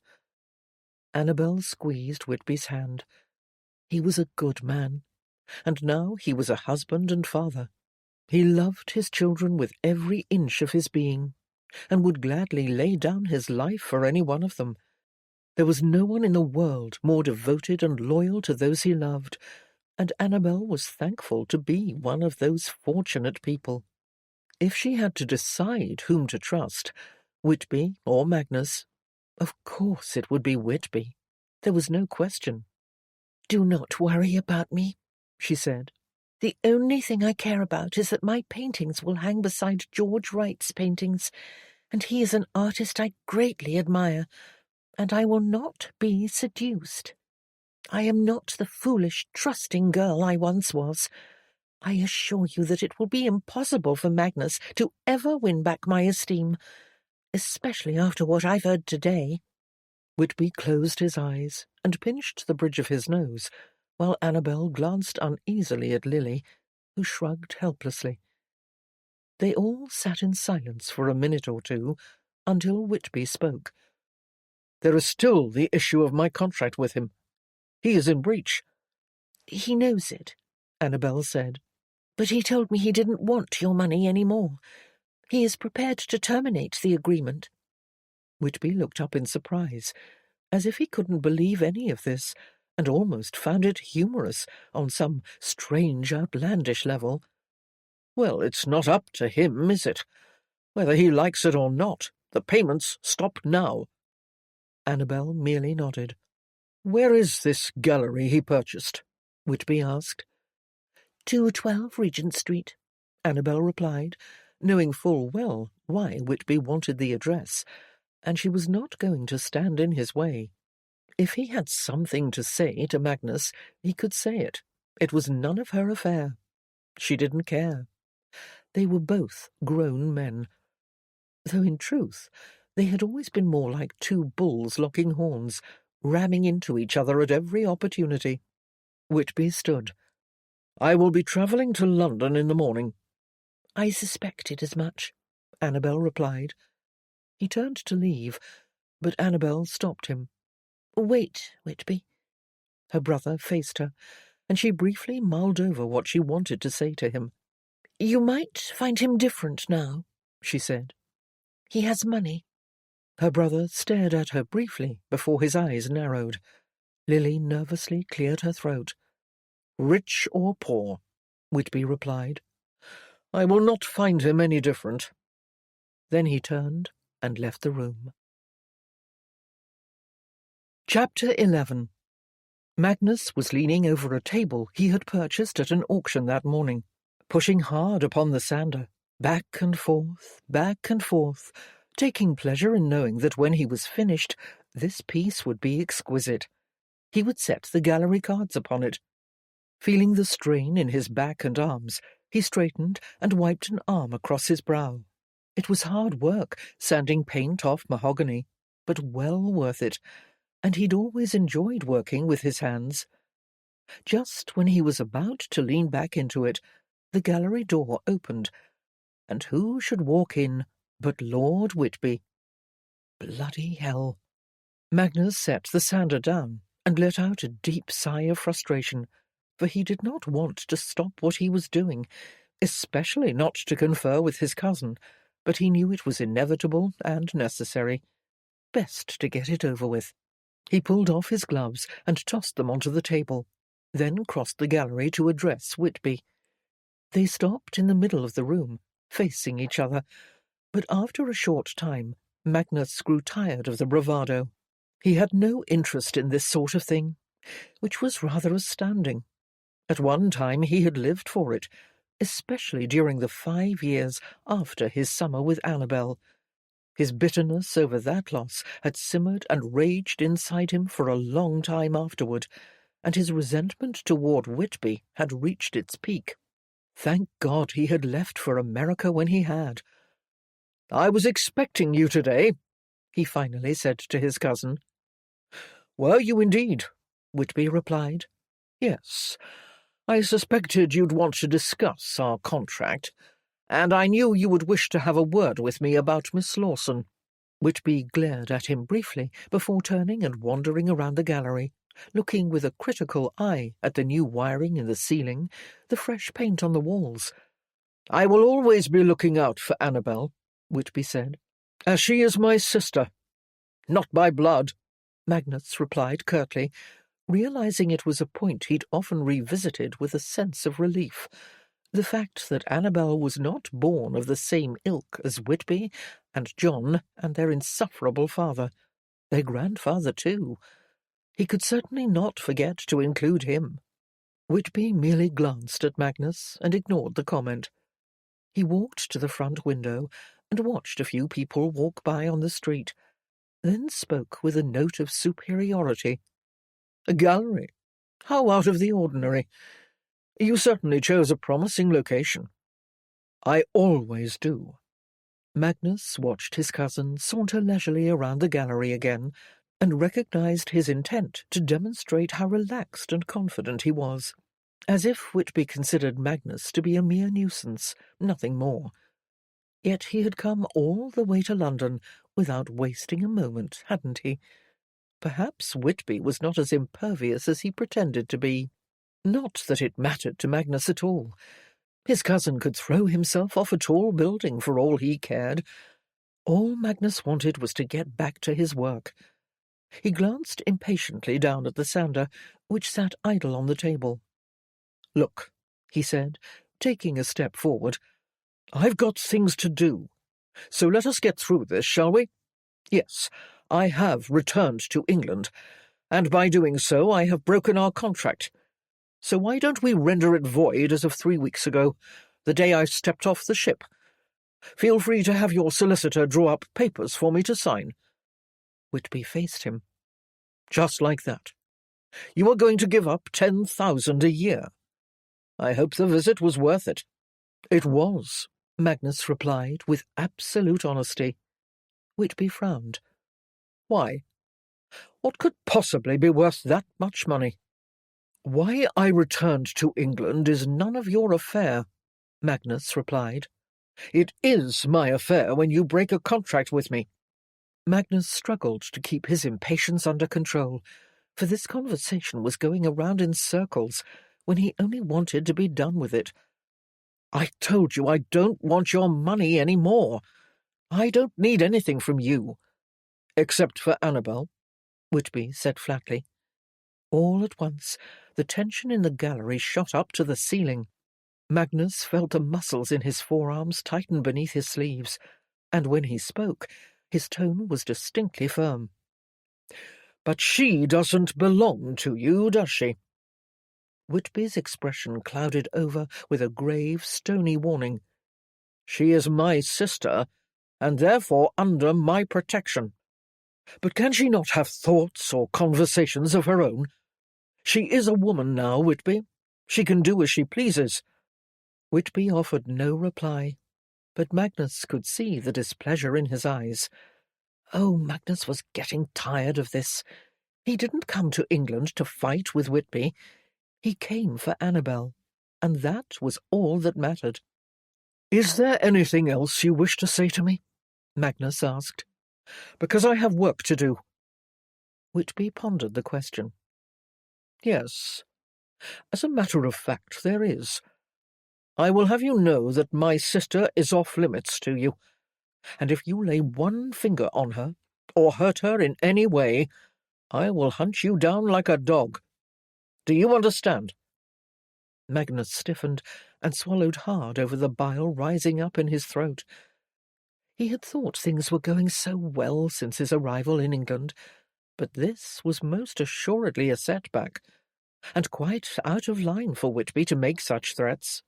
Evidently, his cousin had not changed over the years, not in the slightest. "Do not attempt," Magnus said clearly and succinctly, "to tell me what I can and cannot do. You do not control me, nor are you above me. Maybe not according to American ways, but in England I am very much above you." Magnus clenched his hands into fists. He could barely comprehend how quickly his hatred toward Whitby awakened and shot to the surface. But he would not be dragged back down into the fight. That was behind him now. He was here for Annabel. "If you will excuse me," he firmly said, turning away. Whitby walked to the door. "Don't say you weren't warned." Bloody hell. That was it. Magnus had tried to be civil, but there were limits to his forbearance, and he couldn't take this insufferable arrogance. Not any more. Not on his own property. He strode forward. "You always have to have the last word, don't you?" Whitby raised a triumphant eyebrow at him and walked out. But as Magnus watched him go, he realized, with a most disturbing sense of unease, that where Whitby was concerned, he preferred to have the last word as well. "What happened?" Annabel asked, hurrying to meet her brother at the door the moment he walked into the house. "Nothing of consequence," Whitby replied. "Magnus and I reached an agreement regarding our contract and his financial expectations." Whitby handed his coat and hat over to the butler. "That's all?" Annabel asked, knowing there had to be more. She had been waiting all day for the details, praying he was not going to return and tell her they ended up in the street, wrestling on the ground. It wasn't as if it hadn't happened before, or so she'd been told. "You really want to hear it?" Whitby asked. Was he daft? Of course she did. Taking her by the arm, he escorted her through the entrance hall to the stairs. "As it happened, your name did come up, and I informed Magnus that if he ever laid a finger on you or hurt you again in any way, he would have to answer to me." Annabel stopped on the stairs. "You didn't." Whitby stopped also, seeming surprised. "You didn't think I would fail to mention it, did you?" Annabel lowered her gaze. She understood why her brother felt compelled to speak to Magnus. They had their own issues, but she did not need Whitby to fight her battles any more, and now she was worried that Magnus was going to change his mind about showing her paintings. "I am a woman now," she said. "I told you I can take care of myself, and any connection I have with Magnus involves my paintings and his gallery and nothing more. You did not have to tell him that." Her brother looked taken aback. "And here I thought I was being your hero." "I don't need a hero," she said irritably, then regretted her sudden moodiness. But ever since yesterday she had been feeling anxious and edgy, as if the floor were about to collapse under her feet. Whitby faced her on the stairs, one hand on the railing. "Well, I suppose I have nothing to worry about then." "No, you don't," she said, despite her uncertain mood. "Except for your youngest son, who seems to have discovered what's inside the sugar bowl." "Sugar?" Whitby said, matter-of-factly. "Yes, all over his face and down between the sofa cushions." Whitby gave her an affectionate look that suggested they exonerate each other. Then he chuckled and hurried up the stairs. Annabel went in the opposite direction, however, because she couldn't very well be around other people when her nerves were so distressingly frayed. For a full week, Annabel heard nothing from Magnus regarding the exhibition, not a single word, but neither did her paintings come hurling back at her, so she could only assume that no news was good news and everything was going ahead as planned. She spent most of her time in her studio, working on a new painting, a waterfall surrounded by moss-covered rocks. She had sketched it a few months ago and was only now beginning the actual painting, though she was having some trouble with the water. Annabel, nevertheless, continued blocking in the colours. At the start of the second week, a footman brought her a letter on a silver salver.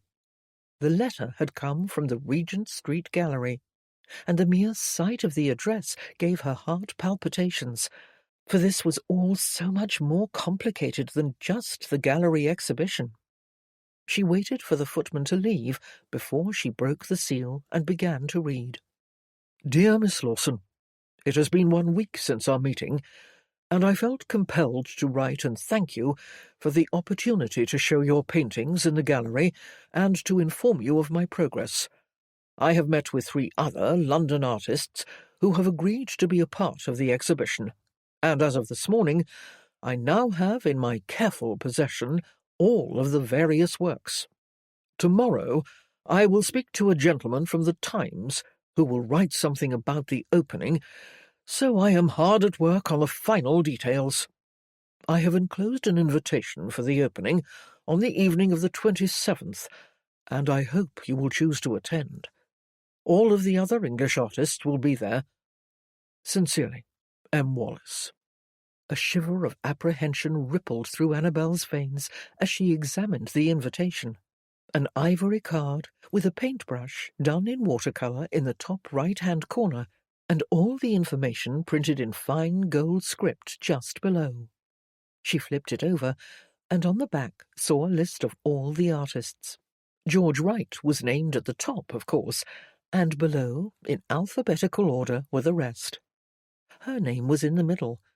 She was ashamed to admit that despite all her fears and reservations about working with Magnus, she couldn't deny the fact that it was a thrill to see her name listed with so many fine artists.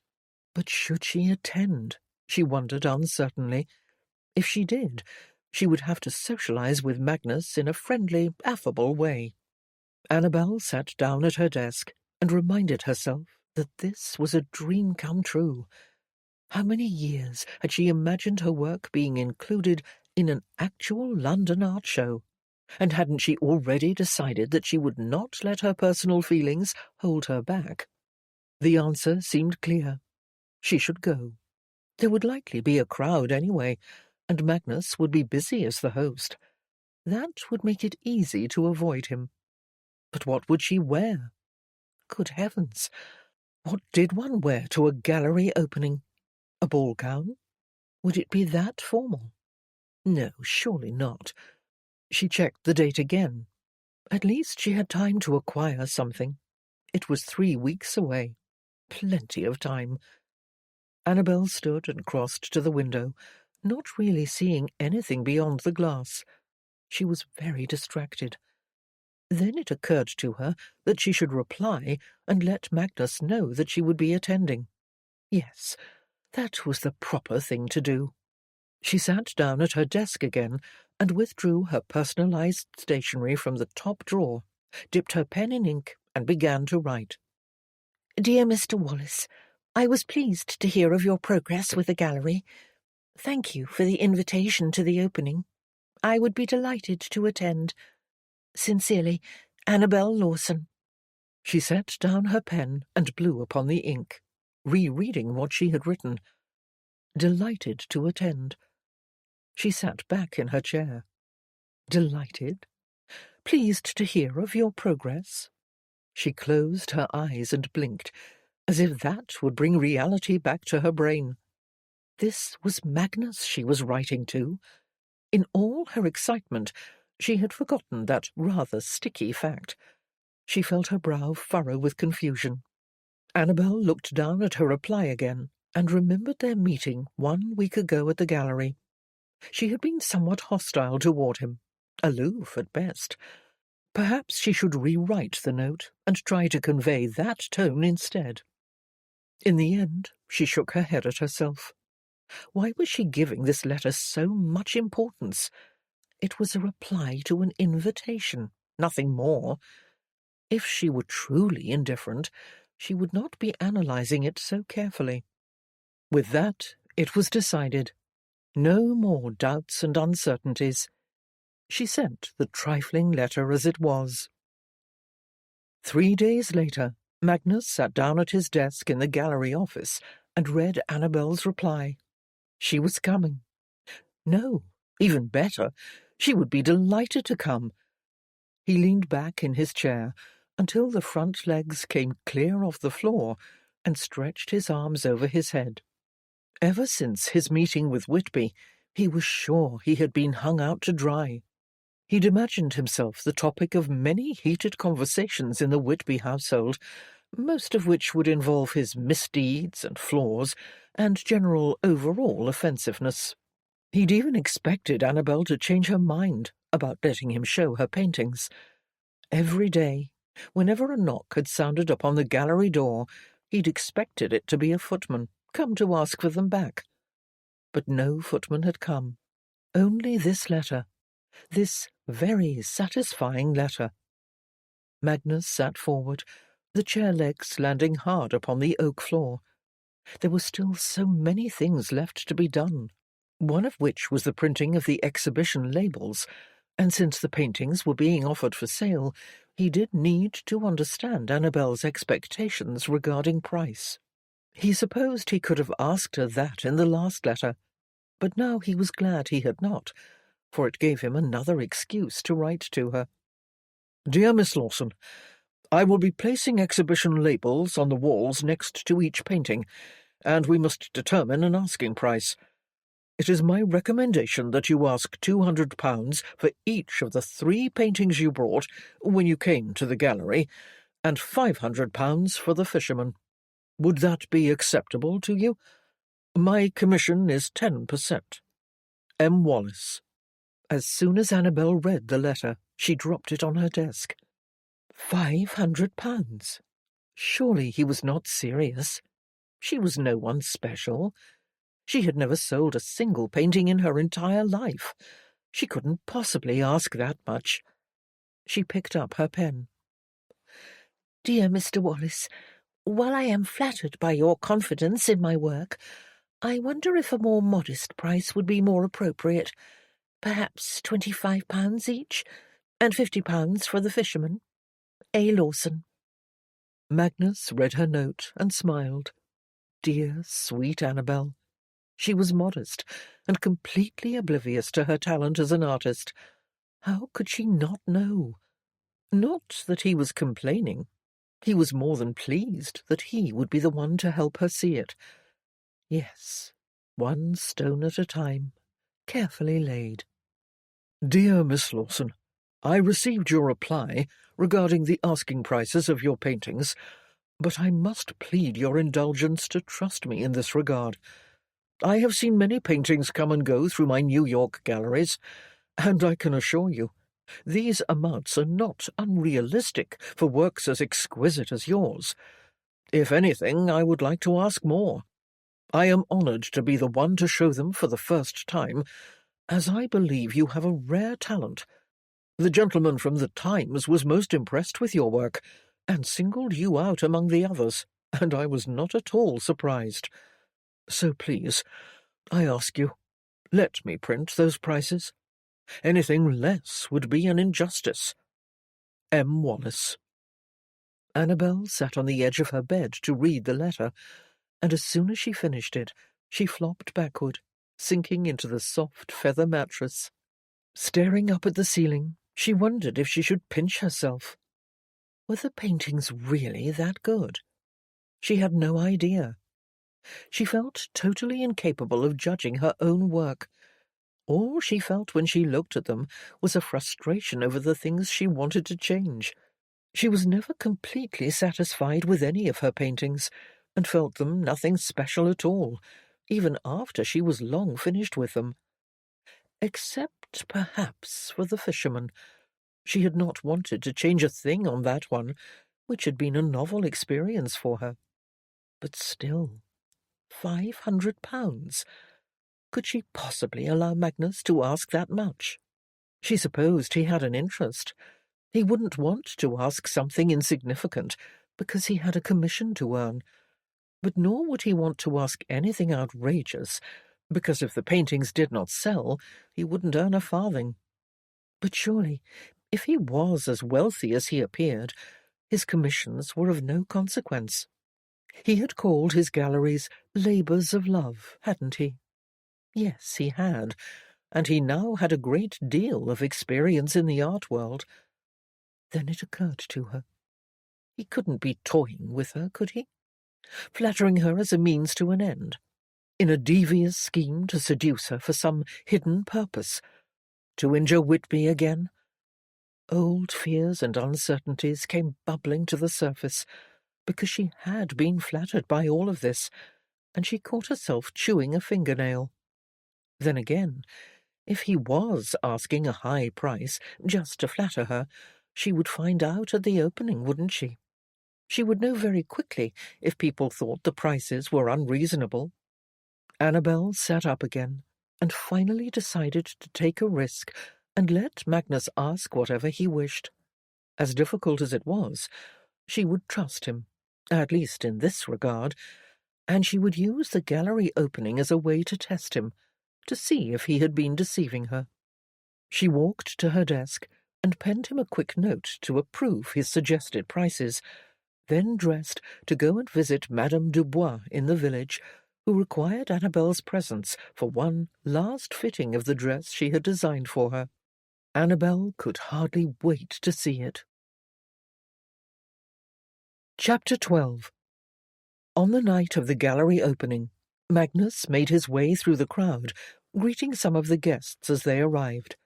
So far, only a half-hour into the evening, it appeared to be a resounding success. There was a noisy hum of conversation and laughter.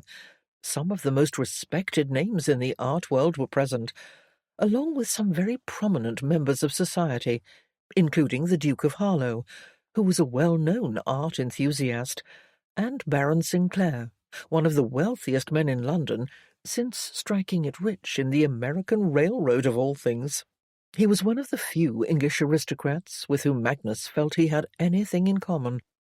But despite the impressive showing of prestigious guests, Magnus felt no true satisfaction, for the one guest who truly mattered had not yet arrived.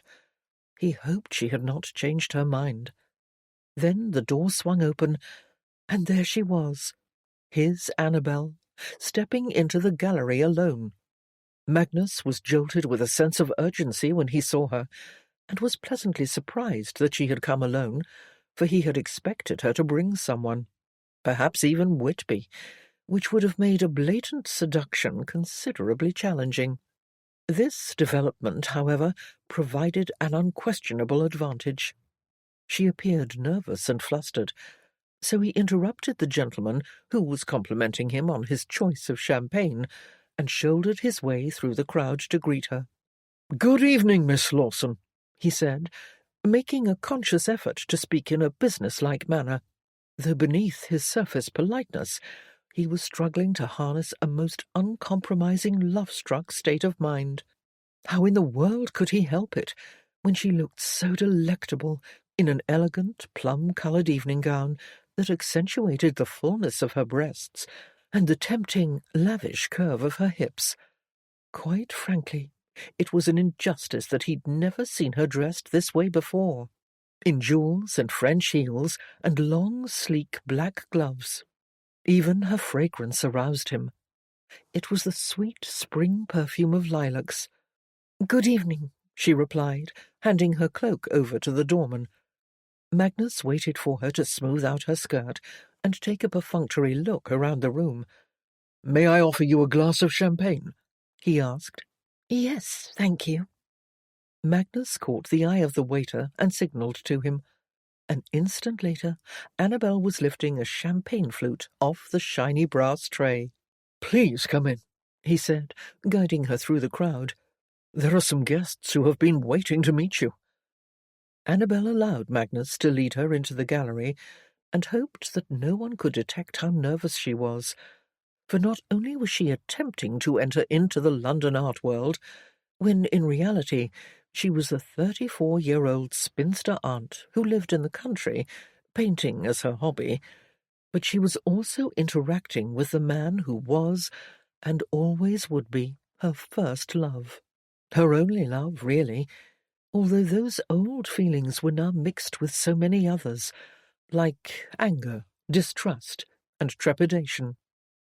As she followed him through the crowd, however, she realized, with a touch of anxiety, that those off-putting feelings did not overrule the disturbing way she was reacting to him now, because seeing him again felt just as it had in the old days, when she would come to him at the lake after an agonizing week away from him, and find him lounging back in the boat, looking handsome and virile. Unfortunately, the very minute she laid eyes upon him tonight, her body awakened the same way, with exhilaration and desire, and she did not understand how she could possibly be feeling that way. How could she forget the antipathy that had crippled her all these years? Magnus directed her to a group of gentlemen toward the back of the room, and they all stopped talking as soon as they noticed Annabel. They studied her curiously, hesitantly, for there were not many women present, and one of the men in particular, older, with grey hair and spectacles, looked down the long length of his aristocratic nose at her before Magnus made the introduction. "Harlow," he said with a confident smile, "allow me to present Annabel Lawson, my latest discovery. Miss Lawson, the Duke of Harlow." The Duke's eyes warmed instantly, his voice friendly and open as he spoke. "So this is the elusive new artist." Annabel felt her face flush with surprise. Then she gathered her composure. "Your Grace, it is an honour." He bowed elegantly. "My dear, the honour is all mine. I am enchanted to meet such a remarkable talent." The Duke patted Magnus on the back. "My good man, you failed to mention that she was not only gifted, but lovely as well. Miss Lawson, will you be so kind as to discuss your seascape with me? I just acquired it." Annabel tried not to gasp. "You did?" "You sound surprised," he said. She felt Magnus's eyes on her, waiting for her reply. "No, it's just so early in the evening. You must be confident in your tastes, Your Grace." The Duke seemed pleased with her answer and offered his arm. "Shall we?" Annabel smiled and wondered if this would answer her question, whether Magnus had been merely flattering her with his extravagant asking prices.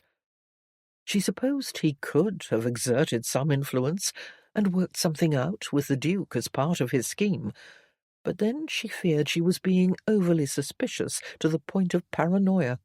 But Magnus had always possessed a talent for knocking her off kilter, hadn't he? The Duke escorted Annabel across the gallery to where her painting was hanging on the wall next to a few others, none of which she recognized. She and the Duke discussed all of them in addition to hers, and Annabel soon began to relax. She eventually met the other 3 local artists who were present, and they were all friendly, except for one who was a member of the Royal Academy. He seemed rather vain about his own work, and spoke to her in a belittling tone. "You may feel differently about Wright's work when you've gained more experience, Miss Lawson," he said to her when she expressed her high regard for the American. She did not bother to argue with him, for she could sense he was envious of Wright's talent. Instead, she turned her attention to the other gentleman, who shared her appreciation and enjoyed the delicious spiced shrimp hors d'oeuvre.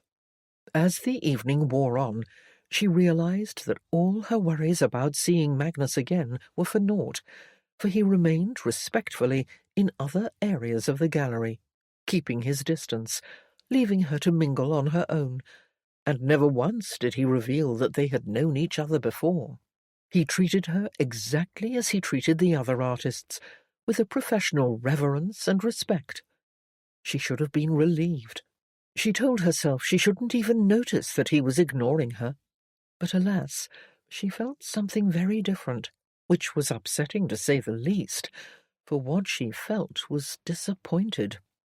The sad truth was, she had been acutely aware of his location every single second during the night.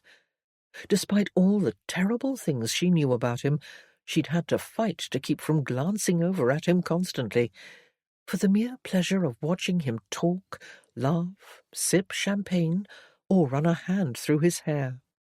Yes, she still thought him the handsomest man in the world, the most intriguing, the most irresistible, and she could not deny the foolish yearning for him to merely glance her way. She wanted the excitement, the thrill of his eyes meeting hers, and even though she had done everything in her power to convince herself she didn't care and was only there for the exhibition, she had to accept the fact that she would always be drawn to him, and she hated such weakness in herself for wanting something that had once been so destructive. Later, as the evening drew to a close and the guests began to disperse, Annabel stood alone in front of the fisherman, looking curiously at the little red mark on the exhibition label and feeling weary of the battle going on inside her head. She glanced across the room to where Magnus was speaking to some of the guests, and as soon as their eyes met, she knew she was simply incapable of fighting the attraction any more. She felt a powerful surge of longing course through her, and didn't have the strength to resist it. She had been suppressing her emotions for too long, 13 years to be exact, and she was exhausted. Whether he felt what she felt, she did not know. All she knew was that he was picking up 2 glasses of champagne and blazing a direct path toward her. She took a deep, steadying breath, not sure what would happen if she ever completely let herself go free. "You did well tonight," he said, handing over one of the glasses. "Let's make a celebratory toast." He raised his glass, and Annabel joined him by doing the same. "To a successful opening and the launch of your career." Annabel drank to his toast, then endeavoured to initiate some relaxed conversation, for she did not want him to know how happy she felt now that he was near. "You may find this difficult to believe," she said, "but I never considered my art as a career. It has always been a hobby, though I've always dreamed it could be more." "I don't find that difficult to believe," he said, "because I remember." It was the first spoken reminder of the past, and it was unsettling to say the least, so she tried to change the subject. She pointed at the red mark on the label. "You told me when I was in your office a few weeks ago that you had never been willing to part with it, but now you finally have." He gave her a sly look. "No, Miss Lawson, I am not parting with it." Then she understood. "You bought it," she said with a grin. "But why? You already owned it." "Ah, but I didn't truly own it," he explained. "You had asked for it back, if you will recall. So now that I have purchased it, I will be its rightful owner, and no one will ever be able to take it from me. Besides," he added, "I get a commission on the sale." She laughed. "But it's your money." He casually shrugged. "Now it's yours." Annabel shook her head at him. "I should refuse." "Please don't. I will sleep better this way." Annabel continued to look at the painting while she sipped her drink, realizing with some surprise that she was feeling more relaxed now that they had actually smiled and laughed together. It had to be the champagne, her 3rd glass. "But if you take this painting back to America," she said, "I will never see it again. It feels strange to think of that." "It will remain here in the gallery until then," he said. "You can visit it." She nodded. "I wonder if I could paint another one like it." She tilted her head to the side. "Now that I see how I handled the brushstrokes, I think I might be able to do it." "I'm sure you could." A few gentlemen came to shake Magnus's hand and thank him for inviting them, and they complimented Annabel on her work. "See," Magnus said, after they were gone, "you will be talked about." A few others came to say good night, and before long there were only a handful of guests left in the gallery, and it was much quieter. Annabel and Magnus wandered around the room, admiring the paintings and discussing each of them at length. Then, surprisingly, their conversation shifted to another subject.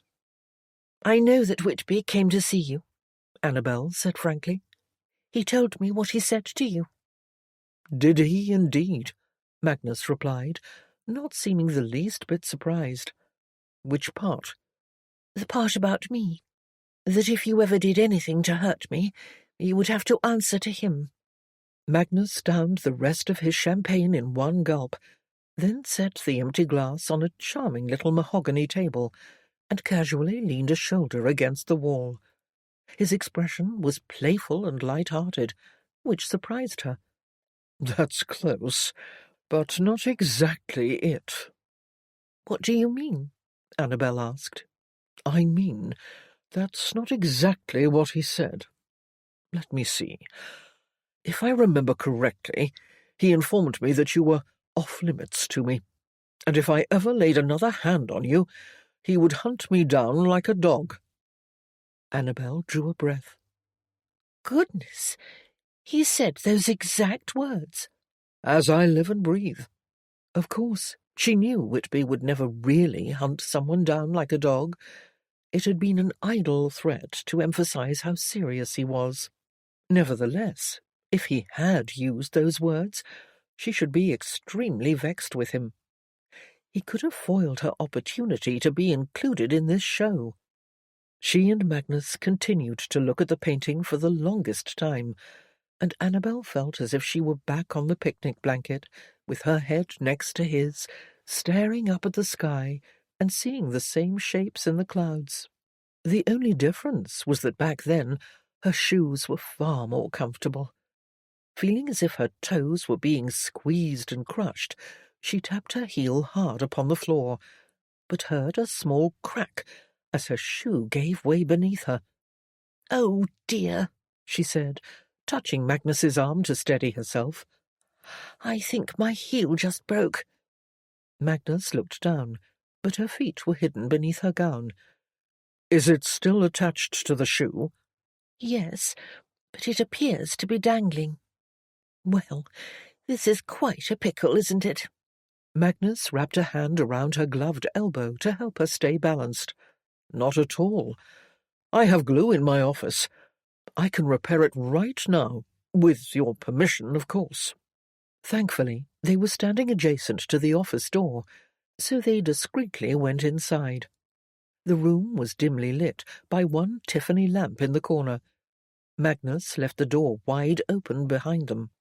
He escorted her to the sofa, but remained standing in front of her while she stared up at his darkly handsome face, the chiselled jaw, the fine, straight nose, the soft, full mouth. "Perhaps you could hand the shoe to me," he quietly said, startling her out of what felt like a trance, for she was alone with him now. "Of course." She slipped it off with her other toe, while a secret part of her wondered what would happen if he got down on a knee and removed it for her. She envisioned his large hand wrapping around her ankle, cupping her heel, holding the arch of her foot. "Here you are," she said, with forced calm, as she strained to hide her thoughts. She handed over the satin, lace-trimmed shoe. Magnus went behind his large desk and opened the bottom drawer. "This is carpenter's glue." He withdrew a half-empty jar and set it on the desk. "It should do the trick until you can have the shoe repaired properly." He remained standing, spreading the glue on the heel, while Annabel watched his hands. They had always been calloused and rough-looking, and despite his wealth and prosperity, and the fact that he was the owner of a very fine art gallery, they were surprisingly still the hands of a common worker. She could not deny that it was that very quality about his hands that had always excited her. Magnus pressed the heel back into place, then set the shoe on the desk. "There. We'll just give it a moment or two to dry. Can I get you anything? Another glass of champagne?" "No, thank you. I believe I've had enough." More than enough, for she must be in some sort of drunken stupor to be feeling so attracted to Magnus after so many years of feeling nothing but the pain of his betrayal. Most confusing of all, she still felt that pain, right alongside the attraction, which made no sense. "Tea, perhaps?" he suggested. "Or I could go and fetch the tray with the shrimp that you seemed to like so much." He had noticed. "Honestly, I couldn't eat another bite," she replied. Just then, an older couple appeared in the doorway, and the gentleman informed Magnus they were leaving. "It was a most enjoyable evening, Mr. Wallace. We appreciate the invitation." "My pleasure, Stanford. Let me show you out." Magnus turned to Annabel and bowed slightly. "Will you excuse me for a moment?" "Of course." She watched him leave, listening to his laughter and conversation outside as she looked around the tastefully decorated office. There was another painting on the wall where the fisherman had been hanging before. She didn't recognize it. Right in front of her on the coffee table was a vase of fresh chrysanthemums. Her gaze then drifted to the large desk and ornate brown leather chair. The desktop was clear, except for her lacy shoe and the jar of glue, and a basket containing a stack of letters and papers. She leaned forward and glanced out into the gallery, where Magnus was still conversing with the Stanford couple, and wondered how long he would be, because it was getting late, and she was beginning to feel more than a little uncomfortable with her all-too-intimate rapport with Magnus. Whitby would definitely not approve. Besides, the room was clearing out, and she did not want to be the last person there. Rising from the sofa, she limped on one foot to check her shoe. The glue wasn't completely dry, but at least the heel was attached. She could probably walk on it if she kept most of her weight on her toes. Annabel set the shoe on the floor, and while she slid her foot into it, her gaze fell upon the basket of letters. One brief note lay on top, and before she knew what she was about, she was overcome with curiosity and found herself reading it. "Mr. Wallace, there is a problem with the wiring at Brownlow and Northington. Perhaps you could drop by in the morning. George Smith. P.S. The electrical in the other building was finalized today." Well, that didn't tell her much, except that Magnus was installing electricity in the 2 buildings he was renovating. "I doubt it's dry," he said, startling her as he re-entered the office. She became instantly flustered, not because she'd been reading his correspondence, though she did feel guilty about that, but because he was handing her a red rose. "What's this for?" she asked, presuming he had just picked it out of the bouquet outside the door. She lifted it to her nose and breathed in the fragrant scent. "It's to thank you for being here tonight," he replied. "It wouldn't have been the same without you. Though I am sorry about your shoe. Perhaps you should have worn your other boots, the ones you used to wear at the lake. Do you still have them?"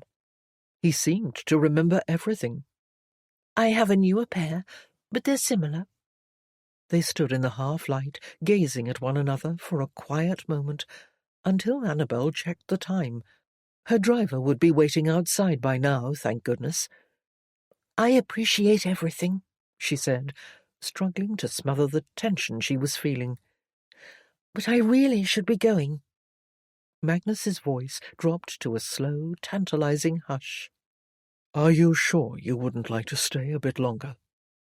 Annabel imagined herself remaining there until all the guests were gone. What would occur? Oh, she knew very well what would occur. They would end up on the sofa, and she would be lucky to keep her garters in place. Struck with a sudden alarm, she fortified her resolve. "I am very sure, thank you." He politely nodded. "When will I see you again?" Feeling the heady combination of his masculine appeal and the lingering effects of the champagne, Annabel raised an eyebrow. "That's rather presumptuous, don't you think?" Magnus strolled a little closer. "Perhaps. But I know you, Annabel, and I am quite certain that you are not oblivious to the spark that still exists between us. This cannot be the end." It was astounding how potent sexual desire could be when it took hold with full force. It eclipsed all reason and sanity. Thankfully, however, Annabel did still possess some degree of discipline, so she cleared her throat and endeavoured to cool this madness, because that's exactly what it was. Madness. "If there is a spark," she replied in a low voice, "I do not wish to act upon it." Just then, 2 other guests interrupted and thanked Magnus for the evening. While he shook their hands, Annabel managed to regain her sanity, realizing with a fright how quickly the situation had just spun out of control. A moment ago, she had imagined herself lying with Magnus on his sofa. The guests left, and before Magnus could say another word to her, she brushed past him and started toward the door. He followed to walk her out. "Please don't leave yet," he discreetly whispered, so as not to cause a scene. "I must. My driver is waiting." She met the doorman, who retrieved her cloak from the front closet and held it up for her. She did not meet Magnus's gaze as she buttoned it. "Thank you, Mr. Wallace, for including my paintings in your exhibition." "You are most welcome. I will be in touch." In touch? About the sales, he clarified, as if he knew the workings of her mind. She supposed he had always been able to read her like a book. Annabel simply nodded. "Good evening." She turned to leave, limping to keep from breaking her shoe again, but Magnus did not give up. He escorted her out onto the street where the coach was waiting. "When are you going back to the country?" he asked, opening the door for her. Annabel climbed in and slid across the seat. "The day after tomorrow." "Why don't you stay in London a little longer? We have to settle the sales, if nothing else." The insistent fire in his eyes upset her balance, for it looked as if settling the sales was the last thing on his mind. To be honest, it was the last thing on her mind too, because the shocking truth was she was still burning to touch him. He was the only man in the world she had ever truly desired, and now he had come back into her life, and he wanted her. He'd said there was still a spark between them, and it was true. It was raging brighter than ever before. But heaven help her, she could not be so foolish as to risk her heart a second time. Not with him. "You can send me a banknote," she said at last, struggling to grab hold of her cautious, sensible self. "I think that would be best. Driver?" But Magnus was still standing there, holding the door open.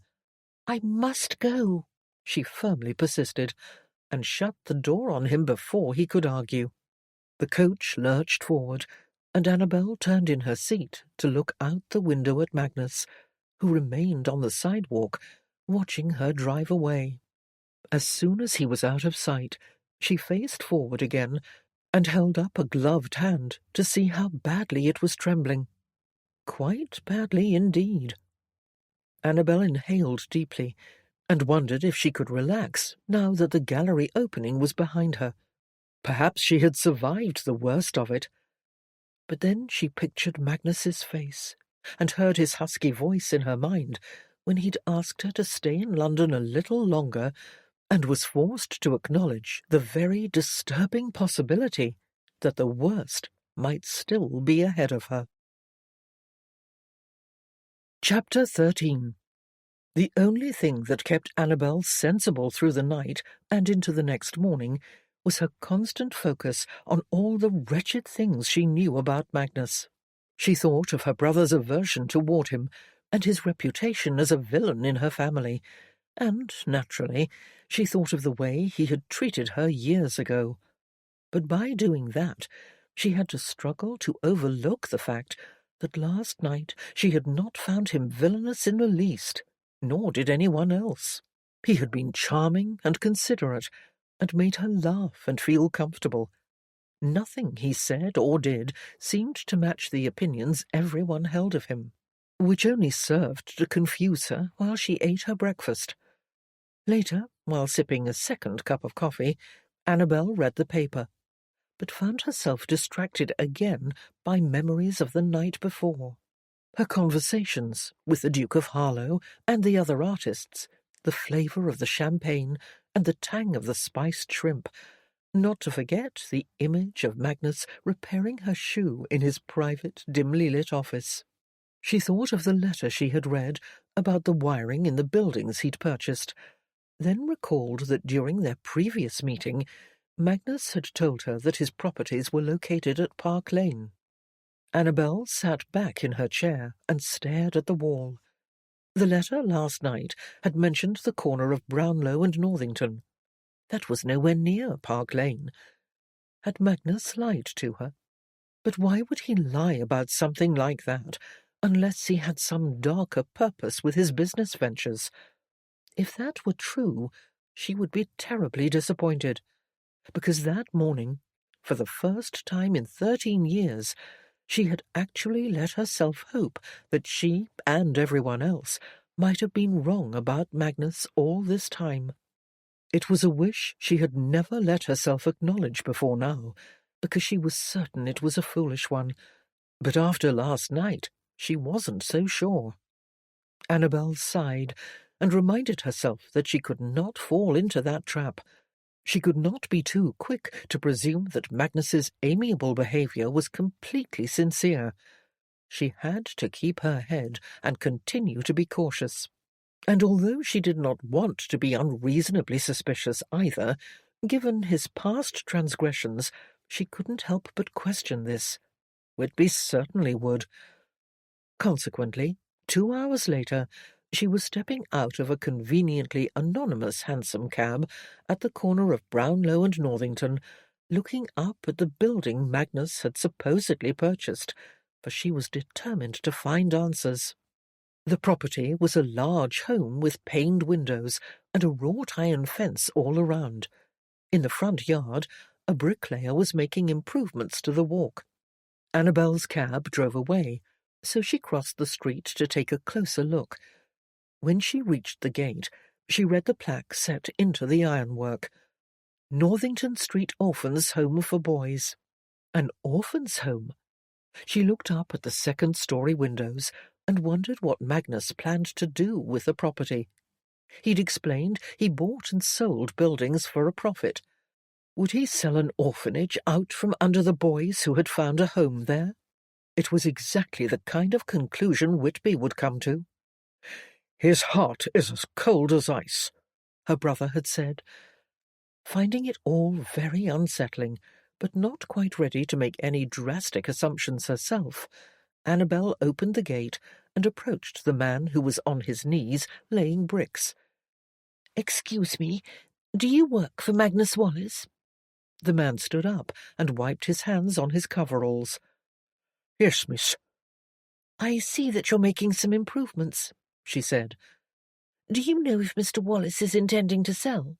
The man wiped a finger under his nose and sniffled. "No, miss. He doesn't own the place. He's just improving it, having the whole place wired for electricity, and he's adding indoor plumbing as well. It's a changing world, wouldn't you say?" Annabel tried to clarify what the man was telling her. "But why would he make improvements to a building he doesn't own?" "I reckon he's generous," the man replied. "Not like some people."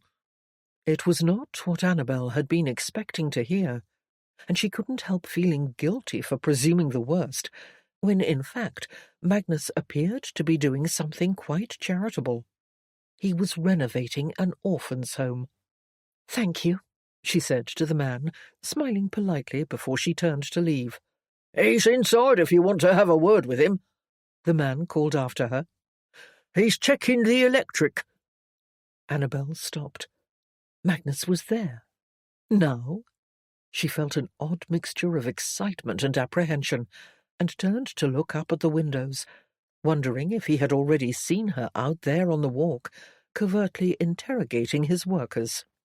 "Perhaps I will have a word with him," she replied, even though she knew she shouldn't. After last night, she should know better. But this charitable bequest, which seemed so out of character for a man whose heart was allegedly twisted, was petitioning her hopes. Annabel approached the front door and knocked.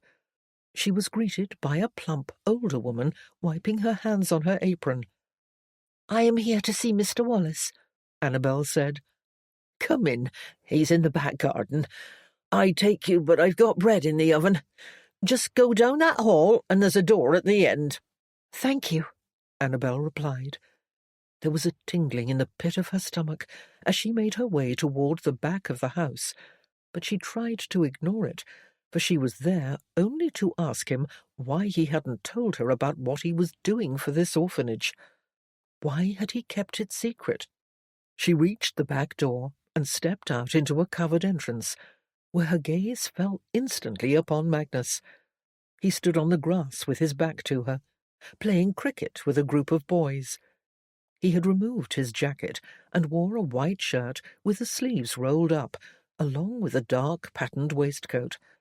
He was laughing at something, waiting for one of the boys to throw the ball. Annabel watched for a few more minutes, until one of the boys pointed at her and said, "Who's the lady?" Magnus turned. Annabel felt a jolt when their eyes met, and her pulse began to pound even harder when he walked toward her. "That's it for me, boys," he said, his gaze intent upon Annabel. "You'll have to finish the match on your own." They all groaned, but quickly returned to their game. "Well, this is a pleasant surprise," Magnus said, reaching the bottom step. He was slightly out of breath, and the hair around his face was damp with perspiration. Annabel inclined her head at him. "I hope you don't mind." "Mind? I'm thrilled to see you." He climbed the steps energetically. "How did you know I was here?" She hesitated before she answered. "I saw the note on your desk last night when I was putting on my shoe, the one asking you to check the wiring this morning. It gave the address, so I took a chance." She refrained from telling him she had been wondering if it was all part of some dastardly master plan to harm her family. "Well, I'm glad you did," he said. "Why don't we go inside?" He opened the door for her. Annabel entered and let him show her to the front parlour, where she smelled fresh paint on the walls. A few boys came bounding down the stairs, taking no notice of Annabel and Magnus as they dashed toward the back door. "Why didn't you tell me about this?" she asked, when the house quieted down again. "It didn't come up." "But you told me you were making improvements to 2 buildings on Park Lane," she said. He shrugged casually. "I am, and this is where the profits are going. Here, and to a girls' home across the river." Annabel's brow furrowed. This was not at all what she had expected. "I didn't realize you were such a generous philanthropist." "I'm not really," he replied. "I just remember what it was like growing up in London, feeling like an orphan myself sometimes, having nothing." Annabel took a few steps closer to him, feeling as if there were many, many things she did not know about this man. All she knew was what Whitby had always known. "You never told me any of that before," she said. "When I knew you was Mr. Edwards." Where had that come from? She shouldn't have said it. His eyes were wistful, yet surprisingly tender. "There were a lot of things I didn't tell you, Miss Lawson." She continued to gaze at him, waiting for more. "I was only 9 when my father died," he finally explained, "and my mother, well, she wasn't much of one." Just then, 2 boys burst in through the front door, one shoving the other. "Bugger off!" the younger one said. Magnus turned and watched them for a moment, and when the older one shoved the younger one again, he strode toward them. "Perhaps you could behave yourselves, gentlemen. There is a lady present." He put an authoritative hand on the older boy's shoulder. "Why don't you both go and join the cricket game out back? They're in need of a few extra players." As soon as they were gone, Magnus returned to the parlour, where Annabel stood watching. "Boys like those 2 just need something to do." She smiled and nodded in agreement. "How did you get here?" he asked. "I took a cab." "Can I offer you a ride home?" he asked. "That would be very kind. Thank you." A short while later, they were sitting across from each other in Magnus's luxurious private coach, heading down the street. Annabel sat with her knees squeezed tightly together, her gloved hands clenched tightly upon her lap while she looked out the window. She could not believe that she was sitting in a coach with Magnus, when for years of her quiet, uneventful life she thought she'd never see him again, not to mention the fact that they had been lovers once. They had been intimate. Then she was cut loose in the most brutal, excruciating way.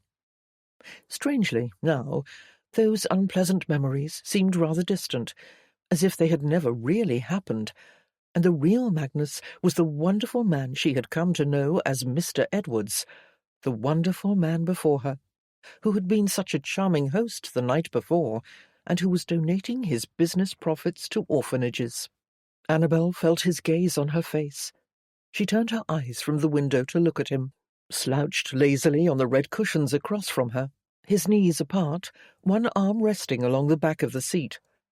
All her womanly senses began to hum, for he was so impossibly handsome. And his eyes! He stared at her, as if he could see straight through to her soul, as if he adored her soul, and knew her as well as only a lifelong friend could know someone. Annabel sucked in a little breath, and tried to deny the part of her that felt happy to be with him, the man who had, for a brief time, been her most precious friend. "Would you like to see my buildings on Park Lane?" he asked, and somehow she knew that he recognized and understood her anxieties, and wanted only to put her mind at ease by distracting her. She smiled and said yes, and the knots of tension in her shoulders began to unwind as she stopped fighting so hard against the part of herself that was happy. A few minutes later, the coach pulled slowly to a halt on the elegant residential street, and Magnus stepped out to assist Annabel. She climbed out and looked up at a large home. A number of workers on tall ladders were applying stucco to the exterior. "This one must be yours," she said, linking her arm through his when he offered it. Magnus stood on the sidewalk beside her, looking up. "Yes, but when I bought it, it was two narrow, unkempt houses side by side." Annabel examined the full width of the structure. "You turned two houses into one larger home? I would never have guessed." He pointed from one side to the other. "I redesigned the exterior for a unified appearance. On the inside I knocked out a few walls and installed all the modern conveniences." "What extraordinary vision you must have," Annabel remarked, "to see such potential." Magnus placed his hand over hers on his arm and leaned close.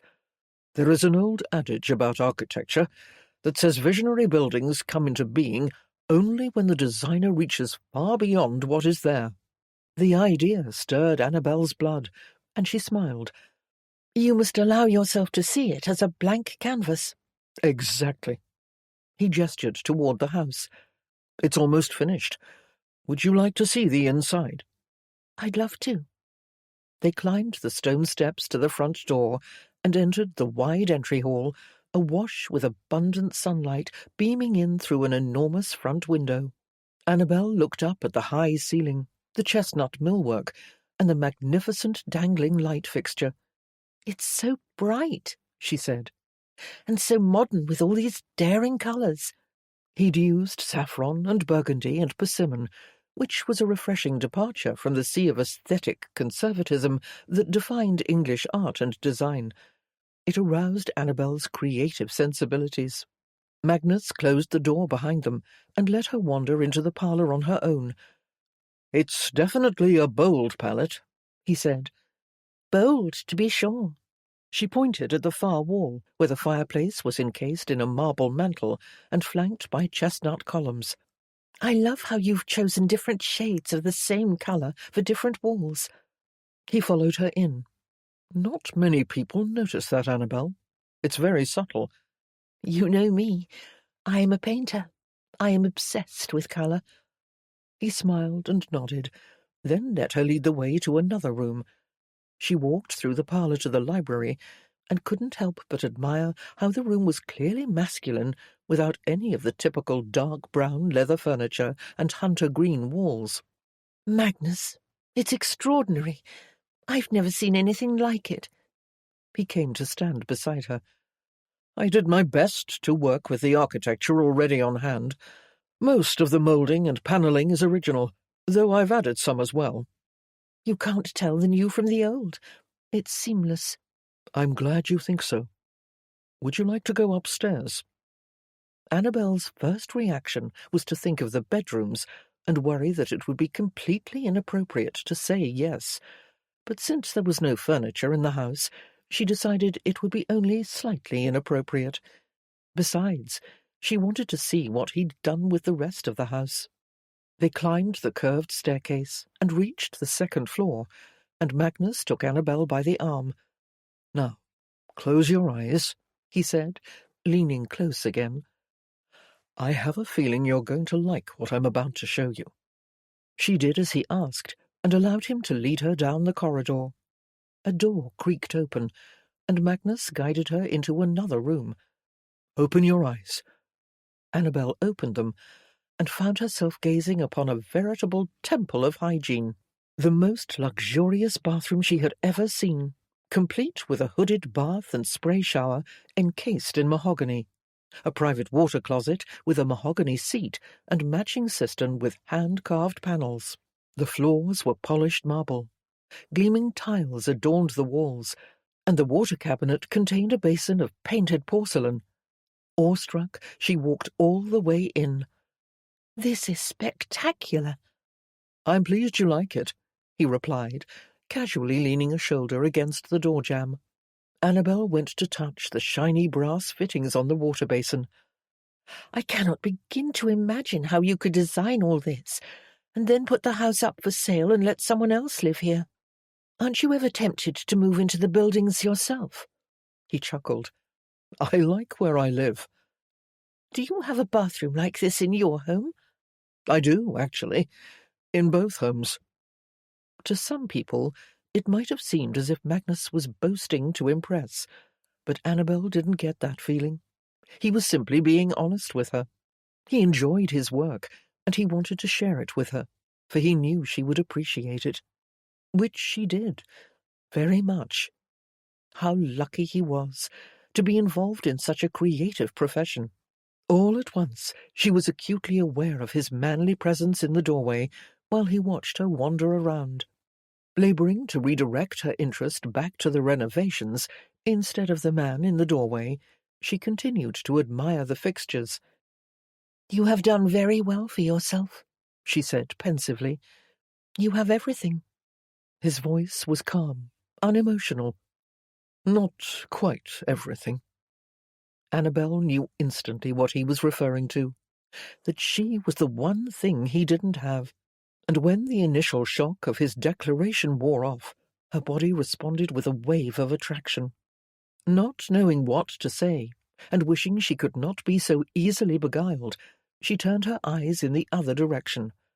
But Magnus wouldn't let her look away. He pushed off the door jamb and sauntered toward her, stopping in front of her, so close that she could smell his cologne in the air. "Would you like to see the bedroom?" he asked in a soft, silky voice. Annabel's pulse quickened at the suggestion, and a flash memory of the day he had touched her intimately on the beach flew through her mind. He was too close, too persuasive and enticing, and the mere mention of the word bedroom was highly inappropriate, and made her go weak in the knees. "That would be very nice," she said, regardless, with a surprising degree of aplomb. He stared at her for a moment, as if studying her thoughts. Then he turned to lead the way down the corridor. "It's this way." Annabel followed him into the large room at the end of the hall, and after seeing all the bold colours throughout the house, the restrained bedchamber came as a surprise, and perhaps a bit of a relief, for it was a soothing, dignified cream, with polished honey oak floors. He faced her and inclined his head, and his voice was soothing as well. "I'm not sure where the bed should go. Any ideas?" Annabel smiled. "Here, I believe." She moved to stand against one of the walls and gestured with her hands. "A floor-to-ceiling headboard would be nice.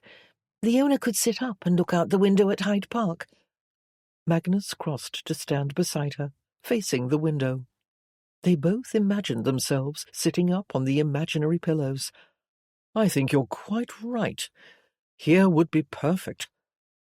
Annabel watched the leafy trees blowing in the wind outside, and felt surprisingly calm and at ease. Then she turned her eyes to Magnus, who had been watching her profile. He was so familiar, like a well-worn shoe, but much better looking.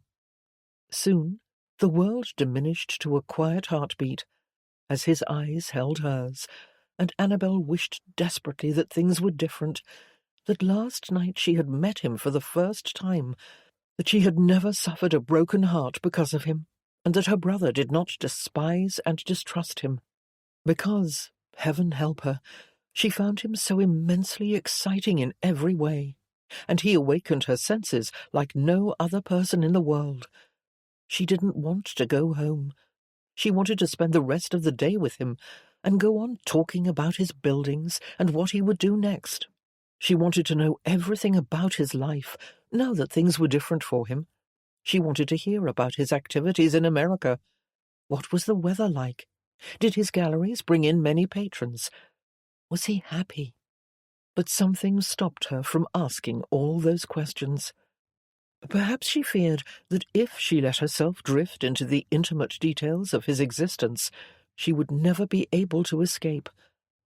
"I should go," she said abruptly, before she had a chance to change her mind. The disappointment in his eyes was almost tangible, but she did not allow herself to be swayed by it. It was vital that she continue to be prudent. "Of course," he replied, offering his arm. "I have kept you too long." Soon they were climbing back into his coach and settling in for the ride. It had been a perfect morning, Magnus thought, as he sat across from Annabel in the coach and admired the dazzling green of her eyes, not unlike the first day he'd met her on the train 13 years ago, when he had become swept away by her lively, vivacious nature. Today, he was pleased to discover that she had not lost that zest for life. She had been excited by his renovations, and her enthusiasm was contagious. But she had always inspired him. If it weren't for her, he might never have gone to America to better himself. He wouldn't have bothered, and he had her to thank for the new direction his life had taken. Soon they entered Annabel's residential district, and he knew the coach ride would soon come to an end. Sliding smoothly across the small distance between them, he positioned himself next to her and stretched an arm across the back of the seat. Annabel gazed at him questioningly, but with a hint of a smile that pleased him, for it was an honest smile. It was the smile that belonged to the young woman he had met on the train, the woman who had stood on a beach and painted him in a boat. "I am glad you came to see me this morning," he said. "I am glad too," she replied. "I think." Magnus chuckled, then ran a finger up her arm, from her wrist to the inside of her elbow, his heart thundering in his chest as he strove to control his desires, for what he really wanted to do was ease her onto her back, right there in the shady confines of the coach, and feel her soft, lush body beneath his own. Her breathing changed, and he was pleased when he sensed a slight surrender. Since it was not in his nature to ignore an opportunity, he spoke frankly. "Annabel, I know that you are having a hard time trusting me again, but I wish you would give me a chance to prove myself worthy of your friendship. Why don't we have dinner together tomorrow evening?" She looked him in the eye, studying him, searching for answers. "I am not sure that would be wise." "Please consider it. We could start fresh and get to know each other all over again." She looked down at her tightly clasped hands in her lap and was quiet for a moment.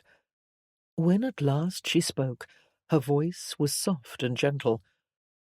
"Magnus, I have spent the past 13 years trying to get over what you did to me, and though I am grateful for the opportunity to be included in your gallery opening, and I enjoyed myself with you this morning, I am not sure that I would ever be able to let you back into my life, or into my heart."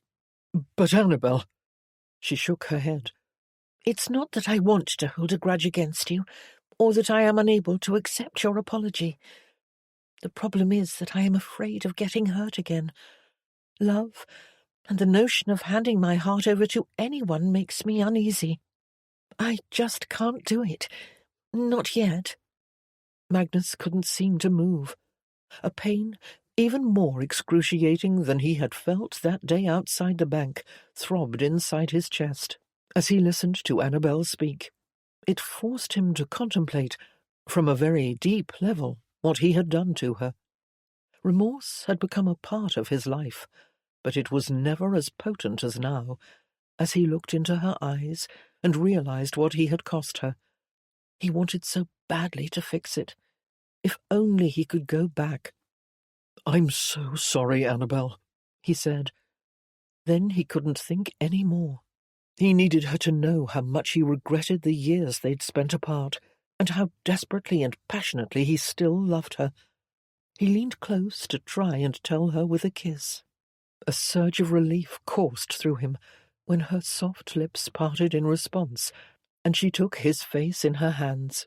He had dreamed of this for so many lonely years, but he had never dared to imagine that it could really happen.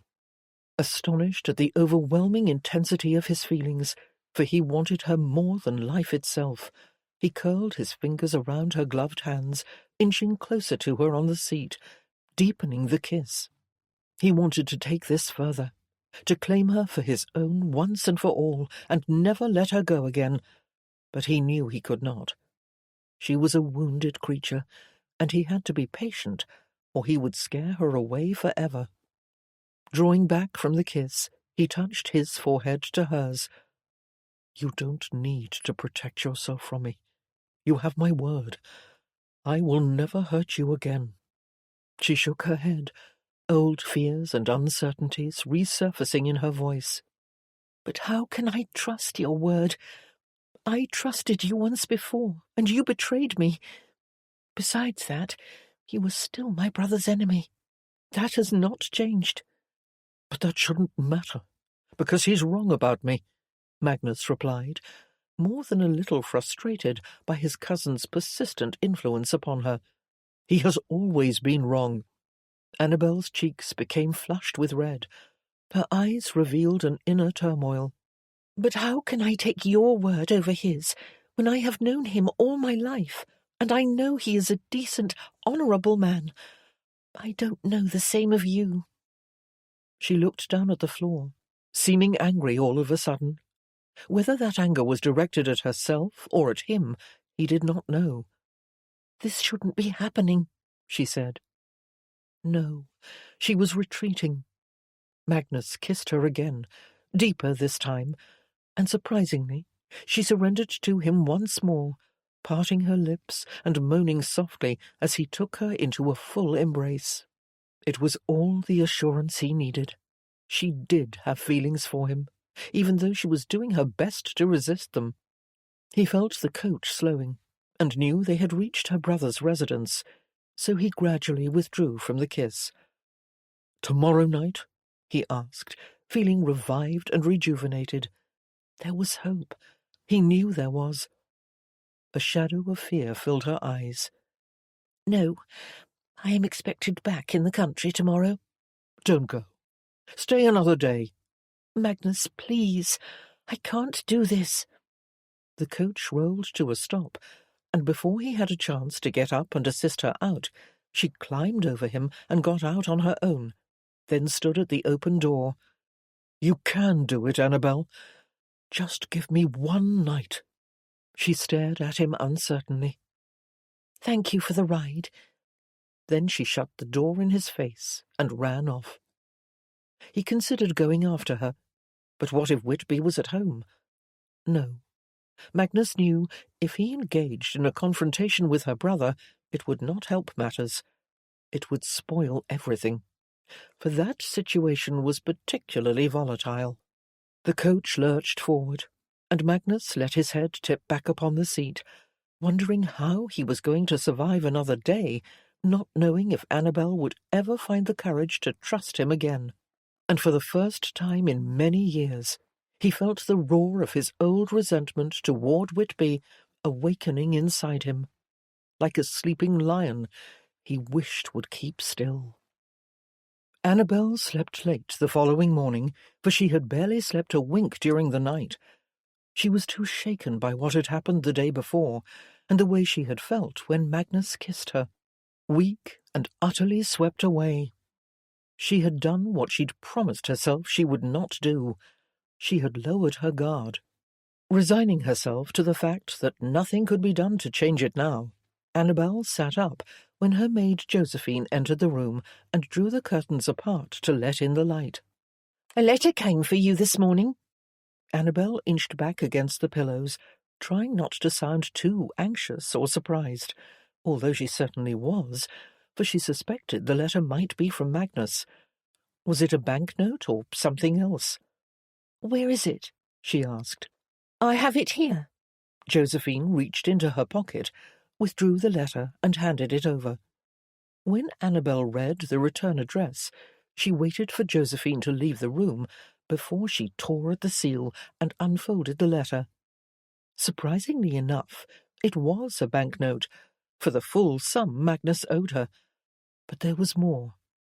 "Dear Miss Lawson, I know you plan to leave for the country today, but I could not bear to leave things as they were when we parted in front of your brother's house yesterday. I know you have not forgiven me for what happened between us years ago, and I concede that it is your right. But please believe me when I say that I have suffered every day of my life for how I wronged you. I know it is far too much to ask, but please, a second chance. If only you would stay in London one more day. Please, Annabel. We enjoyed each other's company yesterday, did we not? We could enjoy ourselves like that again. I will remain at my hotel all day, if you should choose to see me. I sincerely hope you will. Yours, Magnus."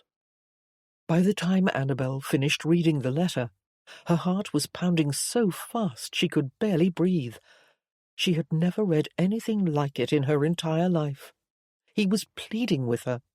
Pleading. And she, in turn, was desperate for him. Desperate for his touch, his kiss, and so much more. She had truly been swept away. Slipping out of bed, she reached for her dressing gown and pulled it on as she strode to the window, which looked out onto the tiny fenced-in garden out back. She wondered, after all that had happened, if she could ever truly trust Magnus again. There had been so much water under the bridge, and she would always worry that her desire for him had prevailed over her good sense. She supposed the real problem was that she was torn between her unstoppable passion for one man and her deep devotion to another, the adoptive brother who had raised her, a man she had always trusted. And wasn't trust at the heart of all this? Whitby was warning her to stay away from Magnus. He believed him unscrupulous. Annabel didn't know what to believe, and that frightened her. She feared she was losing her mind. Wanting suddenly to return to her home, where she felt safe and secure and could think about all this, free from Magnus's dangerous temptations, Annabel picked up her pen and withdrew a sheet of paper from her desk drawer. "Dear Mr. Wallace, I'm sorry, but I must go home to my family today. Please do not wait for me. I cannot see you. I need time to think. Annabel." She sealed the letter and rang for her maid again. A moment later, Josephine knocked and entered. "Josephine, please send a footman to deliver this letter personally to the Grand Hotel," Annabel instructed. "And when you're finished with that, go and pack your things. I want to go home, and I don't want to miss the midday train." "Yes, Miss Lawson." Josephine left the room, while Annabel quickly went to retrieve her travelling case. Passengers were already boarding the train by the time Annabel and Josephine arrived at the station and purchased their tickets. "I'll be so glad to get home," Annabel said, leading the way along the platform, walking the length of the train to reach their proper carriage. "But you enjoyed yourself at the gallery opening, didn't you, Miss Lawson?" Josephine said, hurrying to keep up. "Everyone liked your paintings." Annabel smiled over her shoulder at her maid. "Yes, I suppose I did. It was a very successful evening." They finally reached the carriage where they were to be seated, but before they stepped on, Annabel stopped to check her reticule for the tickets. Then something caught her eye, or rather, someone. a man came darting out of the station and stopped abruptly on the platform. The world seemed to disappear for a moment as Annabel focused on him. It was Magnus, there to say goodbye, or to stop her from leaving, or to plead with her one more time for another chance. The fact that her maid was now looking at him too did nothing to wrench Annabel out of her stupor, because heaven help her, she could not take her eyes off him. He was so darkly handsome in his open black coat, the collar of his white shirt contrasting sharply with his thick, wavy black hair. Despite everything, he was the most captivating man she had ever known. In all her life, no one had come close. His eyes met Annabel's across the distance of the platform, and he merely stood there, seeming almost arrested himself. Annabel fought to understand the workings of her mind and body. She wanted to escape his power over her. She wanted to go home, where she was safe with a family who loved her. But she couldn't move. She could barely breathe, for that matter. Josephine continued to look at him as well. "Miss Lawson, are we still going home?" The words took a moment to register in Annabel's mind. Somehow the young maid understood what was happening, though Annabel had never confessed anything to her. She supposed it was rather obvious.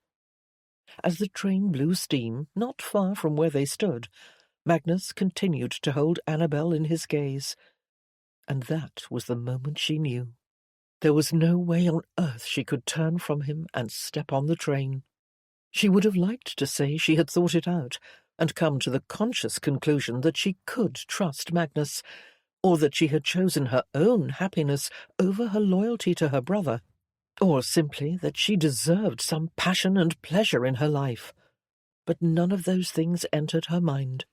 She was aware only of her blood pounding through her veins and the noisy rush of lust that dashed like fire through her body, urging her to go to him.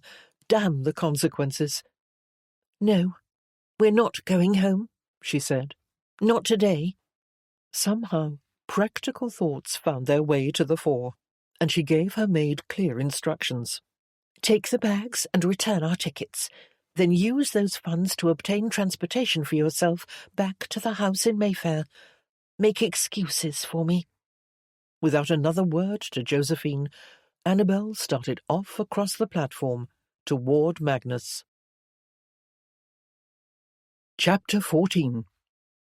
Annabel walked the length of the train, and Magnus began walking too.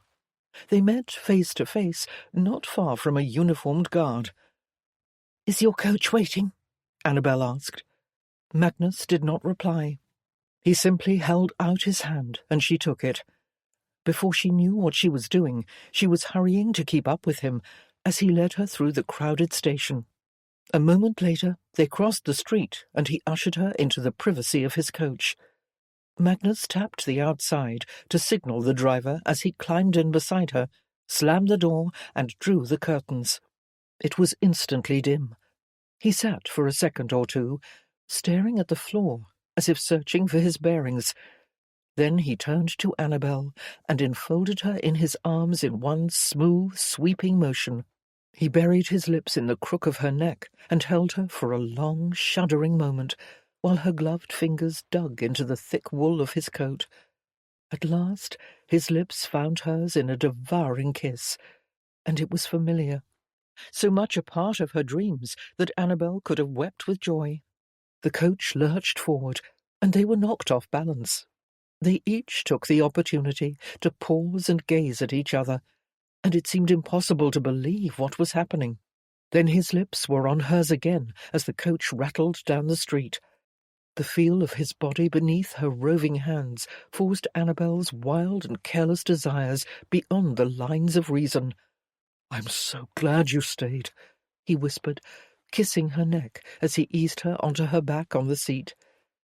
He was her lover, her only lover. How had she lived without this kind of intimacy for so long? How had she survived?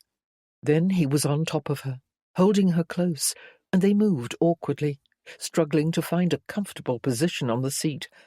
She took his face in her hands and relished the heat of his mouth, while he tugged her skirts up and slid his hand up her leg. Annabel gasped at the thrill of his touch. "Are you still a virgin?" he asked. "Yes," she replied. He closed his eyes and rested his forehead upon hers. "Good, because I can't bear to think of you ever loving someone else." Annabel sighed as he held her and made love to her with his hands and mouth, kissing her everywhere. Soon her body was trembling with excitement, and she grabbed hold of his coat and squeezed the fabric in her fists as pleasure washed over her like an ocean wave. All she wanted was more, despite the fact that her brain was screaming at her to stop and think, to be careful. It wasn't long before she was able to ignore those incessant warnings and relax into the delight that Magnus offered. She pulled off her gloves, yearning to touch him as she had never done before. He closed his eyes and rolled slightly to the side to allow her better access, but movement was awkward on the narrow seat. Nevertheless, her hand found its way into the warmth of his breeches, to the centre of his passions, where she soon learned how he liked to be touched. A moment later, drowsy with desire, Magnus opened his eyes and wrapped his hand around her slender wrist. "You'd better stop, or I might lose my head." "I want you to," she replied breathlessly, kissing his neck, inhaling the musky fragrance of his skin, thinking this was the most wicked thing she'd ever done, but she wanted so much more. She felt no need to hold anything back, which gave her a moment's pause. This was Magnus, and she had vowed not to give in to him. She was so afraid of another heartbreak, like the last time. But whenever he kissed her, all of that went away. She simply had to have him, at any price. She wanted to give her body to him completely, to know what it felt like to make love. And why shouldn't she know?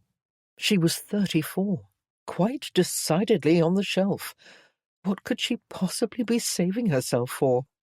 The carriage bounced over an unexpected bump, and Magnus dragged his lips from hers. He grimaced, as if straining to regain control, then sat up and leaned toward the window. Pulling the curtain aside with one finger, he looked out, then sat back. "We're close to my hotel. Will you come in?" Annabel hesitated. Should she? He kissed her again, and continued to kiss her until the coach slowed and rolled to a stop, at which time they both quickly sat up. Annabel pushed her skirts down to cover her exposed legs, while Magnus buttoned his coat. He combed his fingers through his hair. "Are you all right with this?" he asked, taking her hand in his and kissing it. She couldn't speak. All she could do was nod. "Will you come in, Annabel?" he asked a second time. Yes. Was she really going to do this?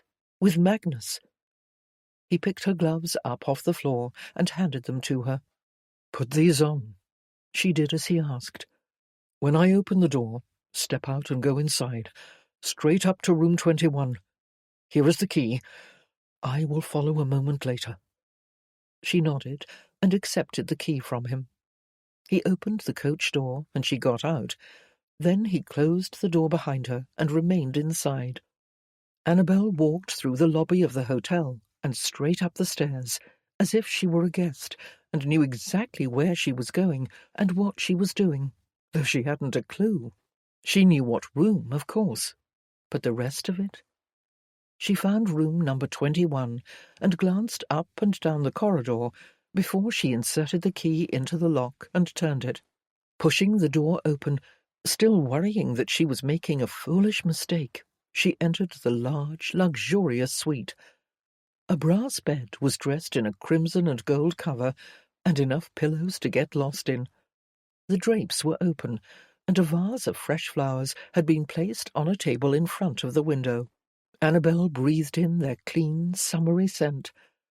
She walked all the way in and touched Magnus's shaving supplies on the washstand, then glanced toward the dressing-room and imagined his clothes hanging inside. She wanted to touch and smell them. She could barely believe she was in his room, but before she had the chance, she heard a noise and turned. There he was, standing in the open doorway, seeming out of breath, as if he had just run up the stairs. He was so handsome, so achingly beautiful, he almost brought her to tears. He gazed at her for a moment. "I was afraid you might change your mind and leave before I got here." "No." His shoulders seemed to relax, and he came in and closed the door behind him, locked it, then walked to the window and pulled the drapes shut. Sauntering toward her in the smoky light, cutting through the narrow space between the curtains, he unbuttoned his overcoat and shrugged out of it. He tossed it onto an armchair by the bed, then reached Annabel and took her face in his hands. "You can trust me," he said. "We won't do anything you don't want to do." She knew what he was telling her. He was saying that she should not be afraid, because he would not take her virginity if she did not wish it. Nevertheless, she was very afraid. Struggling to overcome it, for she did not want to act a fool with him, she guided his hands away from her face and down over the top of her bodice to her breasts. He gazed at her uncertainly for a moment. She was uncertain herself. She didn't know what she was doing, only that she wanted him to touch her. The rest she would deal with as it came. He took her face in his hands again and pulled her close for another kiss. She let out a little moan, while he backed her up against the side of the bed, stopping briefly to remove his jacket, waistcoat, and shirt. While he unbuttoned her bodice, she gazed in awe at his chest, smooth and muscular, then slid her open hand across his shoulder and down to the coarse hair below his navel. She followed the line of hair into his breeches again. Oh, she was beyond hope. She'd never imagined she would experience this with Magnus, the man she had loved and lost. She felt faint and dizzy with longing. She wanted all of him, urgently, so she allowed him to undress her without the slightest resistance. At long last, she stood before him, naked, while he looked at her, which he did for a prolonged moment. Annabel couldn't wait any longer. She stepped forward and wrapped her arms around his neck. The next thing she knew, he was sweeping her off her feet and laying her down upon the soft bed. Her body burned as he came down heavy upon her. "I don't want you to have any regrets," he said. "I won't." In truth, she was not certain she would be completely comfortable with this afterward, because she was still unsure of so many things. But she didn't want to worry about that now. All she wanted was to be with him at last, after all this time. He rolled to the side and removed the rest of his clothing. The next thing she knew, he was easing himself between her thighs, nudging her legs apart. Annabel's heart was pounding. She had no idea what to expect. "You're nervous," he whispered. "A little." "We could wait," he replied, giving her one last chance to change her mind. "No, I've waited long enough." His chest heaved against hers as he contemplated what was happening. "If we do this, I promise to do right by you." She knew what he was saying. He was telling her that he would marry her. But Annabel didn't know what she wanted outside of that moment. "Just make love to me," she pleaded, shaking those thoughts away, because she was ravenous for his body and would not be deterred. He nodded and positioned himself while kissing her, holding her, loving her, and distracting her from what was to come. Magnus paused and kissed the tip of her nose, then down the side of her neck. Annabel lay still, trying to calm her racing heart, until she felt the pain of penetration and squeezed her eyes shut. Annabel clutched his shoulders, and eventually the pain began to subside, and she gave herself over to the miracle of what he was doing to her. She began to move with him in the dim afternoon light, her body surging with passion and desire. Everything seemed to come naturally. and she held him as close as she could until they were both drenched in sweat. The pleasure reached a peak, and crying out, she slammed her hands down upon the blankets and squeezed the covers in her fists. She realized, with both fear and joy, that her life was never going to be the same after this. Everything would change. How, after today, would she ever be able to live without this beautiful, sensuous bliss? Lying with Annabel, feeling his heart pounding against hers, Magnus withdrew and rolled to the side. He was in shock. He had just made love to Annabel, and it had not been a dream. He laid his open hand on his chest over his heart, and for the first time in his life he felt vulnerable and exposed, yet strangely content. It was an unfamiliar feeling, for the difficult circumstances of his life, especially during his childhood, had required him to be tough and impervious. He never let down his guard. He lived in a suit of armour. Not wanting to turn his head on the pillow and look at Annabel, for he was afraid she might already be regretting what they'd done, he reached for her hand instead. When her fingers curled around his, he closed his eyes, relieved by that small offering, then finally turned toward her. She was lying on her back, with her eyes closed, her hand pressed over her forehead, as if she were deeply troubled. His gut wrenched, and he braced himself. "Annabel," he whispered. He wanted to tell her that he loved her. He wanted to say it right then and there, but knew he had to tread carefully. She took her hand off her head and opened her eyes. "I can't believe we just did that." "I beg of you," he said. "Do not be sorry for it." She shook her head. "I don't know what I feel, Magnus. I should be regretting it, because I am a respectable woman who just made love to a man who is not my husband, a man who is my brother's enemy, in a hotel room in the middle of the afternoon.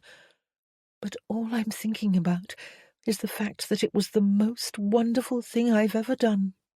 He gathered her hand in his, brought her fingers to his lips, and kissed the soft pad of each one. He did not want this moment to end. "I can't believe what it felt like," she continued. "I had no idea." He kissed her with immense tenderness. Her eyes were still closed when he came away, and she was smiling. "You surprise me," he said. "Why? Because I was morally deficient just now, and I don't care." She was attempting to make a joke, but he did not laugh, because he could see the anxiety in her expression, the uncertainty about her future. Instead, he ran his hand over her hair and wondered if it was possible that one day she could fall in love with him again, like she had the first time. If one day she would be free of all her doubts and reservations. "It certainly was wonderful," he said.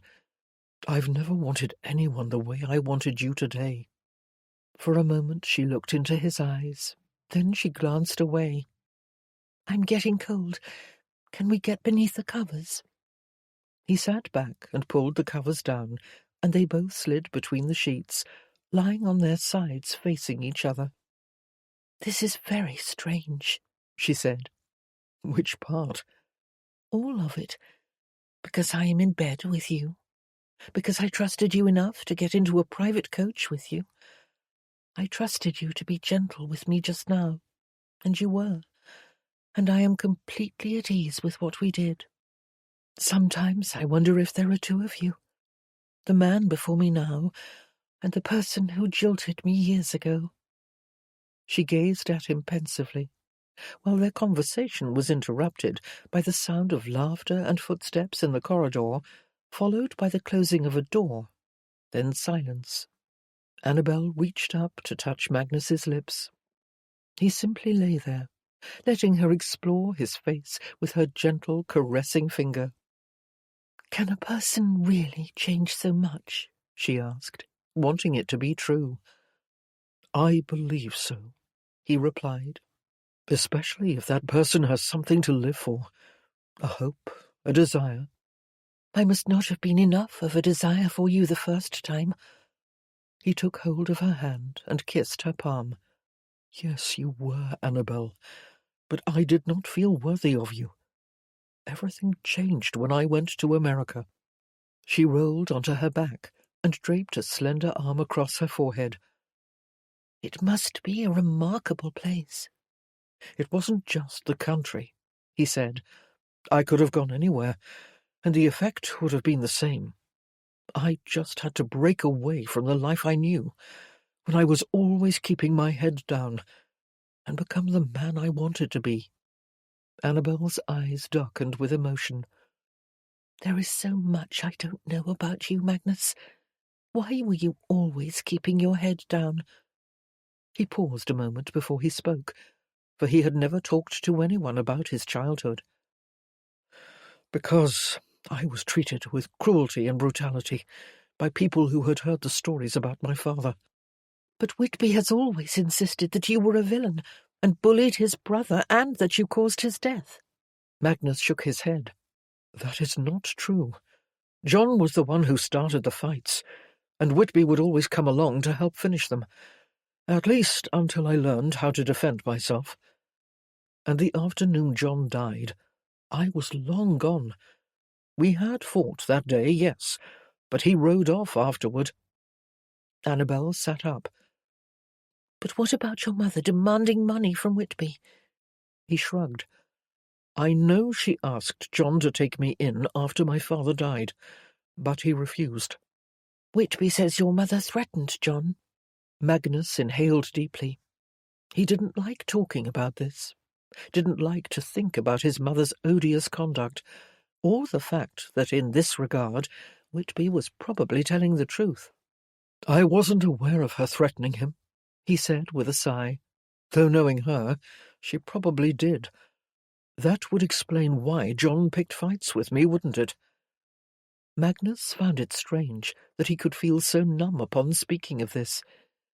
He supposed he had shovelled a great deal of dirt over his age-old bitterness. Sometimes I just don't know what to believe, Annabel said. I trust my brother. He wouldn't lie about things. But my feelings for you are so... She didn't finish. She merely closed her eyes and shook her head, as if she didn't know which way was up. Magnus, however, did know. He leaned on one elbow and resolved to say what needed to be said. All of that is in the past, Annabel. I have left it behind, and I need you to do that as well. Come to America with me, as my wife. She blinked repeatedly, her face going pale before she replied, Please don't ask me that now, Magnus. This is all happening so fast. I need time to let the dust settle. But what were you thinking when you saw me at the station and decided to come away with me? Surely something changed. He had hoped she'd realized that she still loved him and was willing to move forward. In a way, he had wanted her to choose him over her brother. To be honest, I wasn't thinking beyond the moment, she said. It was not what he wanted to hear. When he raked a hand through his hair in frustration, Annabel sat up, hugging the covers to her chest. Please don't make demands on me, Magnus. Not now. This is all very new and very confusing, and I can't be impulsive about a decision that will affect the rest of my life.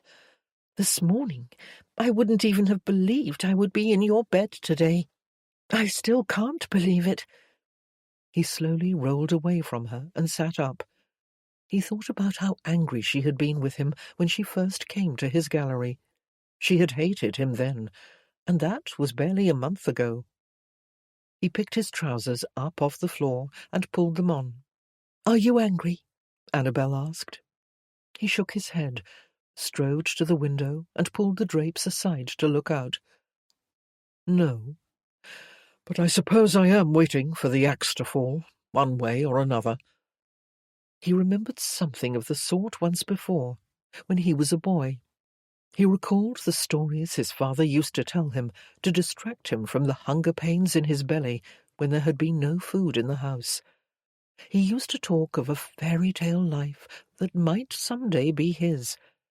But then his ailing father died, and his mother had dropped the axe.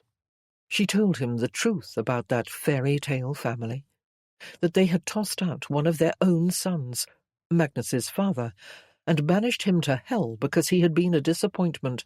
He had not been good enough for them. He had been weak, sick, not normal. And his mother had told him that they didn't want him either. Magnus heard the bedclothes rustling, Annabel's tiny feet touching the floor and padding toward him. When he turned, she was standing before him, wrapped in the sheet. "I just want us to enjoy ourselves," she said, the fresh afternoon sun bathing her in soft light, gilding the highlights of her wild, unruly hair. "I'm not ready to think about tomorrow, much less the rest of my life." He touched her then, because he couldn't resist the rosy pink of her cheeks, still aglow from their love-making. Gently, he traced a line down her slender neck and delicate shoulders, then across her collarbone, while marvelling at the silky warmth of her flesh beneath his fingertips. Watching her eyelids close, he recalled that he had once told himself he would do anything to have her. So if that meant making love to her tirelessly until she finally surrendered to him, heart, body, and soul, he would indeed make love to her tirelessly, with or without promises. "Look at me," she whispered, her eyes still closed, her breasts rising and falling with breathless yearnings. "I am trembling. How do you do this to me?" He shuddered with anticipation and need, and answered her with a kiss that quickened his blood like nothing he'd ever known.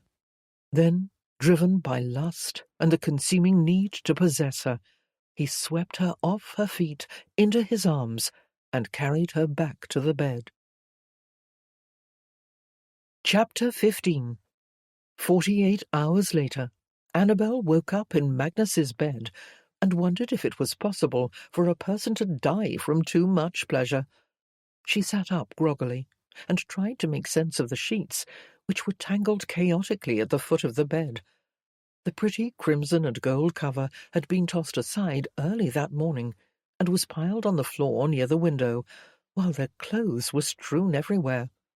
And her hair, well, it looked like some strange little creature had built a nest at the back of her head.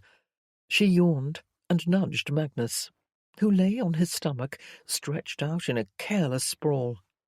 Her gaze drifted over his sleeping form, the corded muscles of his back, the wavy black hair spilling heedlessly across his face, his well-built, broad-shouldered frame taking up more than half the bed. He was a gorgeous specimen of manhood, she reflected, with a sluggish, blissful sigh, and even now, after 2 days of love-making, she was certain she could still manage a little more.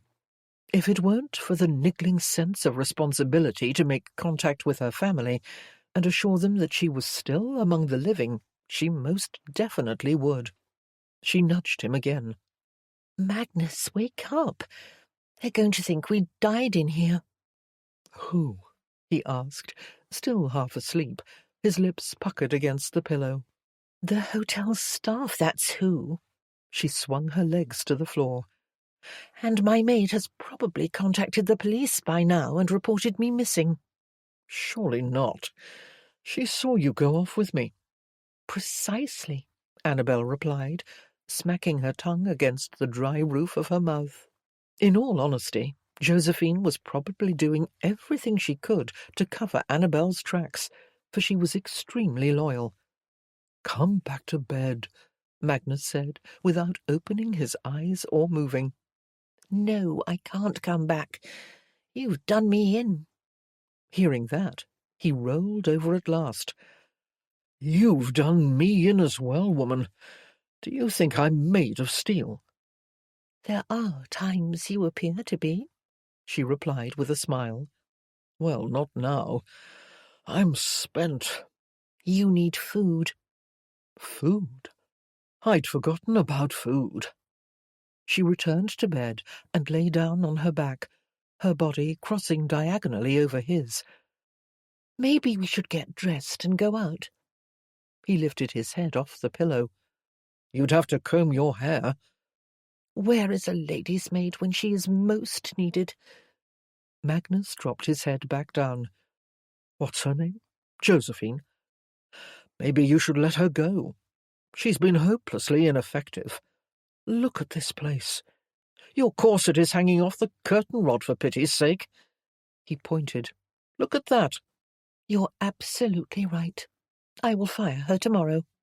2 minutes later, Annabel had forgotten about her responsibility to her family, and both she and Magnus were making good use of the bed again.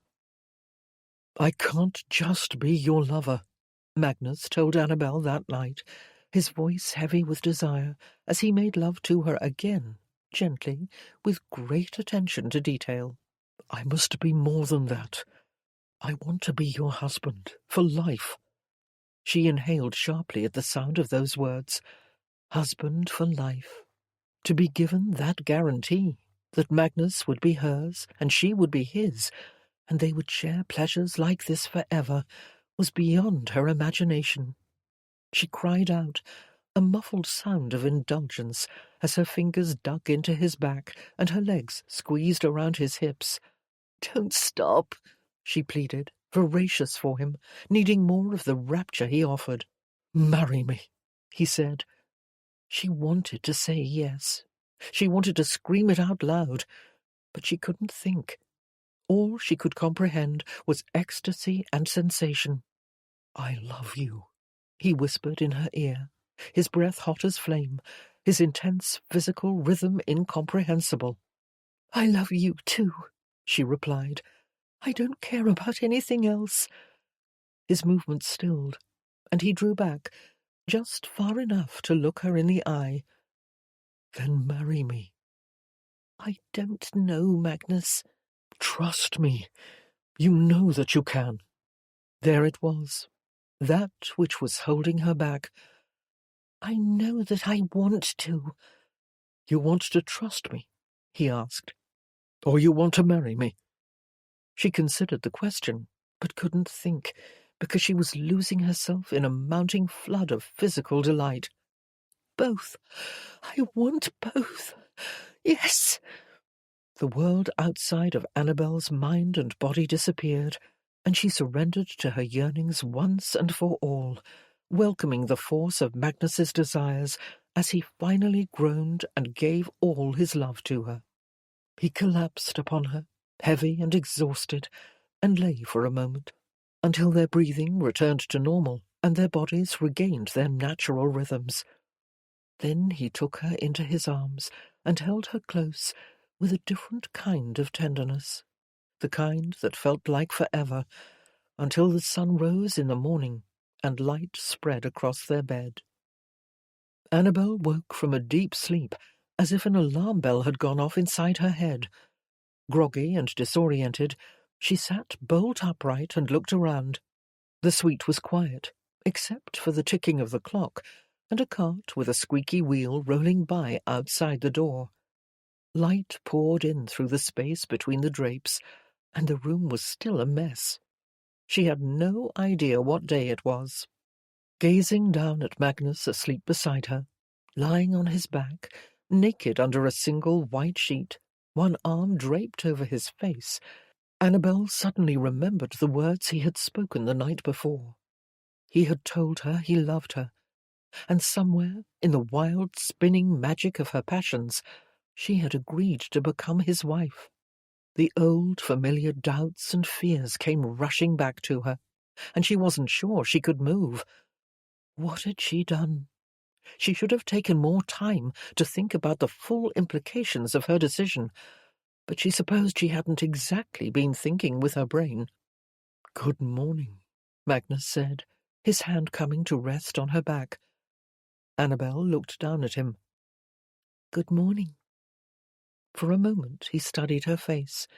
He tossed an arm up under his head, and she knew that somehow he understood what she was feeling.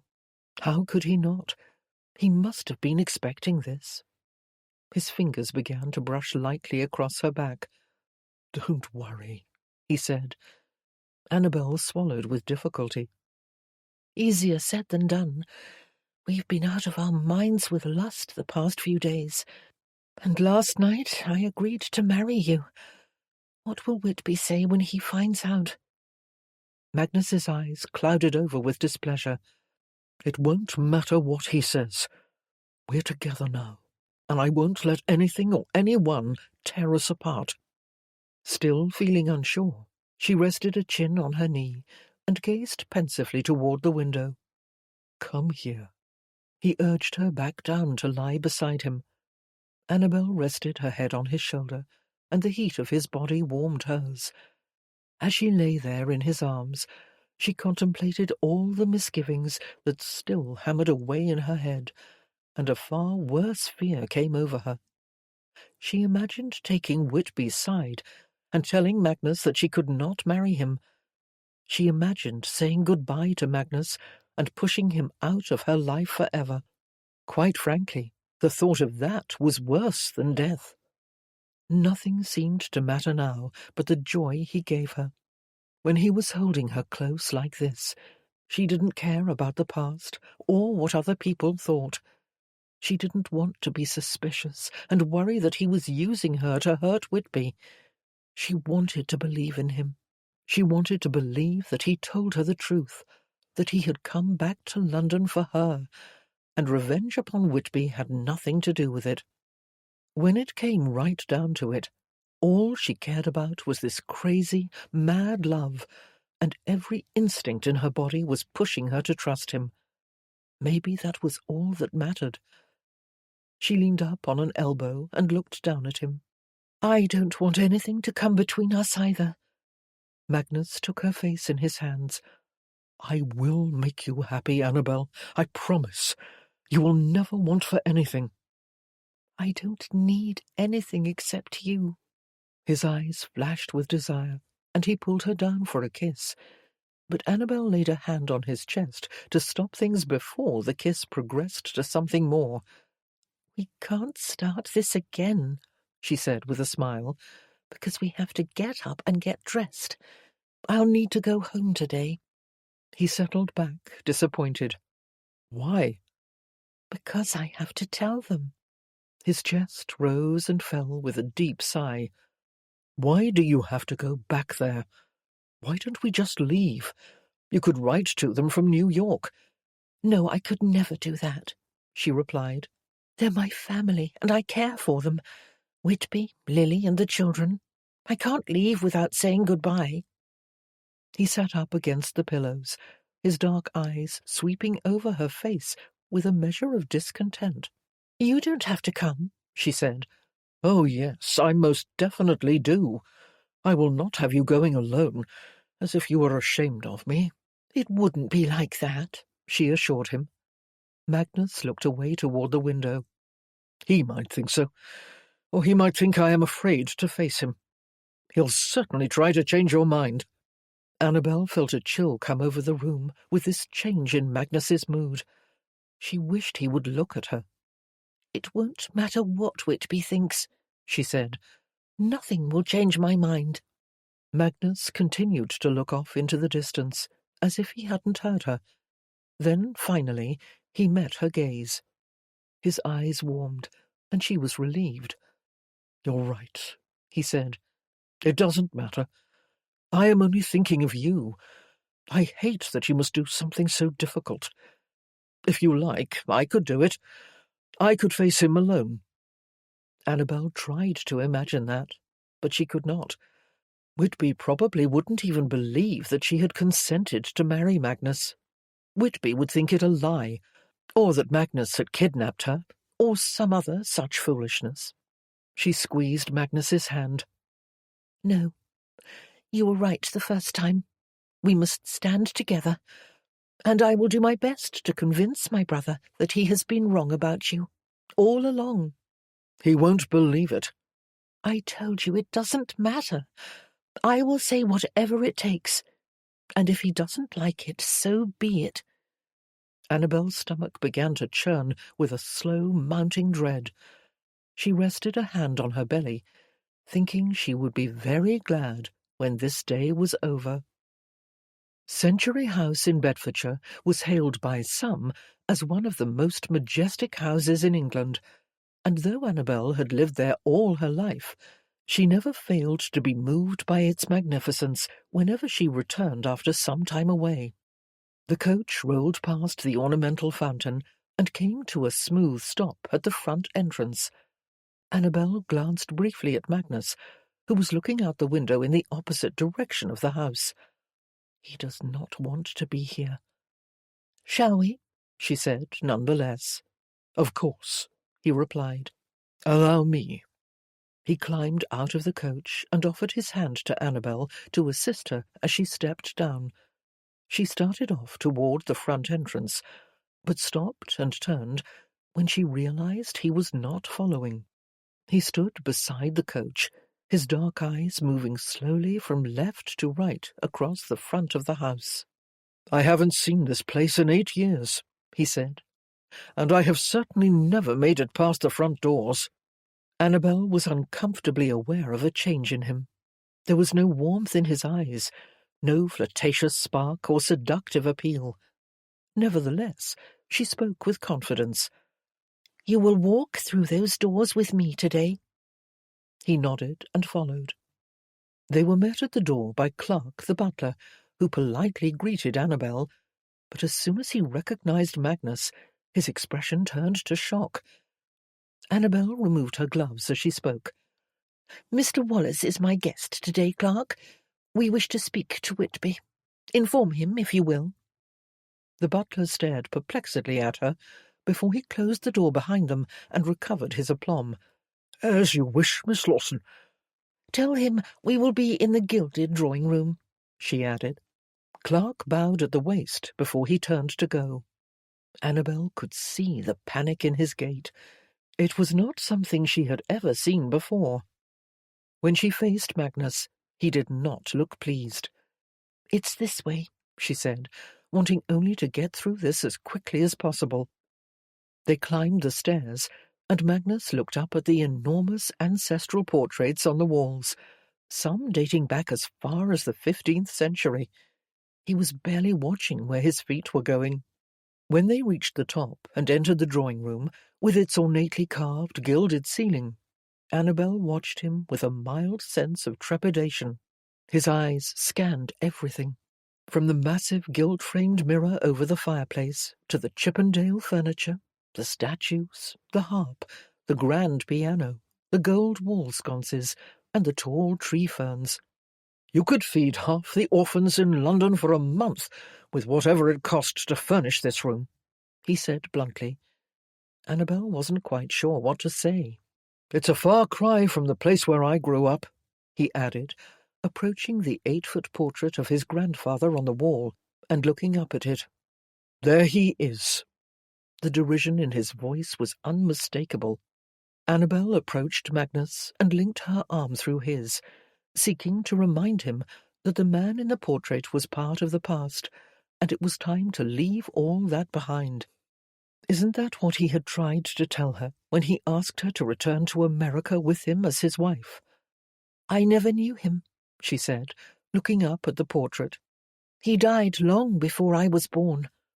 "Which was probably fortunate for you, because I doubt that he would have taken you in." Startled by the severity in Magnus's tone, Annabel shot a surprised glance at him. His expression gentled. "I apologize." He shook his head at himself. "That was thoughtless of me. I just never expected to see the inside of this house. It brings back old memories." He took her into his arms and held her, calming her misgivings with the affection in his embrace. Just then a throat cleared from the doorway, and both Annabel and Magnus stepped apart. It was her brother Whitby. He appeared horror-struck. "Annabel, what in God's name?" She gestured toward Magnus. "I've brought someone." Whitby remained in the doorway. "I see that." There was a long, drawn-out silence, while Annabel's gut began to churn, and her heart hammered against her ribs. These two men, both whom she loved, despised each other. They had fought as children, each blaming the other for unfortunate circumstances in their lives, and Annabel wasn't sure it would ever be possible to change that.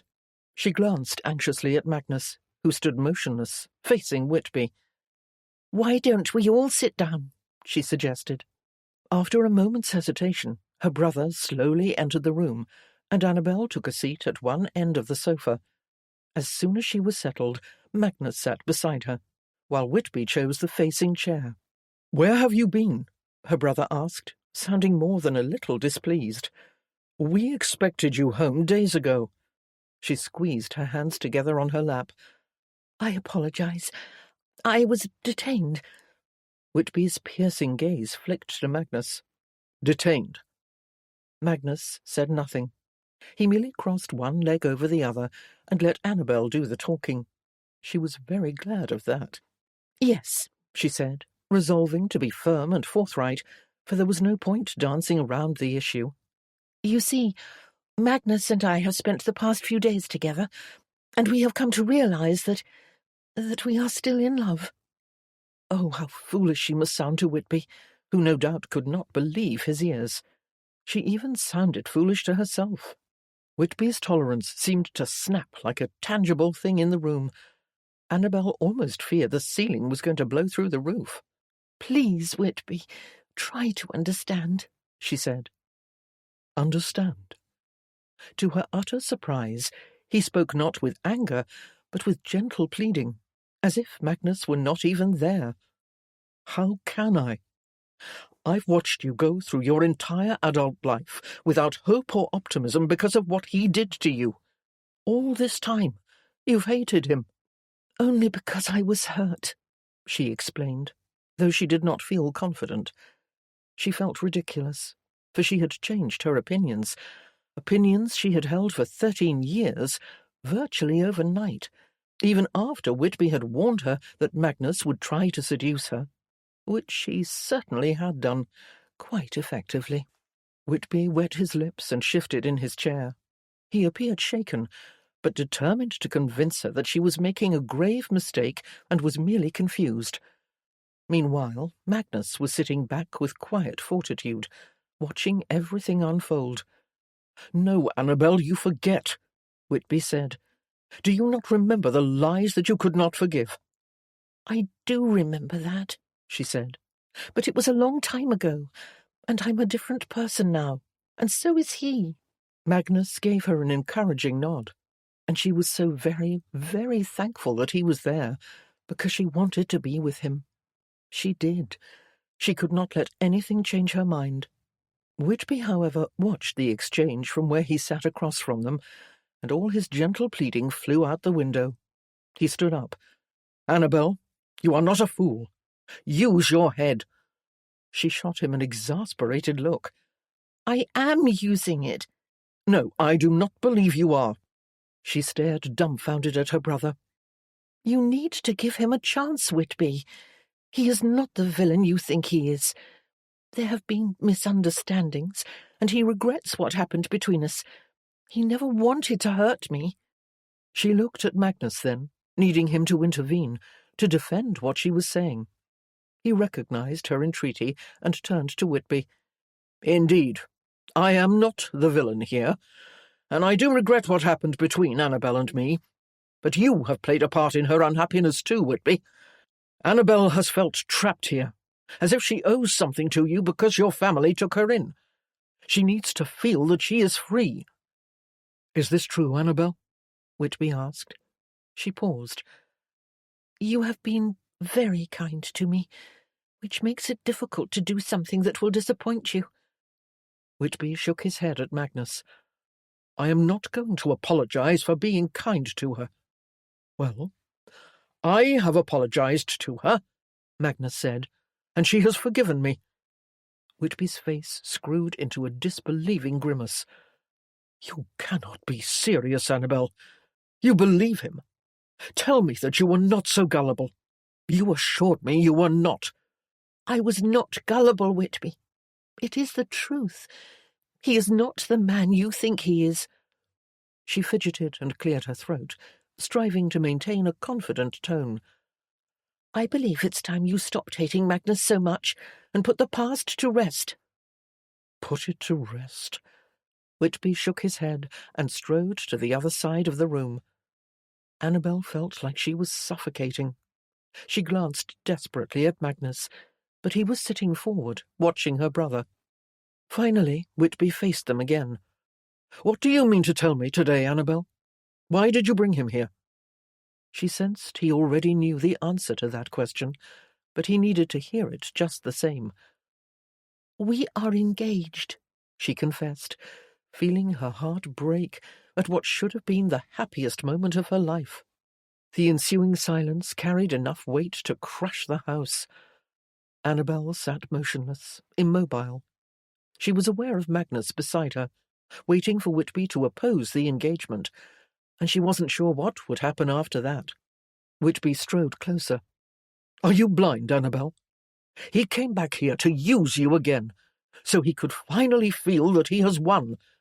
"No, you are wrong," she insisted, hearing her voice break, because her brother's words were not what she wanted to hear, not after she had suffered so much, fighting against her doubts and fears. "It's just because you are lonely," Whitby spat. "You are not thinking clearly because you are desperate for a marriage of your own." Her lips fell open. "I am not desperate." Magnus, to her left, stood suddenly, tall and ominous in the room. "I think I've heard enough." "I beg your pardon," Whitby said bitterly. "Shall I repeat it for you, cousin? I have heard enough." Whitby slowly blinked. "May I remind you of the fact, sir, that you are not welcome here?" Annabel stood also. "Yes, he is. It's my home too, and he is my guest." They both ignored her. "Your sister is coming with me," Magnus said. "She has agreed to become my wife, and I will be taking her to America with me." Whitby spoke through clenched teeth. "You will do no such thing." Annabel stood there stunned as she watched them, not knowing what to do or say. "I will do exactly as I please," Magnus shot back. "She belongs to me now." "I don't belong to either of you," Annabel shouted, but again they both ignored her. They were glaring at each other like a couple of growling wolves. "You insufferable bastard," Whitby said, his voice low, but brimming with a dangerous, repressed fury. The grandfather clock chimed once, and before Annabel had a chance to say another word, they simultaneously charged at each other. Chapter 16. Magnus and Whitby grabbed hold of each other in the drawing-room, knocked over a plant, then slammed hard up against a tapestry on the wall. The heavy fabric jostled as they shoved each other, then they hurled each other back to the middle of the room, shouting as they fell against a table, knocking over a lamp which smashed on the floor. They fell beside the broken glass and rolled in the other direction, grunting and cursing until Annabel shouted, "Stop it, both of you!" Whitby pinned Magnus down and punched him in the jaw. Then Magnus sat up and bashed his forehead against Whitby's. Her brother fell backward. "Stop!" Annabel shouted again, and suddenly Lily was beside her, grabbing her husband under the arms and scrambling to pull him off Magnus. "What is going on?" she shouted in disbelief. The sound of his pregnant wife's voice seemed to arrest Whitby on the spot. He sat back on the floor, cupping his forehead. Magnus staggered to his feet and wiped the back of his hand across his bleeding lip. He was out of breath and panting. He jabbed a finger at Whitby. "I am warning you, Whitby. Do not try to come between us.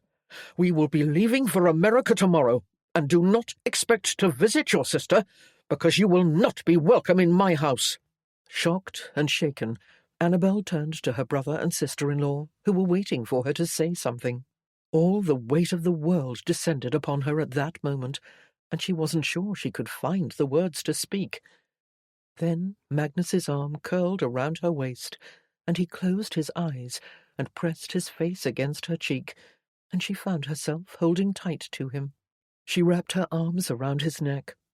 She looked back down at Whitby and Lily and felt a wretchedness of heart she had never imagined possible. "I'm so sorry," she said. "I have to go with him." With that, she and Magnus left the drawing-room. They made it only as far as the staircase, however, before Annabel stopped and took hold of the railing, her anger finally spilling over the edge of her composure. "What in the name of God was that?" The fire from the struggle was still burning in Magnus's eyes. "What do you mean? He insulted you." "How?" "He said you were lonely and desperate." Annabel shook her head at Magnus and descended the stairs, hearing him follow fast behind her. "That wasn't about me," she said accusingly. "It was about you seizing the opportunity to fight him. You were waiting for it, eagerly." They were practically sailing down the stairs now. "Oh, no, you don't," he said. "Do not try to blame me. I sat there calmly through all of that. It was your brother who wanted to fight from the first minute he set eyes on me. He wanted to crush me, like always." Annabel walked quickly across the entrance hall, her strides snapping her skirts between her legs. "You think it's him, and he thinks it's you. I'm sick of it." Magnus followed her out the front door and down the steps to the coach. She climbed in and sat down, and he climbed in beside her, slamming the door shut, but the coach didn't move. "How can you be angry with me?" he asked. "I was a bystander."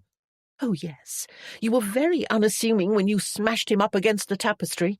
"I did it for you, Annabel. I was defending your choice to marry me. I was not going to let him stop us." "But I saw the fury in your eyes. You were out of control, and all this time you have been promising me that Whitby no longer has any power over you, that you had left all that behind, and the only reason you came back to England was for me. I believed you. I trusted that you were telling me the truth." "Don't do this, Annabel," he said. "Don't let yourself. You're so unreasonably loyal to him. Just because he took you in and raised you does not mean you have to live your life only to make him proud. You must find your own way and your own happiness. Be true to yourself.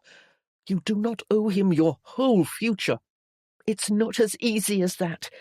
I trust him to know what is best for me and what will make me happy when I don't really trust myself." "Or me," Magnus said. She did not reply. "Say it, Annabel.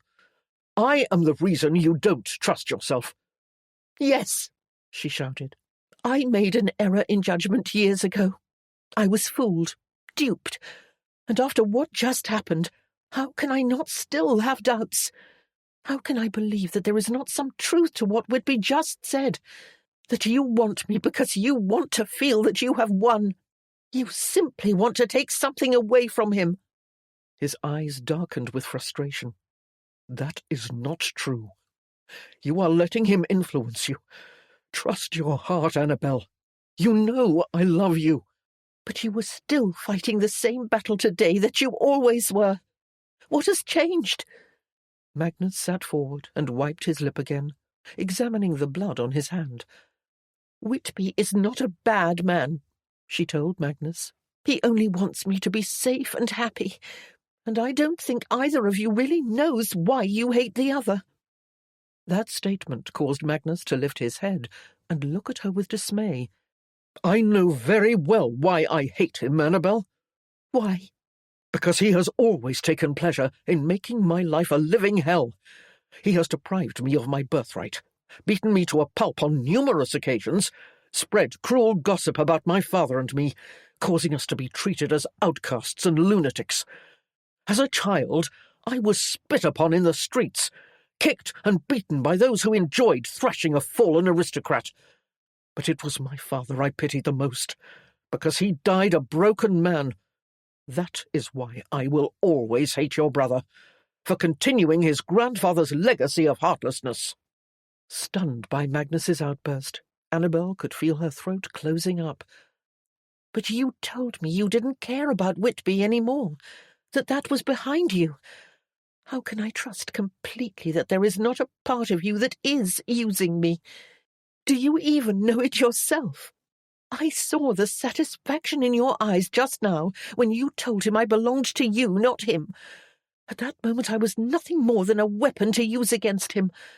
And I can see the hatred in your eyes now. I just heard it in your voice." She looked out the coach window toward the horizon, over the treetops in the distance. "You cannot blame me for hating Whitby," Magnus said. "But it has nothing to do with you." "But that's just it. I do blame you for hating him. It is not his fault that you and your father were cut off from the family. Your father was dangerous. He tried to light his own brother on fire." The shock of hearing that seemed to stir Magnus's anger all over again. "That is a blatant lie. My father was not dangerous. He was sickly and weak. That is the reason why my grandfather did not want him. He lacked the appropriate stature of an aristocrat." Annabel felt her brows pull together in a frown. "That is not what Whitby believes." Magnus shrugged and looked off in the other direction, as if what Whitby believed was of no consequence to him. Hope sparked anew in Annabel's veins. "I feel a great need to get to the bottom of this." He shook his head at her, as if he were puzzled by that desire. "Why? It's in the past." "It is not in the past, because you are still bitter about it." "I am bitter that you won't trust me," he shouted, raking a hand through his hair in frustration. "You continue to trust Whitby over me, when what I need is for you to take a leap of faith. Just believe in me now. Forget about the past." Annabel shifted uneasily on the cushioned seat. "Perhaps I could talk to Whitby and tell him that there has been a mistake," she said. "That circumstances are not as he believes them to be. He might listen to me." Magnus took hold of her shoulders. "Annabel, it was a long time ago. It doesn't matter. Just trust me now and come away with me." "I can't." "Why? What are you looking for? Concrete proof that you can trust me? Because you will never get that. The trust has to come from here." He placed his fist on her chest, over her heart. Annabel gazed at him in despair. "But there is so much to be sorted out here." He lowered his gaze. "Please, I am asking you. Don't confuse all this with your fear of letting yourself love me. Just look in your heart." He regarded her intently, with eyes dark and beseeching. And she did as he asked. She did look into her heart, where she felt passion and love and hope and desire. She wanted Magnus with every breath in her body. She wanted to spend the rest of her life with him.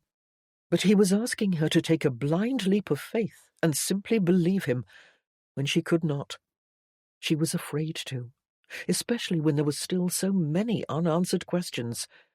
She wished it were not so, but she needed something more than Magnus's word, his word against Whitby's, to hang her trust upon. She lowered her gaze, knowing it was going to kill her to say this, and it was going to kill him to hear it. "I'm sorry, but I can't." Magnus tipped his head back on the upholstery and stared up at the dark ceiling of the coach.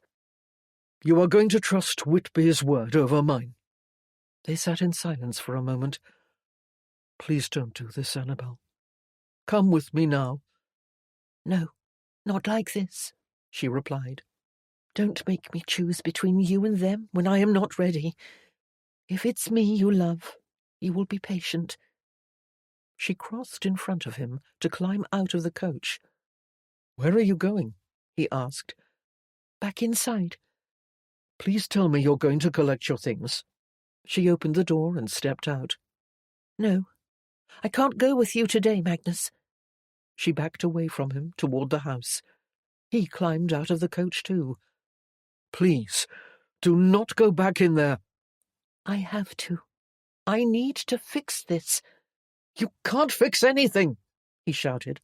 "Even if you find out there was a misunderstanding and my father was wronged, it won't give you what you are looking for. Why can't you accept that?" She stopped and took a breath, overcome suddenly by self-doubt. But then she kept going, because she simply could not take that leap of faith. She wished she could, but she could not. He called to her one more time, "Annabel!" But she kept going. Magnus pressed the heels of his hands to his forehead, then strode back to the coach and pounded his fist against the outside of it over and over. He grunted with fury and frustration as he kicked a wheel, then got back inside, slammed the door shut, and shouted at the coachman to drive off. Gathering her skirts in her fists, Annabel strode purposefully up the stairs and returned to the drawing-room, where Whitby and Lily were standing together in front of the window. Whitby was holding a cloth to his forehead. She stopped in the doorway, and Lily immediately came hurrying across the room to hug her. "Oh, Annabel!" When they stepped apart, Annabel gazed at her brother, who was still standing at the window. He must have seen what had occurred out front. "Thank goodness," he said, lowering the cloth and tossing it onto the marble table beside him. "I'm relieved you had the good sense not to leave with him." Annabel loved her brother, and she knew he only wanted what was best for her, but she had never, ever been more furious with him. "I have not come back," she said. "At least not the way you think." He shook his head at her, as if he couldn't get over her foolishness, then turned and faced the window. Annabel strode toward him. "How could you, Whitby?" He faced her again. "How could I? You were the one who brought an enemy into our home and told me you wanted to marry him. Marry him, Annabel. Of all the men in England, you had to choose him." Annabel tried to explain. "I fought it every step of the way. Honestly, I did. But then I just couldn't do it any more. I am in love with him." Whitby's eyes fumed with shock and dismay. "You are determined. You are going to choose that villain over us." "I have not yet made that decision," she said. "I am still unsure." Whitby seemed to relax upon hearing that. "You still have reservations?" "How can I help but have reservations? I've had a broken heart since I was 21. I'm not capable of trusting any man." She sank into a chair and buried her face in her hands. "I am such a misfit." Whitby crossed toward her and touched her shoulder. "You are not a misfit, Annabel. You're just cautious, and wisely so." "But I love him, Whitby. Why can't I just trust him? Why must I live in constant fear that the rug is going to be pulled out from under me with no warning whatsoever?" "Because that is what happened the last time." Her brother's eyes softened with compassion, which Annabel greatly appreciated, because she felt very alone and was worried that she had just made the biggest mistake of her life, walking away from the man she loved. She sighed heavily. "Maybe it would help if I understood more about why his father was sent away by your grandfather," she said, still fearing that Magnus was right, that she was using the past as an excuse, giving it more importance than it deserved, because she was simply afraid of letting herself love him. Whether or not that was the case, she did not know. All she could do was press on. "Magnus truly believes they were wronged." "That is not what I know about it, and I've already told you everything I know," Whitby said. He appeared less angry now, and she wondered if it was possible that he might take pity on her and help her. "It appears to be your word against his," she told him. "One of you must be wrong, and I am tired of all the questions.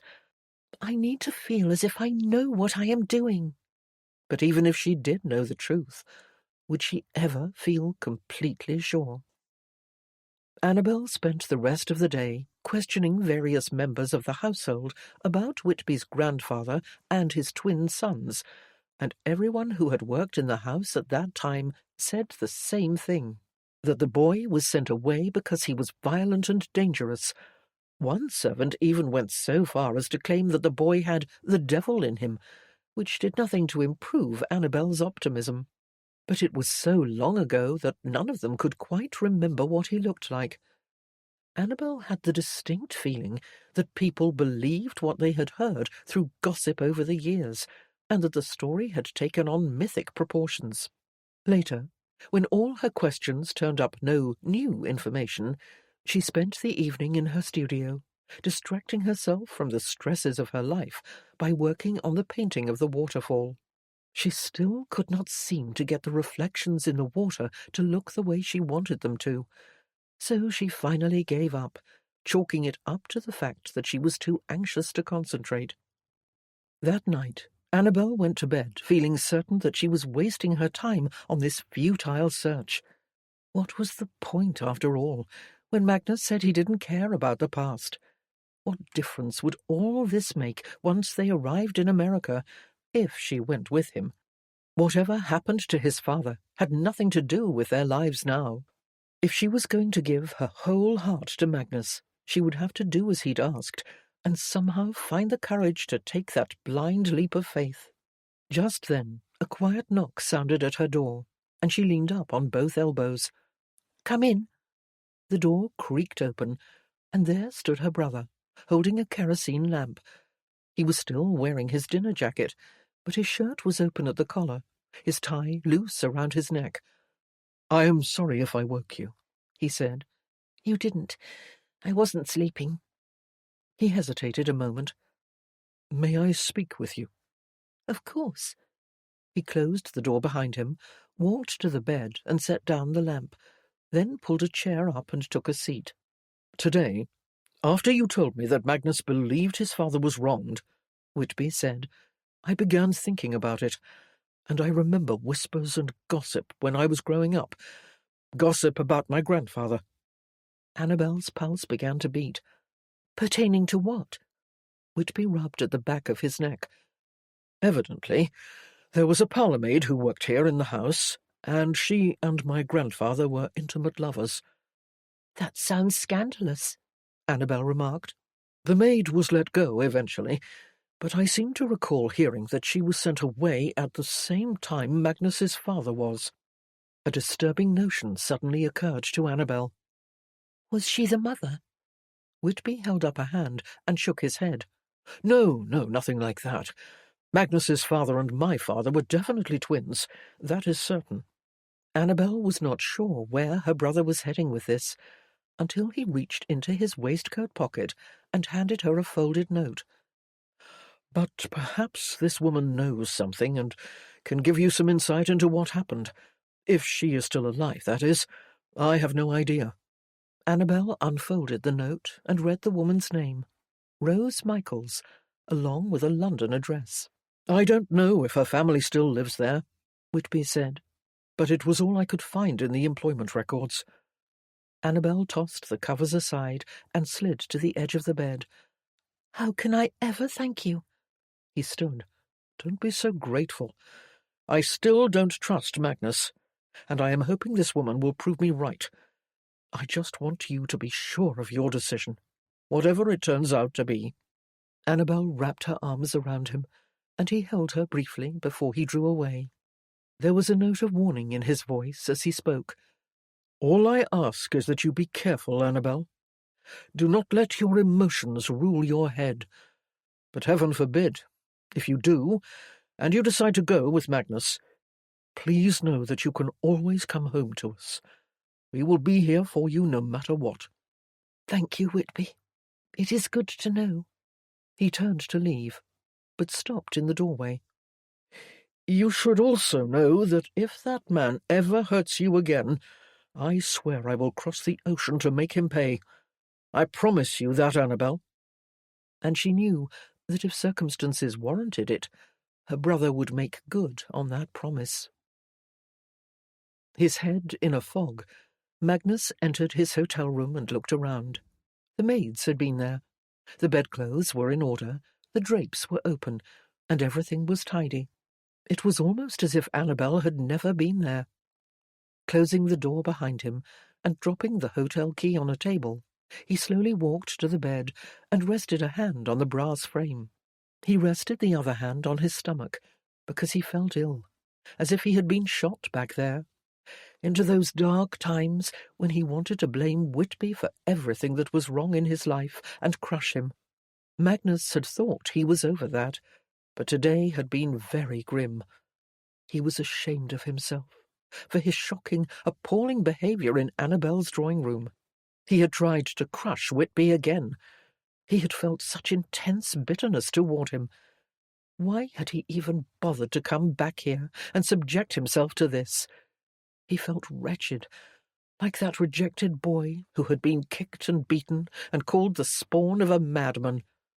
He should not have come, not even for Annabel. She was too entrenched in that world. Magnus just wanted to leave, immediately, and go home to America. But God, oh God, he could not, because he still wanted her with every inch of his soul, even though the likelihood of his ever truly having her seemed slim, because she simply would not trust him. Granted, she had said she wanted to fix things, but he didn't want her to go poking around in the past, finding out things he might not even want to know. What if she discovered something that would confirm what Whitby had always said, and it would make Annabel fear and loathe him more than she ever had before, just as everyone else had all his life? In all honesty, he was afraid of what she might find, because how well had he really known his father after all? For all he knew, maybe his father had been a madman. Chapter 17. Annabel knocked firmly upon Rose Michael's door and was greeted by an attractive woman in gold spectacles. Her grey hair was swept into a loose knot, and she appeared to be in her 60s. "Good afternoon," she said. Annabel smiled politely. "Good afternoon. I'm looking for someone who lived here quite a few years ago, and I'm wondering if you might know her. Her name is Rose Michaels." Annabel saw recognition flash through the woman's eyes before she gave a melancholy smile. "Rose was my mother, but she died 7 years ago." Annabel sighed and bit her lower lip. "Perhaps there is something I can help you with?" the woman asked. Annabel wondered again if it was possible for anyone to help her. She was standing at a stranger's door, looking for answers about Magnus, a man who had no connection to these people. Rose Michaels was a ghost. She had never even met him. "No, but thank you," Annabel replied, as she turned to leave. "I'm sorry to have bothered you." "Wait, dear." The woman took an anxious step forward. "How did you know my mother?" Annabel stopped on the front walk and turned around. "I didn't. My brother, the Earl of Whitby, gave me her name, because she once worked as a maid at Century House in Bedfordshire, and I wanted to ask her some questions about that. But it was such a long time ago." The woman's eyes narrowed curiously. "Your brother is the Earl of Whitby?" "Yes. Well, actually, I was adopted, but he is like a true brother to me." The woman nodded her understanding. "I can guess what you wanted to speak to my mother about, but I am curious as to why, after all these years." Annabel swallowed uneasily. This was very awkward. A scandalous affair was not something one spoke about to a stranger. At the same time, it was important that she learn the truth, and she sensed that this woman knew something. "Would you like to come inside?" she asked. Annabel accepted the woman's kindness. "I am Hannah Pascoe," she said. "And you are?" "Annabel Lawson." They shook hands, then went into the parlour and sat down. "I am looking for information about the former Earl's son, Robert Wallace," Annabel explained. "He was the younger of twins, and he would have been just a boy when your mother worked at Century House. The older twin was the heir to—" "I know who he is," Mrs. Pascoe interjected. "He was the boy they sent away, the one they kept secret." Annabel sucked in a breath. "You do know about that?" "Only what my mother told me, but she asked me never to speak of it." She stood up, strolled to the mantel, and took down a framed photograph, which she handed to Annabel. "This is what she looked like a few years before she died. That's when she spoke to me about what happened at Century House. I suppose she had begun to long for certain things in her past, or perhaps she just wanted someone to know." "Long for certain things?" Mrs. Pascoe shrugged non-committally. She told me your brother's grandfather was the great love of her life, and she never really recovered from the heartbreak of being sent away. She longed for him until the day she died." Annabel stood up, reached for the picture, and looked at Rose's face. She was an elderly woman, and it was difficult to imagine what she might have looked like so many years ago. Annabel handed the picture back. "I believe I understand how she must have felt, because the reason I am asking about this is that I have met the man who is Robert's son, and he has also been ostracized from the family." Mrs. Pascoe stared in silence at her for a moment, then turned and set the photograph back upon the mantel. "And you are in love with him?" The woman was very astute. Annabel managed a smile. "Yes, I am, but I don't know what to do, because no one trusts him, and I am not sure that I should either." She paused and looked hopelessly at the picture of Rose, then cupped her forehead in a hand. "I don't even know why I am here, and what I hope to accomplish. I'm the one who needs fixing, not him, and not this feud between him and my brother."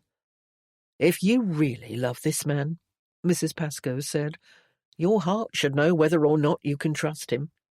What happened to his father should have nothing to do with it." Annabel smiled wretchedly. "You're not the first person to tell me that, and I know you're right. The real problem is that I still fear that his love is not genuine, and that he is lying to me about everything, and I am going to end up with my heart broken again." Mrs. Pascoe inclined her head. Annabel swallowed hard and felt a need to shift her focus back towards something she could sink her teeth into, something that could provide real answers, because the rest of it was still very muddy in her brain. "The last person I asked," she said, "told me that Robert had the devil inside of him."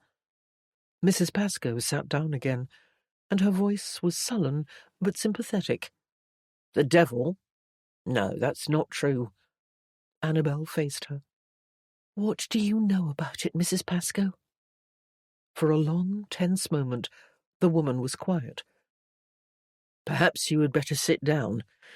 This might take a while, and I don't think it will be easy for you to hear."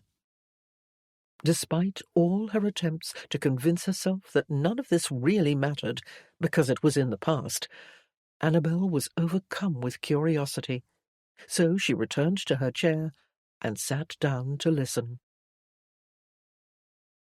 Chapter 18. "Dear Magnus, I have just returned from a most fascinating meeting with a woman who knew of your father, and I have much to tell you. Could you come to the house in Mayfair as soon as you receive this letter?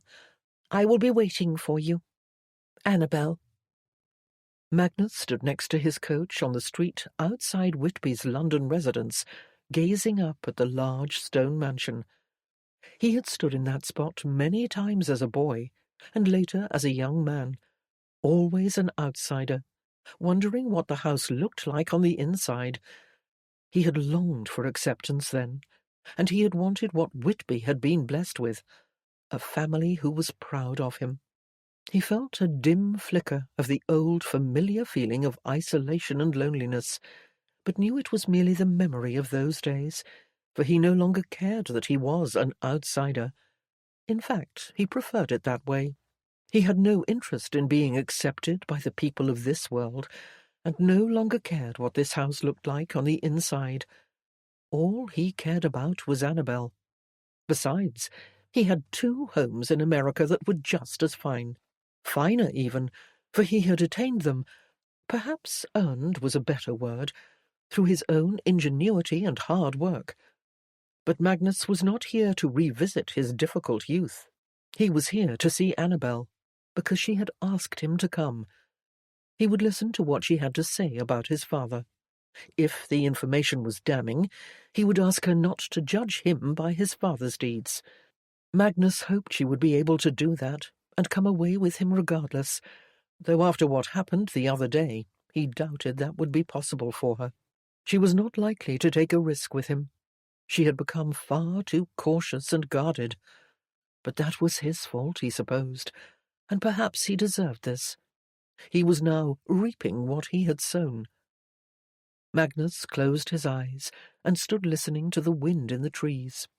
Deciding that he had done enough speculating, he stepped away from his coach and started off across the street. He reached the door and knocked, and was more than a little surprised when the butler greeted him warmly. "Good afternoon, Mr. Wallace. Please come in." Magnus crossed the threshold, and while the butler took his coat, he glanced across the main entrance hall and found himself looking up at the large portrait of Whitby and his wife and children. Unexpectedly, despite his reflections just now about not wanting what Whitby had, Magnus experienced a stabbing sensation in his gut. Maybe he didn't need Whitby's possessions, but he did need Annabel at his side. He wanted a portrait just like this one to hang in his own home back in America. "Allow me to show you to the drawing-room, Mr. Wallace," the butler said. "Miss Lawson is waiting for you." Magnus followed the butler up the stairs to the second floor and was shown into the room. He stopped just inside, his gaze falling upon Annabel as the doors closed behind him. She stood in front of the window, wearing a sky-blue gown with white lace at the collar, and she was smiling at him. No, she was more than smiling. She was beaming. Her eyes were glimmering with happiness. She looked like she could barely contain the joy that was bursting from her heart. Instantly, he felt joyous as well. How could he not? She looked more beautiful than ever, smiling at him in that way, and he felt certain that she was going to say yes, that she had missed him the past few days just as desperately as he had missed her, and that she was ecstatic just to see him. He took an anxious step forward. He wanted to close the distance between them and take her into his arms and promise her the world if she would only let him give it to her. But all at once, something stopped him. A movement to his left. Another presence in the room. Magnus turned and saw Whitby rising slowly from the chair in front of the fireplace. The elation Magnus had just experienced seemed to fall flat on the floor at his feet, and his whole body stiffened defensively. "Magnus," Whitby said, his tone cool. Magnus glanced uncertainly at Annabel, not sure what he was facing. Perhaps she recognized his unease, for she came forward to welcome him. "Magnus, I am so glad you're here." She gestured toward the sofa. "Won't you please sit down?" So much for taking her into his arms, he thought, with a hint of annoyance at having his desires so swiftly curtailed. This was to be a formal meeting, evidently. Whitby crossed the room to sit in a chair opposite the sofa, while Annabel sat beside Magnus. She smiled again, which caused him to look questioningly at Whitby, who was not smiling, not in the slightest. He looked as sombre as ever, which was why Magnus did not know what to expect. When Annabel finally spoke, her voice was quiet but steady. "As you know," she said, "I have been asking questions about your father and why he was sent away, as I felt a need to understand this feud between you and my brother." Magnus glanced at Whitby. His cousin merely stared back at him, revealing nothing. "This may be difficult for you to hear, Magnus," she continued, "and I apologize in advance." Difficult to hear? He felt as if the air in the room were getting thinner. He turned to Whitby. "Do you already know what she is about to tell me?" "Yes," he replied flatly, and Magnus clenched his jaw. He hated this. He hated being at a disadvantage. Annabel sat forward and continued. "I found a woman who is the daughter of a maid who was employed by your grandfather at Century House 75 years ago, when your father was born. She was intimate with your grandfather for 5 years, before she was forced to leave for that reason." Perhaps he was being overly sceptical, but Magnus couldn't help but doubt the credibility of the source. "You found one of my grandfather's jilted lovers, and you're going to believe what she says." Annabel squeezed her hands together on her lap, and Magnus instantly regretted his tone. But how could he help it? He had been accused of everything nasty and disagreeable all his life, and it was almost impossible not to become defensive, especially with Whitby listening to all this in noteworthy silence. "She couldn't say anything," Annabel said shakily. "because she died 7 years ago. It was her daughter I spoke to, but she knew a great deal about what happened to your father. May I describe it to you?" He gazed into Annabel's eyes and recognized her discomfort. Her brow was furrowed, her cheeks flushed. She wished to tell him something that was obviously going to be unpleasant, and she dreaded it. "Yes, Annabel," he said, more gently this time. "You may certainly tell me." The tension in her body diminished slightly. "This woman, Rose Michaels, was deeply in love with your grandfather, and she knew why he sent his son away." Magnus braced himself for whatever was coming. "Your father was not dangerous," Annabel said. "You were right about that. What happened was tragic and troubling, and he was indeed greatly wronged, just as you have been. You have been right all along, and Whitby knows it." Magnus's gaze darted to his cousin, who was still sitting at his ease in the chair.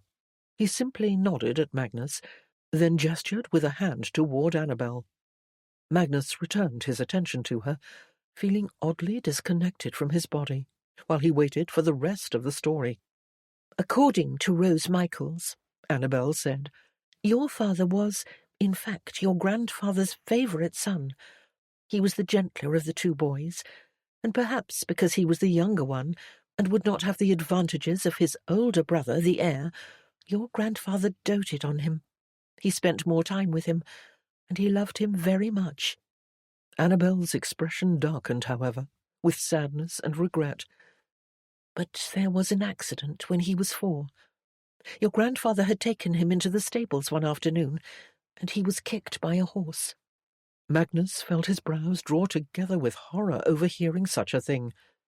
"Kicked?" Annabel glanced uncertainly at Whitby, who said, "Tell him the rest." She slid closer to Magnus. "Your father's skull was cracked, and he was never the same after that. He had seizures, and this is where the tragedy occurred. Rose Michael said that your grandfather was so disturbed by the sight of the seizures that he kept your father hidden most of the time, so no one would know. Perhaps he feared an asylum, or perhaps he was ashamed. It's difficult to know." "That's why he sent him away?" Magnus asked, barely able to believe what he was hearing. "Yes, and it is very likely he was having a seizure the night he knocked over the lamp that caused the fire." Shock held Magnus immobile.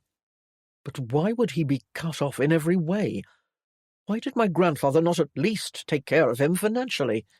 "He did provide for him somewhat. He paid for the cottage where he was raised, and the woman who cared for him."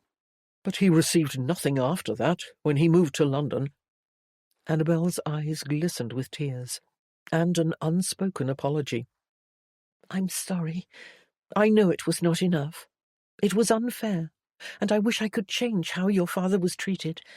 I was heartbroken to hear it, and there is nothing I can say to make it right." "But why would he do that to the son he doted on?" Magnus asked, still shaken by all of it. "How could he have been so callous?" "I don't know. Perhaps it was guilt." "It sounds to me like he was worried about appearances. He didn't want a lunatic in the family." A flood of memories came at Magnus suddenly. All the times his father had locked himself in a room and hid himself away. No wonder he had been ashamed and afraid to let anyone see the truth. He had been banished from his family because of it. Magnus sat forward and dropped his forehead to the heels of his hands. It was an unforgivable injustice. His father had been abandoned for no fault of his own, and removed from his home, torn from his family, and made out to be something he was not. He was never cruel or violent. The only cruelty had been in the heart of Magnus's grandfather, who had valued appearances over the love of his son. Magnus lifted his head and looked at his cousin. "Did you know about this?" "No, not before today." They continued to sit in silence for a moment, until Whitby finally spoke. "You and your father were indeed wronged, Magnus, and I offer my most sincere apologies. I have every intention of making it right." "Making it right?" Magnus ground out. "How can anyone make it right? My father is dead, and he lived a miserable life. So pardon me for pointing out that there is no way in hell you or anyone else can fix that." Whitby dropped his gaze, his face drawn and pale. "All I can offer is my deepest regrets for the way you have been treated. If I had known—" Magnus stood up. "You should have known, Whitby. If Annabel could find out the truth so easily, why couldn't you? Or your brother John? We had no reason to doubt what we had always been told. And from what I had seen of your behaviour— my behaviour? Fighting with your brother? Did you ever stop to think that he picked the fights with me?" Magnus felt Annabel's hand curl around his. "Magnus, I know you are angry, and you have every right to be. This must be a shock to you, but please sit down. There is so much more to say." He laboured to control his breathing, then slowly did as she asked. Annabel was quiet for a moment, presumably to let the news settle in. Then she reached for his hand again. "Magnus, I called you here today to tell you the truth about your father, but also to inform you that Whitby is now open to the possibility that you may not have been at fault regarding John's death." "And what, pray tell, changed his mind about that?" Magnus asked. "Because I trust Annabel," Whitby said. "I trust her instincts. She was right about you telling the truth about your father, wasn't she?" Annabel shared an affectionate smile with her brother. "Magnus," she said, "let us now tell you how Whitby wishes to make amends for everything. I know that no one can change the past, but we can at least affect the future." Annabel looked toward her brother, as if they had rehearsed this speech, and it was his turn now to speak. "There is a property near Peterborough," Whitby said. "It has been in our family for 5 generations, and it is an impressive country house with a number of prosperous tenant farmers. I would like you to have it." Magnus turned his gaze back to Annabel, who appeared pleased and proud. Whitby continued. "I would also be honoured if you would allow me to introduce you into society. I can put in a word for you at my club, and I can arrange a full social calendar for you, and you will likely receive a number of the very best invitations before the week is out. It is my wish to see you fully restored to your rightful position, Magnus. It is the least I can do." Magnus felt Annabel squeeze his hand and looked into her eyes. He had never seen her look so happy. She wanted this for him. She wanted him to take the house and join Whitby in his club. Feeling almost numb, he shook his head in dismay. "Do you even know me at all?" Annabel's smile vanished instantly. "What do you mean?" "I don't wish to sound ungrateful, Annabel, but do you think I would want what your brother is offering?" She blinked a few times, and her voice revealed her surprise. "But you have always felt cheated out of your birthright." "Not any longer," he replied angrily. "I am not the man I once was. How many times do I have to explain that to you? Did you not see it over the past few weeks? But I suppose you did not. You did not see deeply enough to truly believe I was not a monster. You had to go running around to hear it from other people, from strangers." Her lips parted as she stumbled over words, in the end saying nothing. Magnus shook his head at her. "I came back here so you could see the man I have become, but you still see only the man I once was, the man who broke your heart." He raised a hand, gesturing around the room. "And I don't want all this." He turned to his cousin. "I beg your pardon, Whitby. I realize your intentions are honourable, and I thank you for your concern. But you must understand that I do not wish to become a member of your club, nor do I want the house in the country. I want to go back to America, where I can work and enjoy the challenge of it. I don't want this life." "But you are entitled to this," Annabel said, her voice revealing shock and bewilderment, and Magnus felt the distance between them rise up suddenly like an ocean tide. Annabel was entrenched in this world. Unlike him, she had not been born into it, but she had been raised within it, and her perspective was, in truth, very limited. He was surprised and disappointed as he regarded her, because that was what he had always loved about her, the fact that she was not really one of them. He had always admired her unconventionality, and had connected with her because she seemed to be an outsider like him. She had not cared that he was a mere bank clerk when they met on the train so very long ago. He'd always believed they were similar creatures, and that she had loved him for what he was on the inside. But now, looking into her eyes, and seeing her desire to pull him into this world with her, he never felt more disconnected. He had been wrong. They were not the same, and she did not know the real man he was deep down. Magnus stood. Both Annabel and Whitby stared at him, speechless. "Annabel," he said, "I must thank you for finally discovering the truth about my father. I am glad to know it. And Whitby, I appreciate what you wanted to do here today, but I am afraid I must turn down what you are offering me." He turned and started toward the door. "But Magnus," Annabel said, rising to her feet as well. He stopped and faced her, but she couldn't seem to find any words. She merely stared at him, her eyes wide as saucers, looking utterly dumbfounded. "Good day," he said, feeling only a suffocating need to get out of that room. He bowed slightly, before turning again and walking out. He had already received his coat from the butler, and was making his way across the street to his coach, when he heard Annabel call his name again. "Magnus, wait!" He stopped in front of his coach and shut his eyes, wishing she would just let him go. He didn't want to talk to her right now. He didn't want to explain himself, because he wasn't sure he could. He didn't even know how he felt about everything he had just heard. Nevertheless, he waited. She paused while a carriage crossed the street in front of her. Then she picked up her skirts and dashed across. "Where are you going? Why did you leave so quickly?"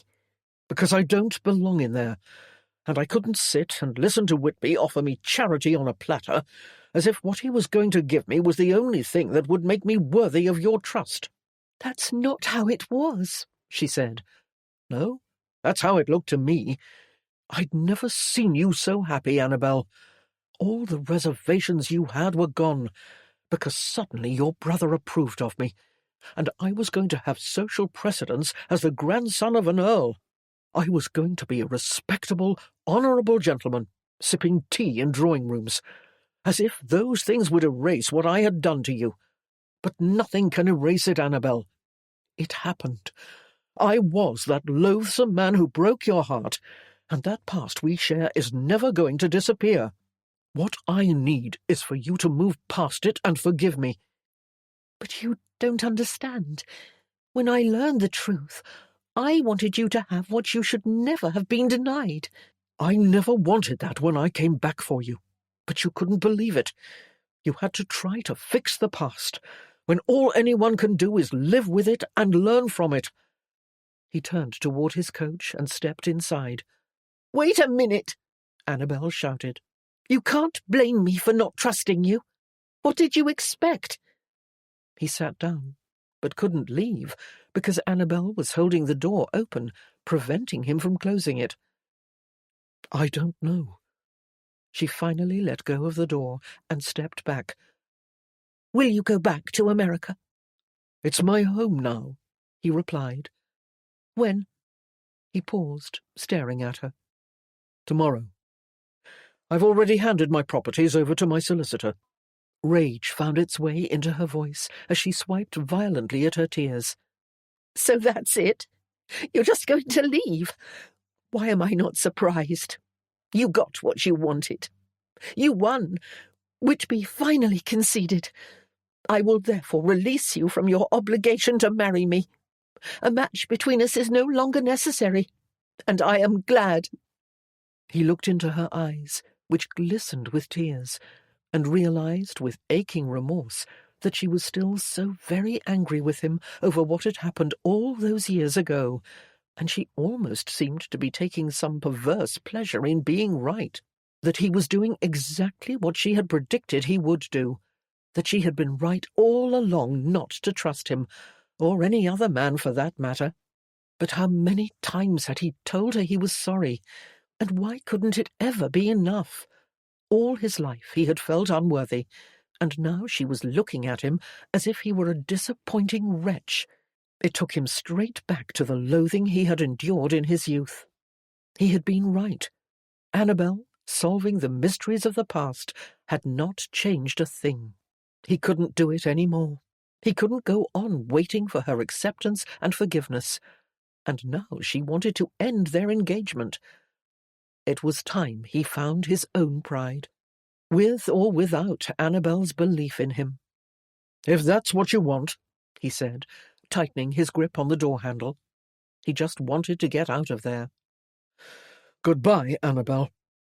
He shut the door and sat back in the seat, resisting the urge to look out the window at her.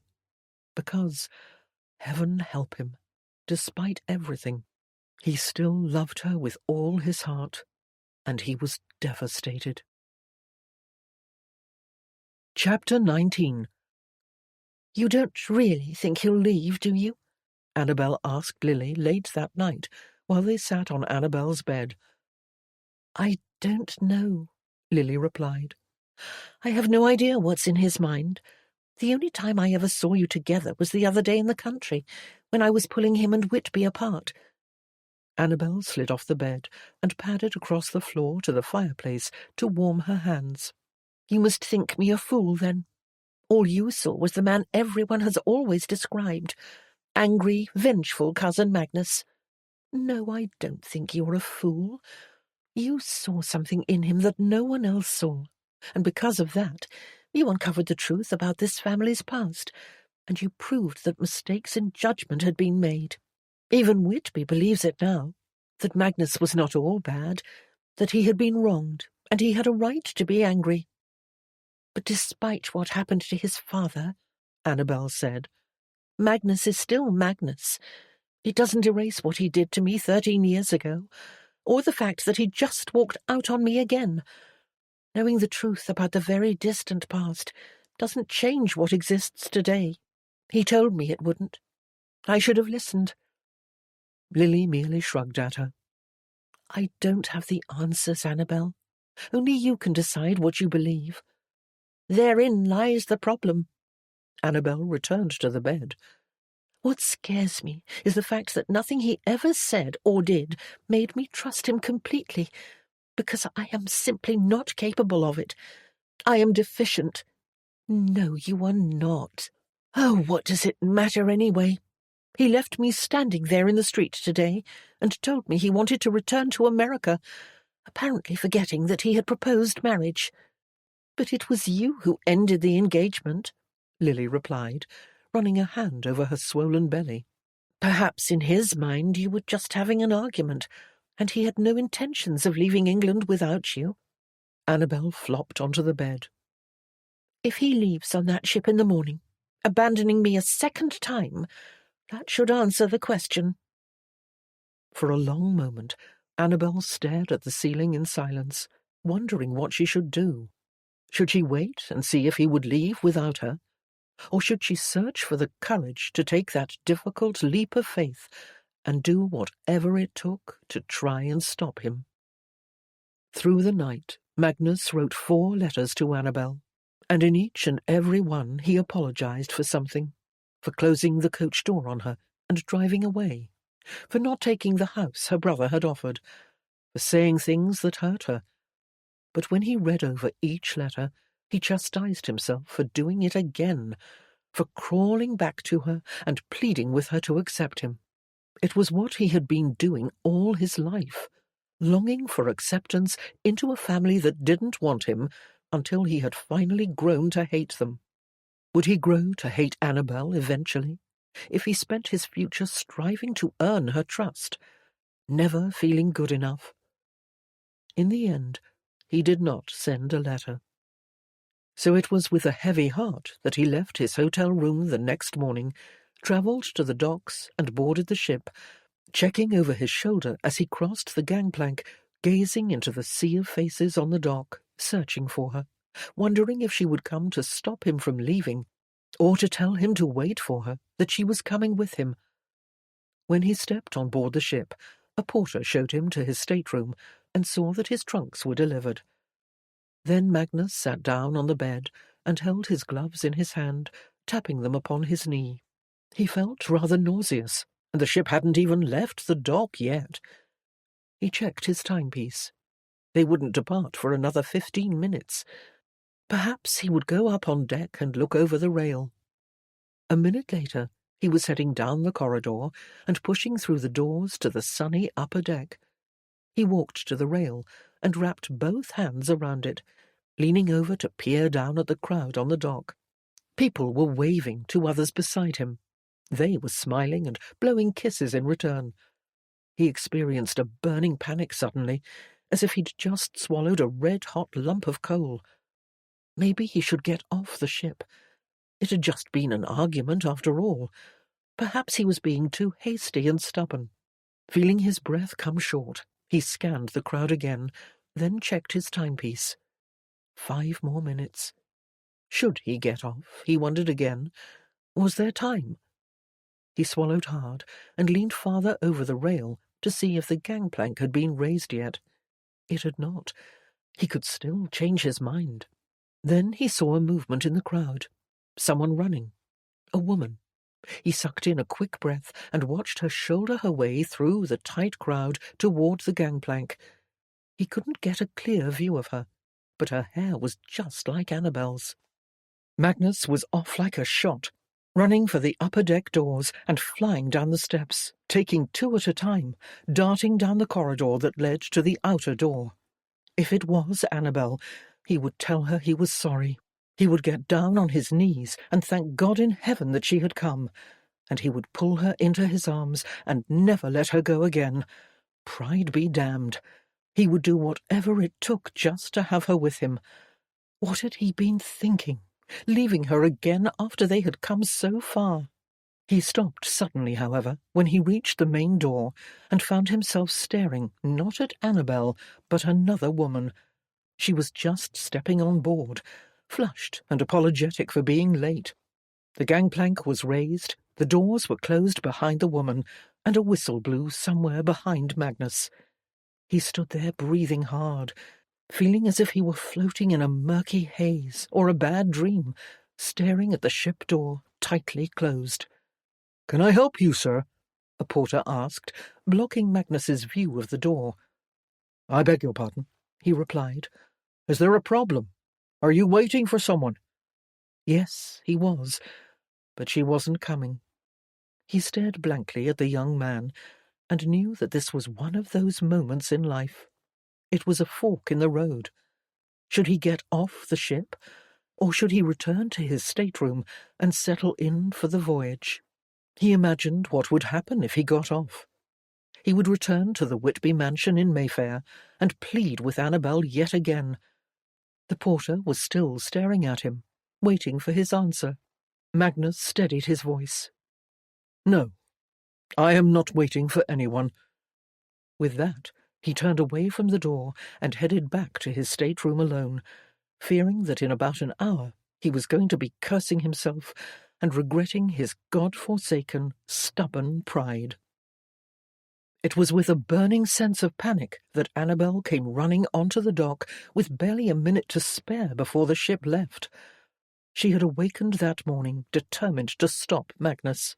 She'd dressed at lightning speed, skipped breakfast, and dashed out the front door, terrified she was going to lose him forever, because she had been too afraid to take the blind leap he had wanted her to take.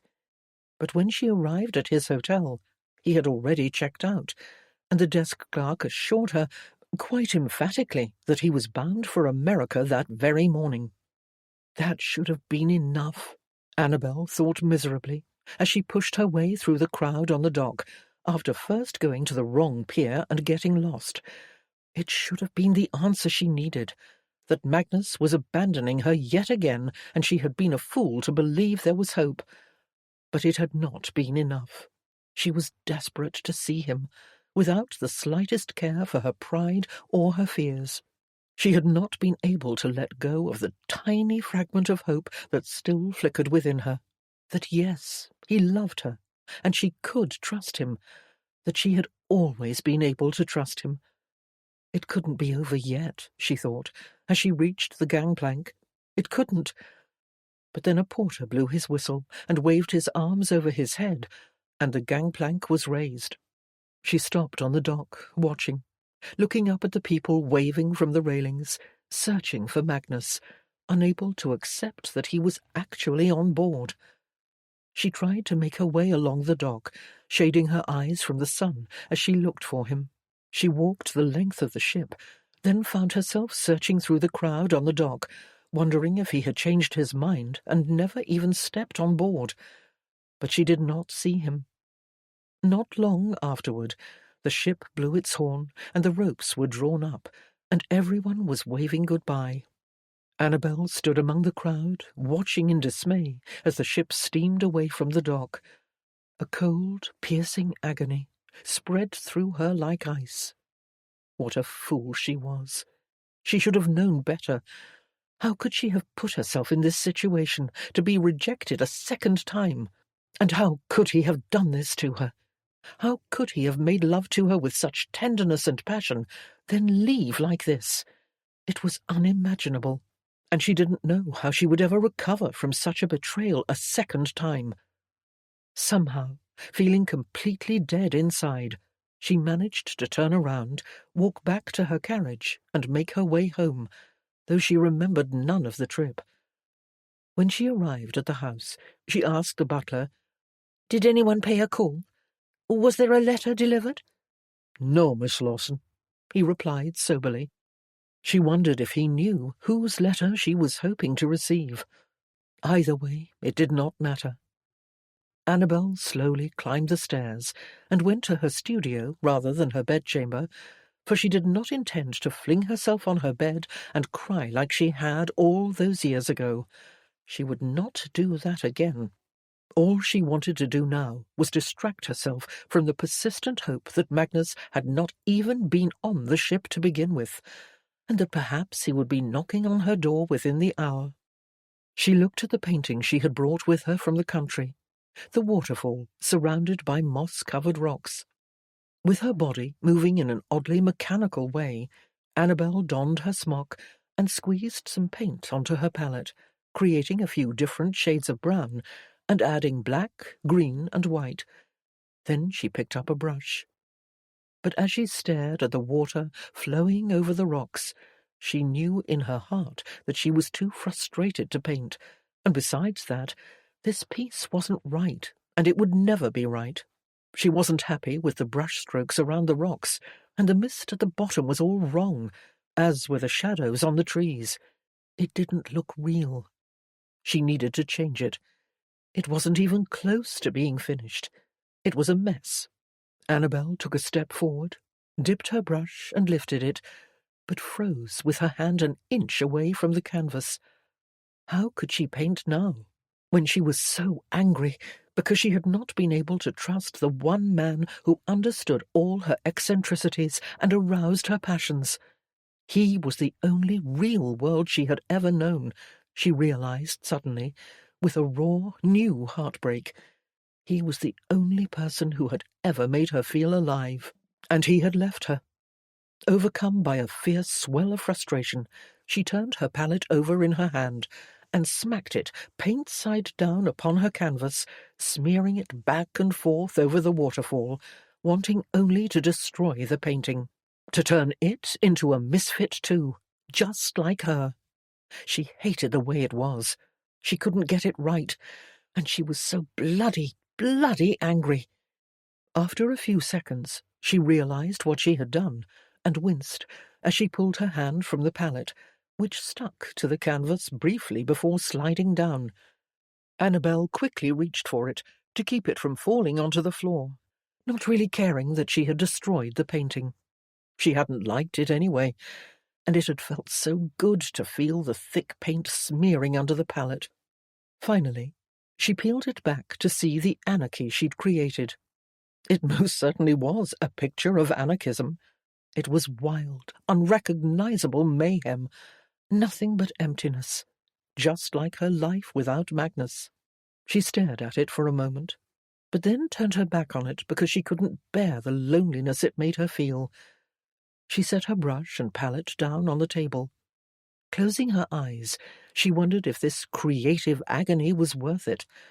Perhaps she should give up painting altogether and give up being strange.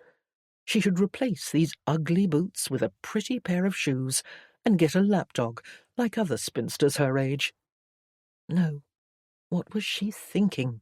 She could never replace these boots, nor could she stop painting, and she would always prefer her ferret to a lapdog.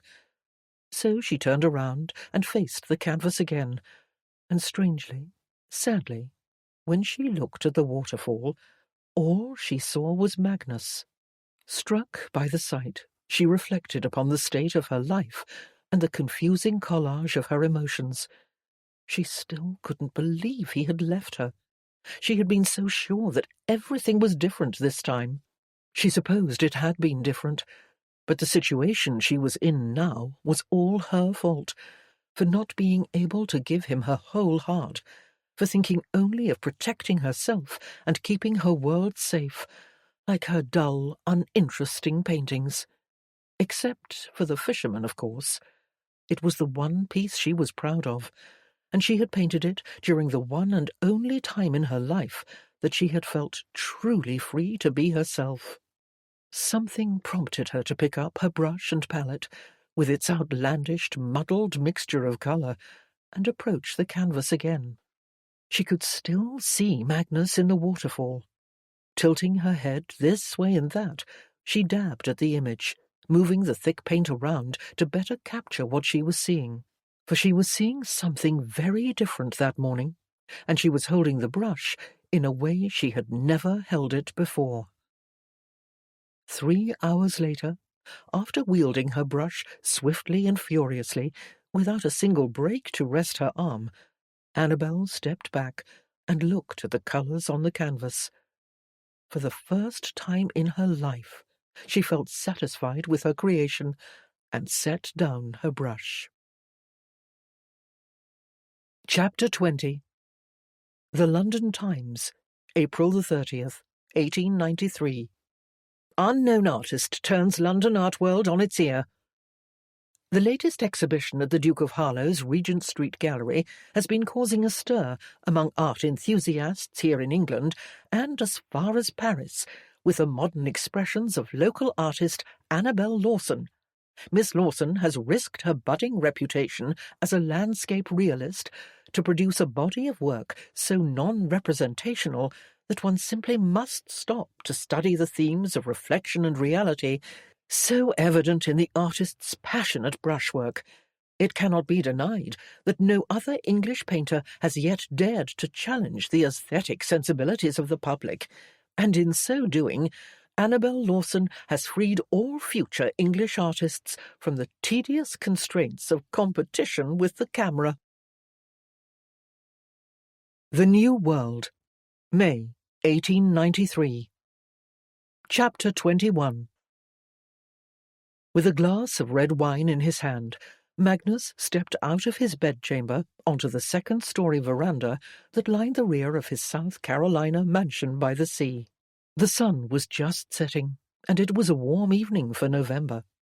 He smelled the salt water in the air, heard the power of the surf on the beach. A sailboat was visible in the distance, and he raised a hand to shade his eyes and watch it heel impossibly in the wind until the sails almost touched the waves. At the last minute, it righted itself and turned toward the horizon. Magnus took a slow sip of his wine, then sat down on the cushioned wicker chair. He lifted his feet onto the small table and crossed his legs at the ankles.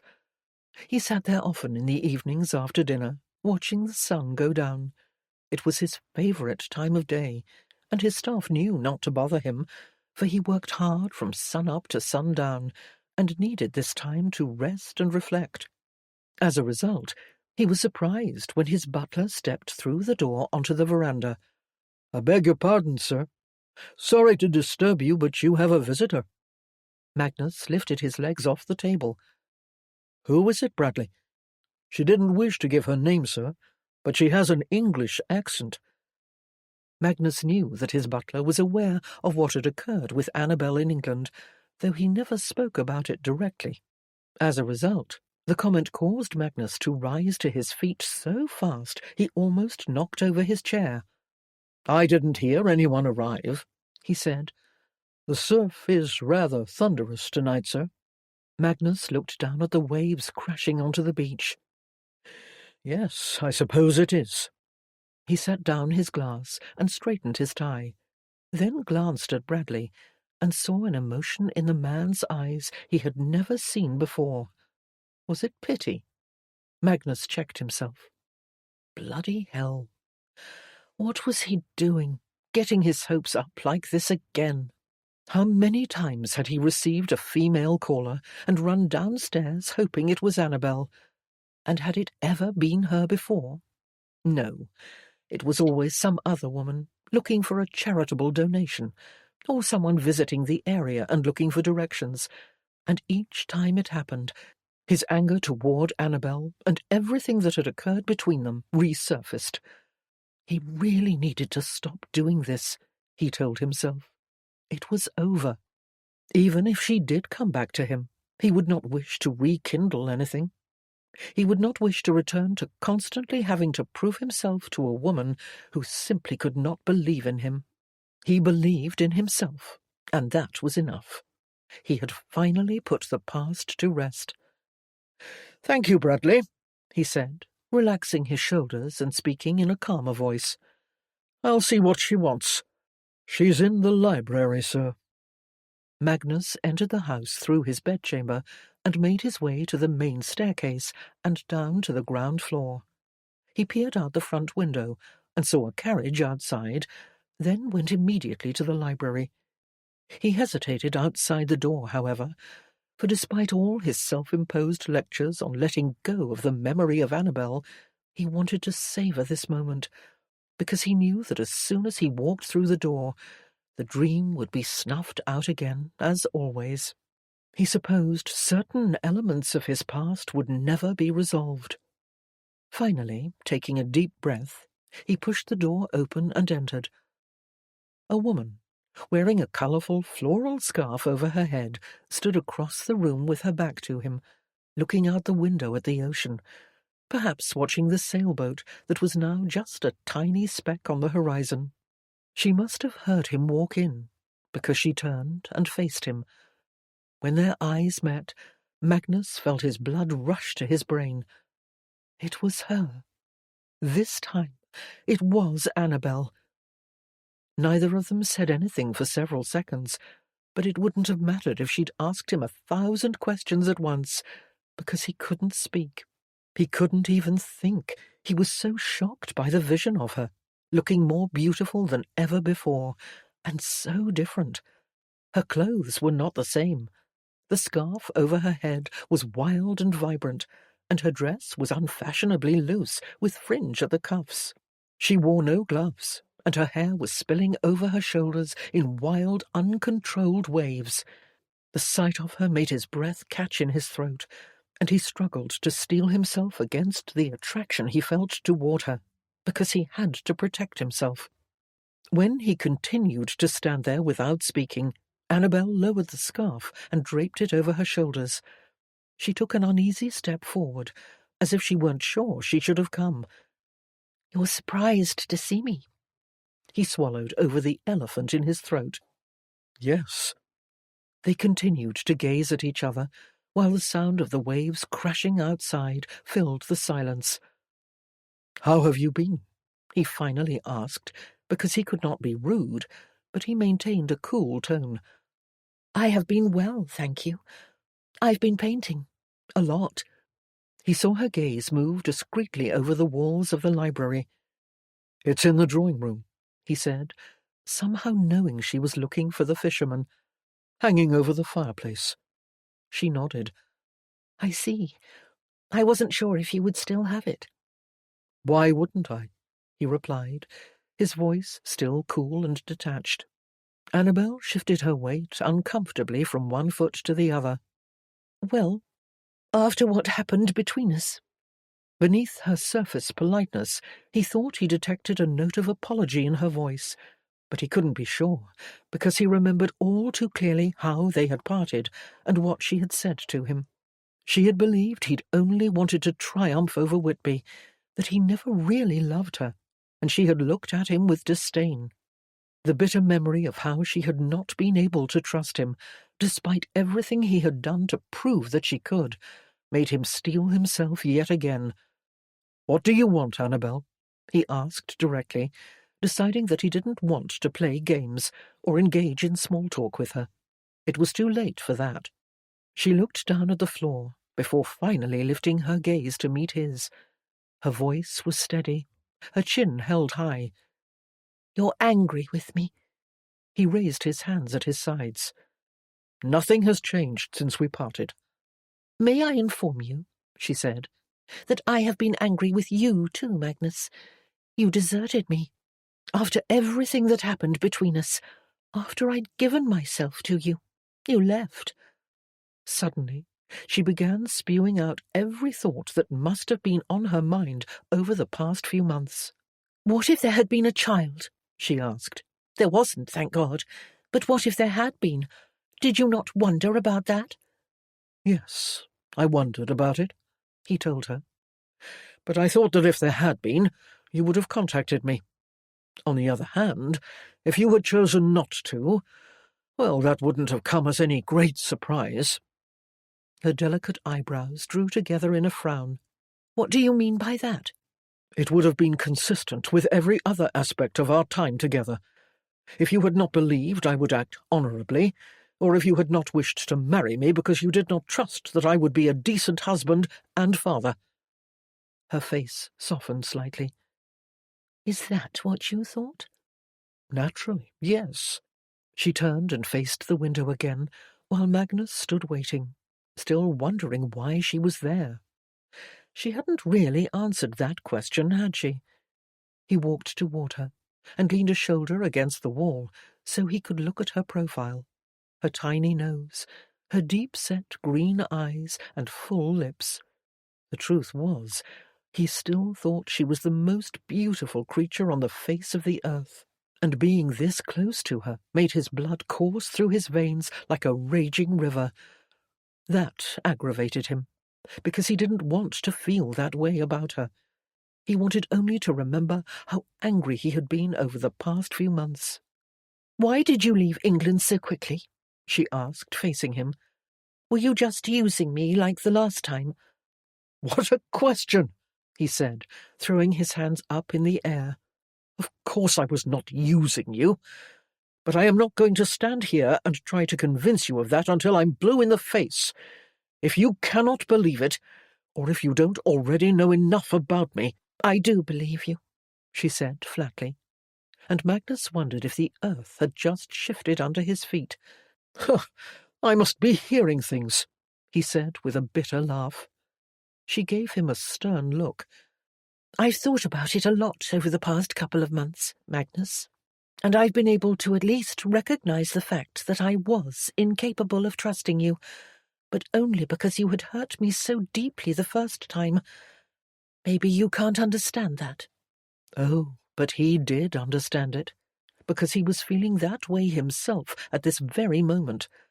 He was afraid to trust her. "Then why didn't you write to me?" he asked. She hesitated. "Because it took me a long time to figure out what I wanted to say, and to be honest, for a long time I was too angry with you for leaving. You didn't even try to resolve things between us." "I didn't try," he burst out. "I'd been trying to resolve things since the first day, but nothing I said or did made any difference to you." "But you didn't have to leave the very next day. You could at least have waited." Frustration heated his face. For how long? You knew I had booked passage on the ship that morning, yet you didn't try to stop me. I even stood at the rail and watched for you, but all I could think of was the fact that you would never be able to trust me, that you would always think ill of me. And when you didn't show up at the dock, I had to force myself to let go of the hopeless need for your approval or forgiveness." Annabel's eyes filled with tears. "I was at the dock," she told him, her voice full of pain and regret. "But I went to the wrong place, and then I was too late." He felt his body shudder as he drew in a sharp breath. "You were there?" "Yes," she said. "Despite all my fears that I would be rejected again, I went there hoping I was wrong. I was going to plead with you to forgive me for not trusting you. And I was going to tell you that I loved you. I wanted to prove to you that I could take the leap you always wanted me to take." He shook his head skeptically. "But I was looking for you. I would have seen you." "I got there just as the ship pulled away. I was there, Magnus." He turned away from her and crossed to the middle of the room. "But for months I have believed otherwise. Why did you not come here sooner, or write to me?" "Because after you left, something changed in me, and I needed to understand it." Magnus walked to the other window to look out, on the opposite side of the room from where she stood. Annabel let out a frustrated sigh. "I know this may sound strange, but part of the reason I came here was to thank you." "Why?" "Because I didn't really know who I was until you left me," she explained. "Something in me exploded that day. All my anger, my frustrations, my passions. I'd always known I was living by rules that didn't suit me, but I was afraid to break out and do anything risky. I've always thought myself a misfit, as you well know. But when I watched your ship leave, all I felt was anger and chaos, and those rules were broken. I was so angry, I didn't care about anything anymore. I was no longer afraid because nothing seemed to matter, and it made me open my eyes to certain things." He shook his head at her, and she crossed the room to the bookcase, bent forward, and picked up her large portfolio. He hadn't noticed it there. "Perhaps you'll understand when you see what I brought you." She set the case on the table in the centre of the room and withdrew a painting, oil on canvas. Magnus looked at it from where he stood at the window. "It's me." Though how he knew that, he couldn't be sure. It was hardly a conventional portrait, but rules of portraiture aside, it was astounding. He walked toward it and took it in his hands, holding it up to the light to study it. It was as if he were looking at himself through rain-covered glass, or perhaps water. Yes, water. Deep, choppy water. There was movement, too, as if he were forever changing with the swells. "My God, Annabel, when did you do this?" "The day you left." He studied the image of his face, then let his eyes wander to the outer edges. He looked at the colours, the shapes, the shadows and contrasts. One rock in particular caught his eye. He pointed at it, in the top left corner. "Good Lord, you were angry, weren't you?" She smiled faintly. "Yes, but it was the setting that enraged me. I think this is my Aunt Millicent." She pointed at a rather bulbous boulder in the bottom corner, and Magnus chuckled despite himself. "I believe I see the resemblance. That must be her nose." Annabel laughed, and despite all their arguing just then, it was the sweetest sound he could ever imagine. They stood in the library for a long while, side by side, looking at the painting. "It's extraordinary," Magnus finally said. "I've never seen anything like it. Has anyone else seen it?" "Yes, most of London. Paris, too." He chuckled with disappointment. "That's a shame.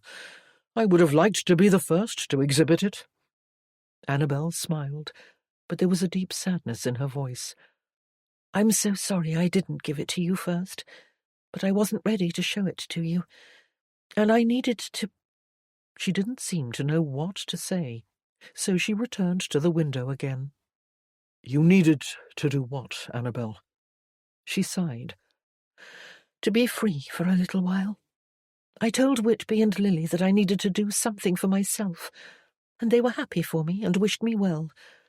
So I went on my own to Paris, and I spent 3 months there, painting every day." He set the portrait down and followed her.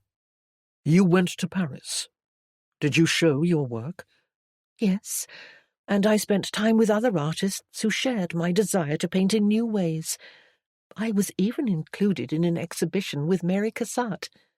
His lips parted in surprise. "Extraordinary. You did well, Annabel." She shrugged, as if making light of it. "I'm surprised you hadn't heard about it. I thought you might have been keeping up with what was going on in the art world." He shook his head. "I wasn't keeping up with anything. I retreated from all that after I returned. I still own my galleries, but I haven't set foot in either of them in quite some time. I suppose I also needed a bit of a holiday." She sighed and faced him. "Magnus." All at once he wanted to touch her face, her lips. Everything about her was magical and vibrant. She was like no other woman he had ever met, and she had been brave enough to go to Paris on her own and show her work with Mary Cassatt. Brava, Annabel, brava! But he resisted that emotional outburst and the surging rush of his desires, for he could not let himself give in so easily. She had not given him what he had needed last time. He had even begun to believe that his love for her had been a fantasy all along, that she was not, and never had been, the daring girl he remembered from his younger days. But then she began to speak, and all he could hear in his mind was the sound of her laughter in that fishing boat on the lake, when the perch came flying out of the water.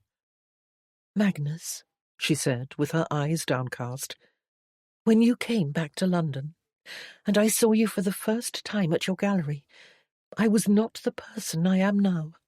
"That sounds familiar," he said. She smiled, but there were tears in her eyes. "I was so worn out and unhappy, but you brought me back to life." "But I was the one who killed your spirit in the first place," he said with regret. "No, you just made me see that I had never really been living, and what I really needed to do was embrace my freedom. I needed to be pushed over the edge and to become fearless, have nothing to lose. I needed to learn that I could trust my instincts and take chances, that I could steer away from what was safe. And I did that through my paintings. Because of you. You unlocked something." The physical world around them seemed to almost fade away as his eyes held hers and his heart began to beat very fast. "What are you saying, Annabel? Why did you come here?" She strode closer. "I came here to finally take that brave leap of faith with you, and I'm praying with all my heart and soul that you will take my hand and leap too, that you will forgive me this time and find it in yourself to believe that I do love you, that I've loved you every day of my life." She walked to him and laid her open hands on his chest, and a shiver of need rippled through him. "And I would give anything to know that in spite of everything, you still love me." She rose up on her toes and touched her lips lightly to his, and he was overcome by a love so potent that no amount of discipline or self-control could stop him from taking her into his arms. He covered her mouth with his own and pulled her as close as he possibly could. Her lips were soft and warm and succulent, and all at once nothing mattered but his need to be with her. He picked her up and carried her out of the room. "Where are you taking me?"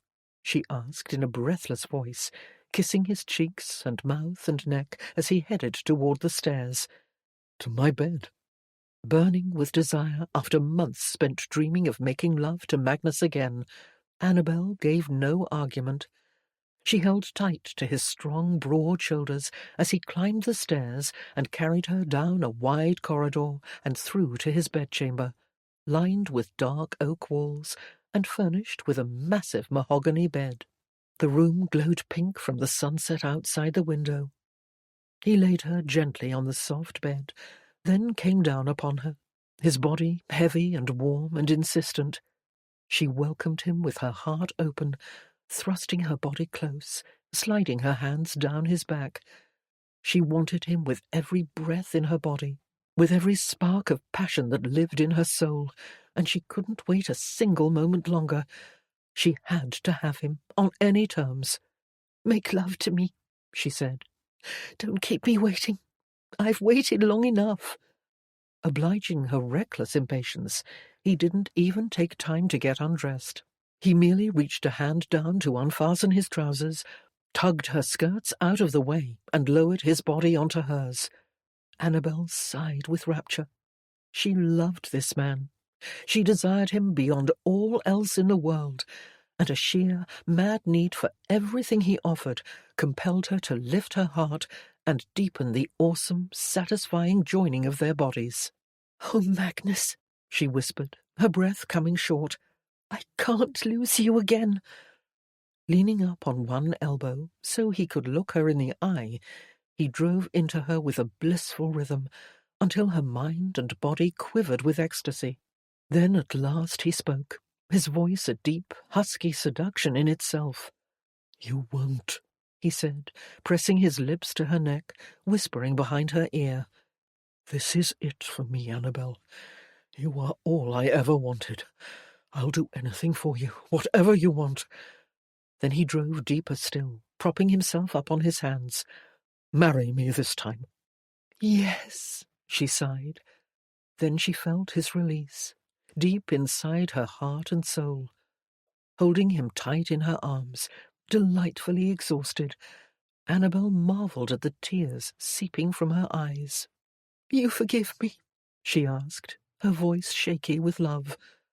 He gently withdrew and rolled to the side, resting his hand upon her cheek. "There is nothing to forgive. All that matters is that we're together now. Finally." "Yes, finally." She touched his face also, running a finger over his strong cheekbone. "I've missed you." "I have missed you too, every day of my life. But all that's over now, because you're here." "Yes," she said with a tender smile. "I'm here, and I have never felt so happy or so at home." "It will always be your home," he replied. "Here with me, wherever we are in the world." "It's what I always dreamed of," she said. Then he rolled onto her again and filled her once more with pleasure. Epilogue. "Is it almost finished?" Magnus asked, reaching the top of the hill where Annabel stood before her easel, paintbrush in hand. The sun was shining brightly overhead without a single cloud in the sky, and the wind had picked up, cooling her cheeks. "Yes." She stood back to look with a critical eye at what she had done. "Come and see it." She set her palette and brush down on the little table and held out her hand. Her husband came to stand at her side. Together they looked at the painting, a bold mix of textures and colours, all sweeping together with swirling movement. Annabel inclined her head. She felt satisfied with this piece, for she truly believed she had captured, really captured, the passion and splendour of their seaside home. Magnus slid his arm around her waist and continued to study the painting, while a breeze blew apart in his hair. "I am in awe," he said, resting a hand over his heart. "It makes me feel euphoric, triumphant. It's the best thing you've ever done. I mean it." Her eyes filled with tears as she smiled at him. "You say that about all my paintings." "It's always true." Annabel returned her gaze to the painting and stared at it for a long time. feeling the genuine romance in the colour of the sea and the joyful warmth of the sunshine on the water. In the background, sailboats with bright spinnakers dotted the horizon, yet none of it was absolutely perceptible. All the images intermingled to form a rich, colourful whole. "You once said I would love this place," she said to her husband as she gazed toward the Atlantic and felt the wind on her face. "And you were right. I have never been so happy. I never knew it was possible. I feel so at peace here." He turned to her. "There was a time when you felt trapped, and now have made a commitment to be my wife until death do us part. I hope you still feel that you have freedom, creatively." She sighed and reached for his hand. "Yes, because of you, I learned to be free. You pushed me to learn it, and now that I am, I have been able to love you without reservation. Today, I am fully alive, when I didn't really know how to live before. But what about you? Are you happy?" He closed his eyes and inhaled deeply. "Yes, thanks to you. I will always be grateful that you found out the truth about my father, but more importantly, because you made me see that we can all change and grow. You are a forgiving person, and I love you for that. I've learned to forgive too." He took her face in his hands and touched his lips gently to hers, then drew back and looked at the painting again. "We shall never sell this one," he said, "even though it would bring in a small fortune, to be sure." Annabel rested her head on his shoulder. "Perhaps it could hang in the front room." "I know a better place." His voice had become playful all of a sudden.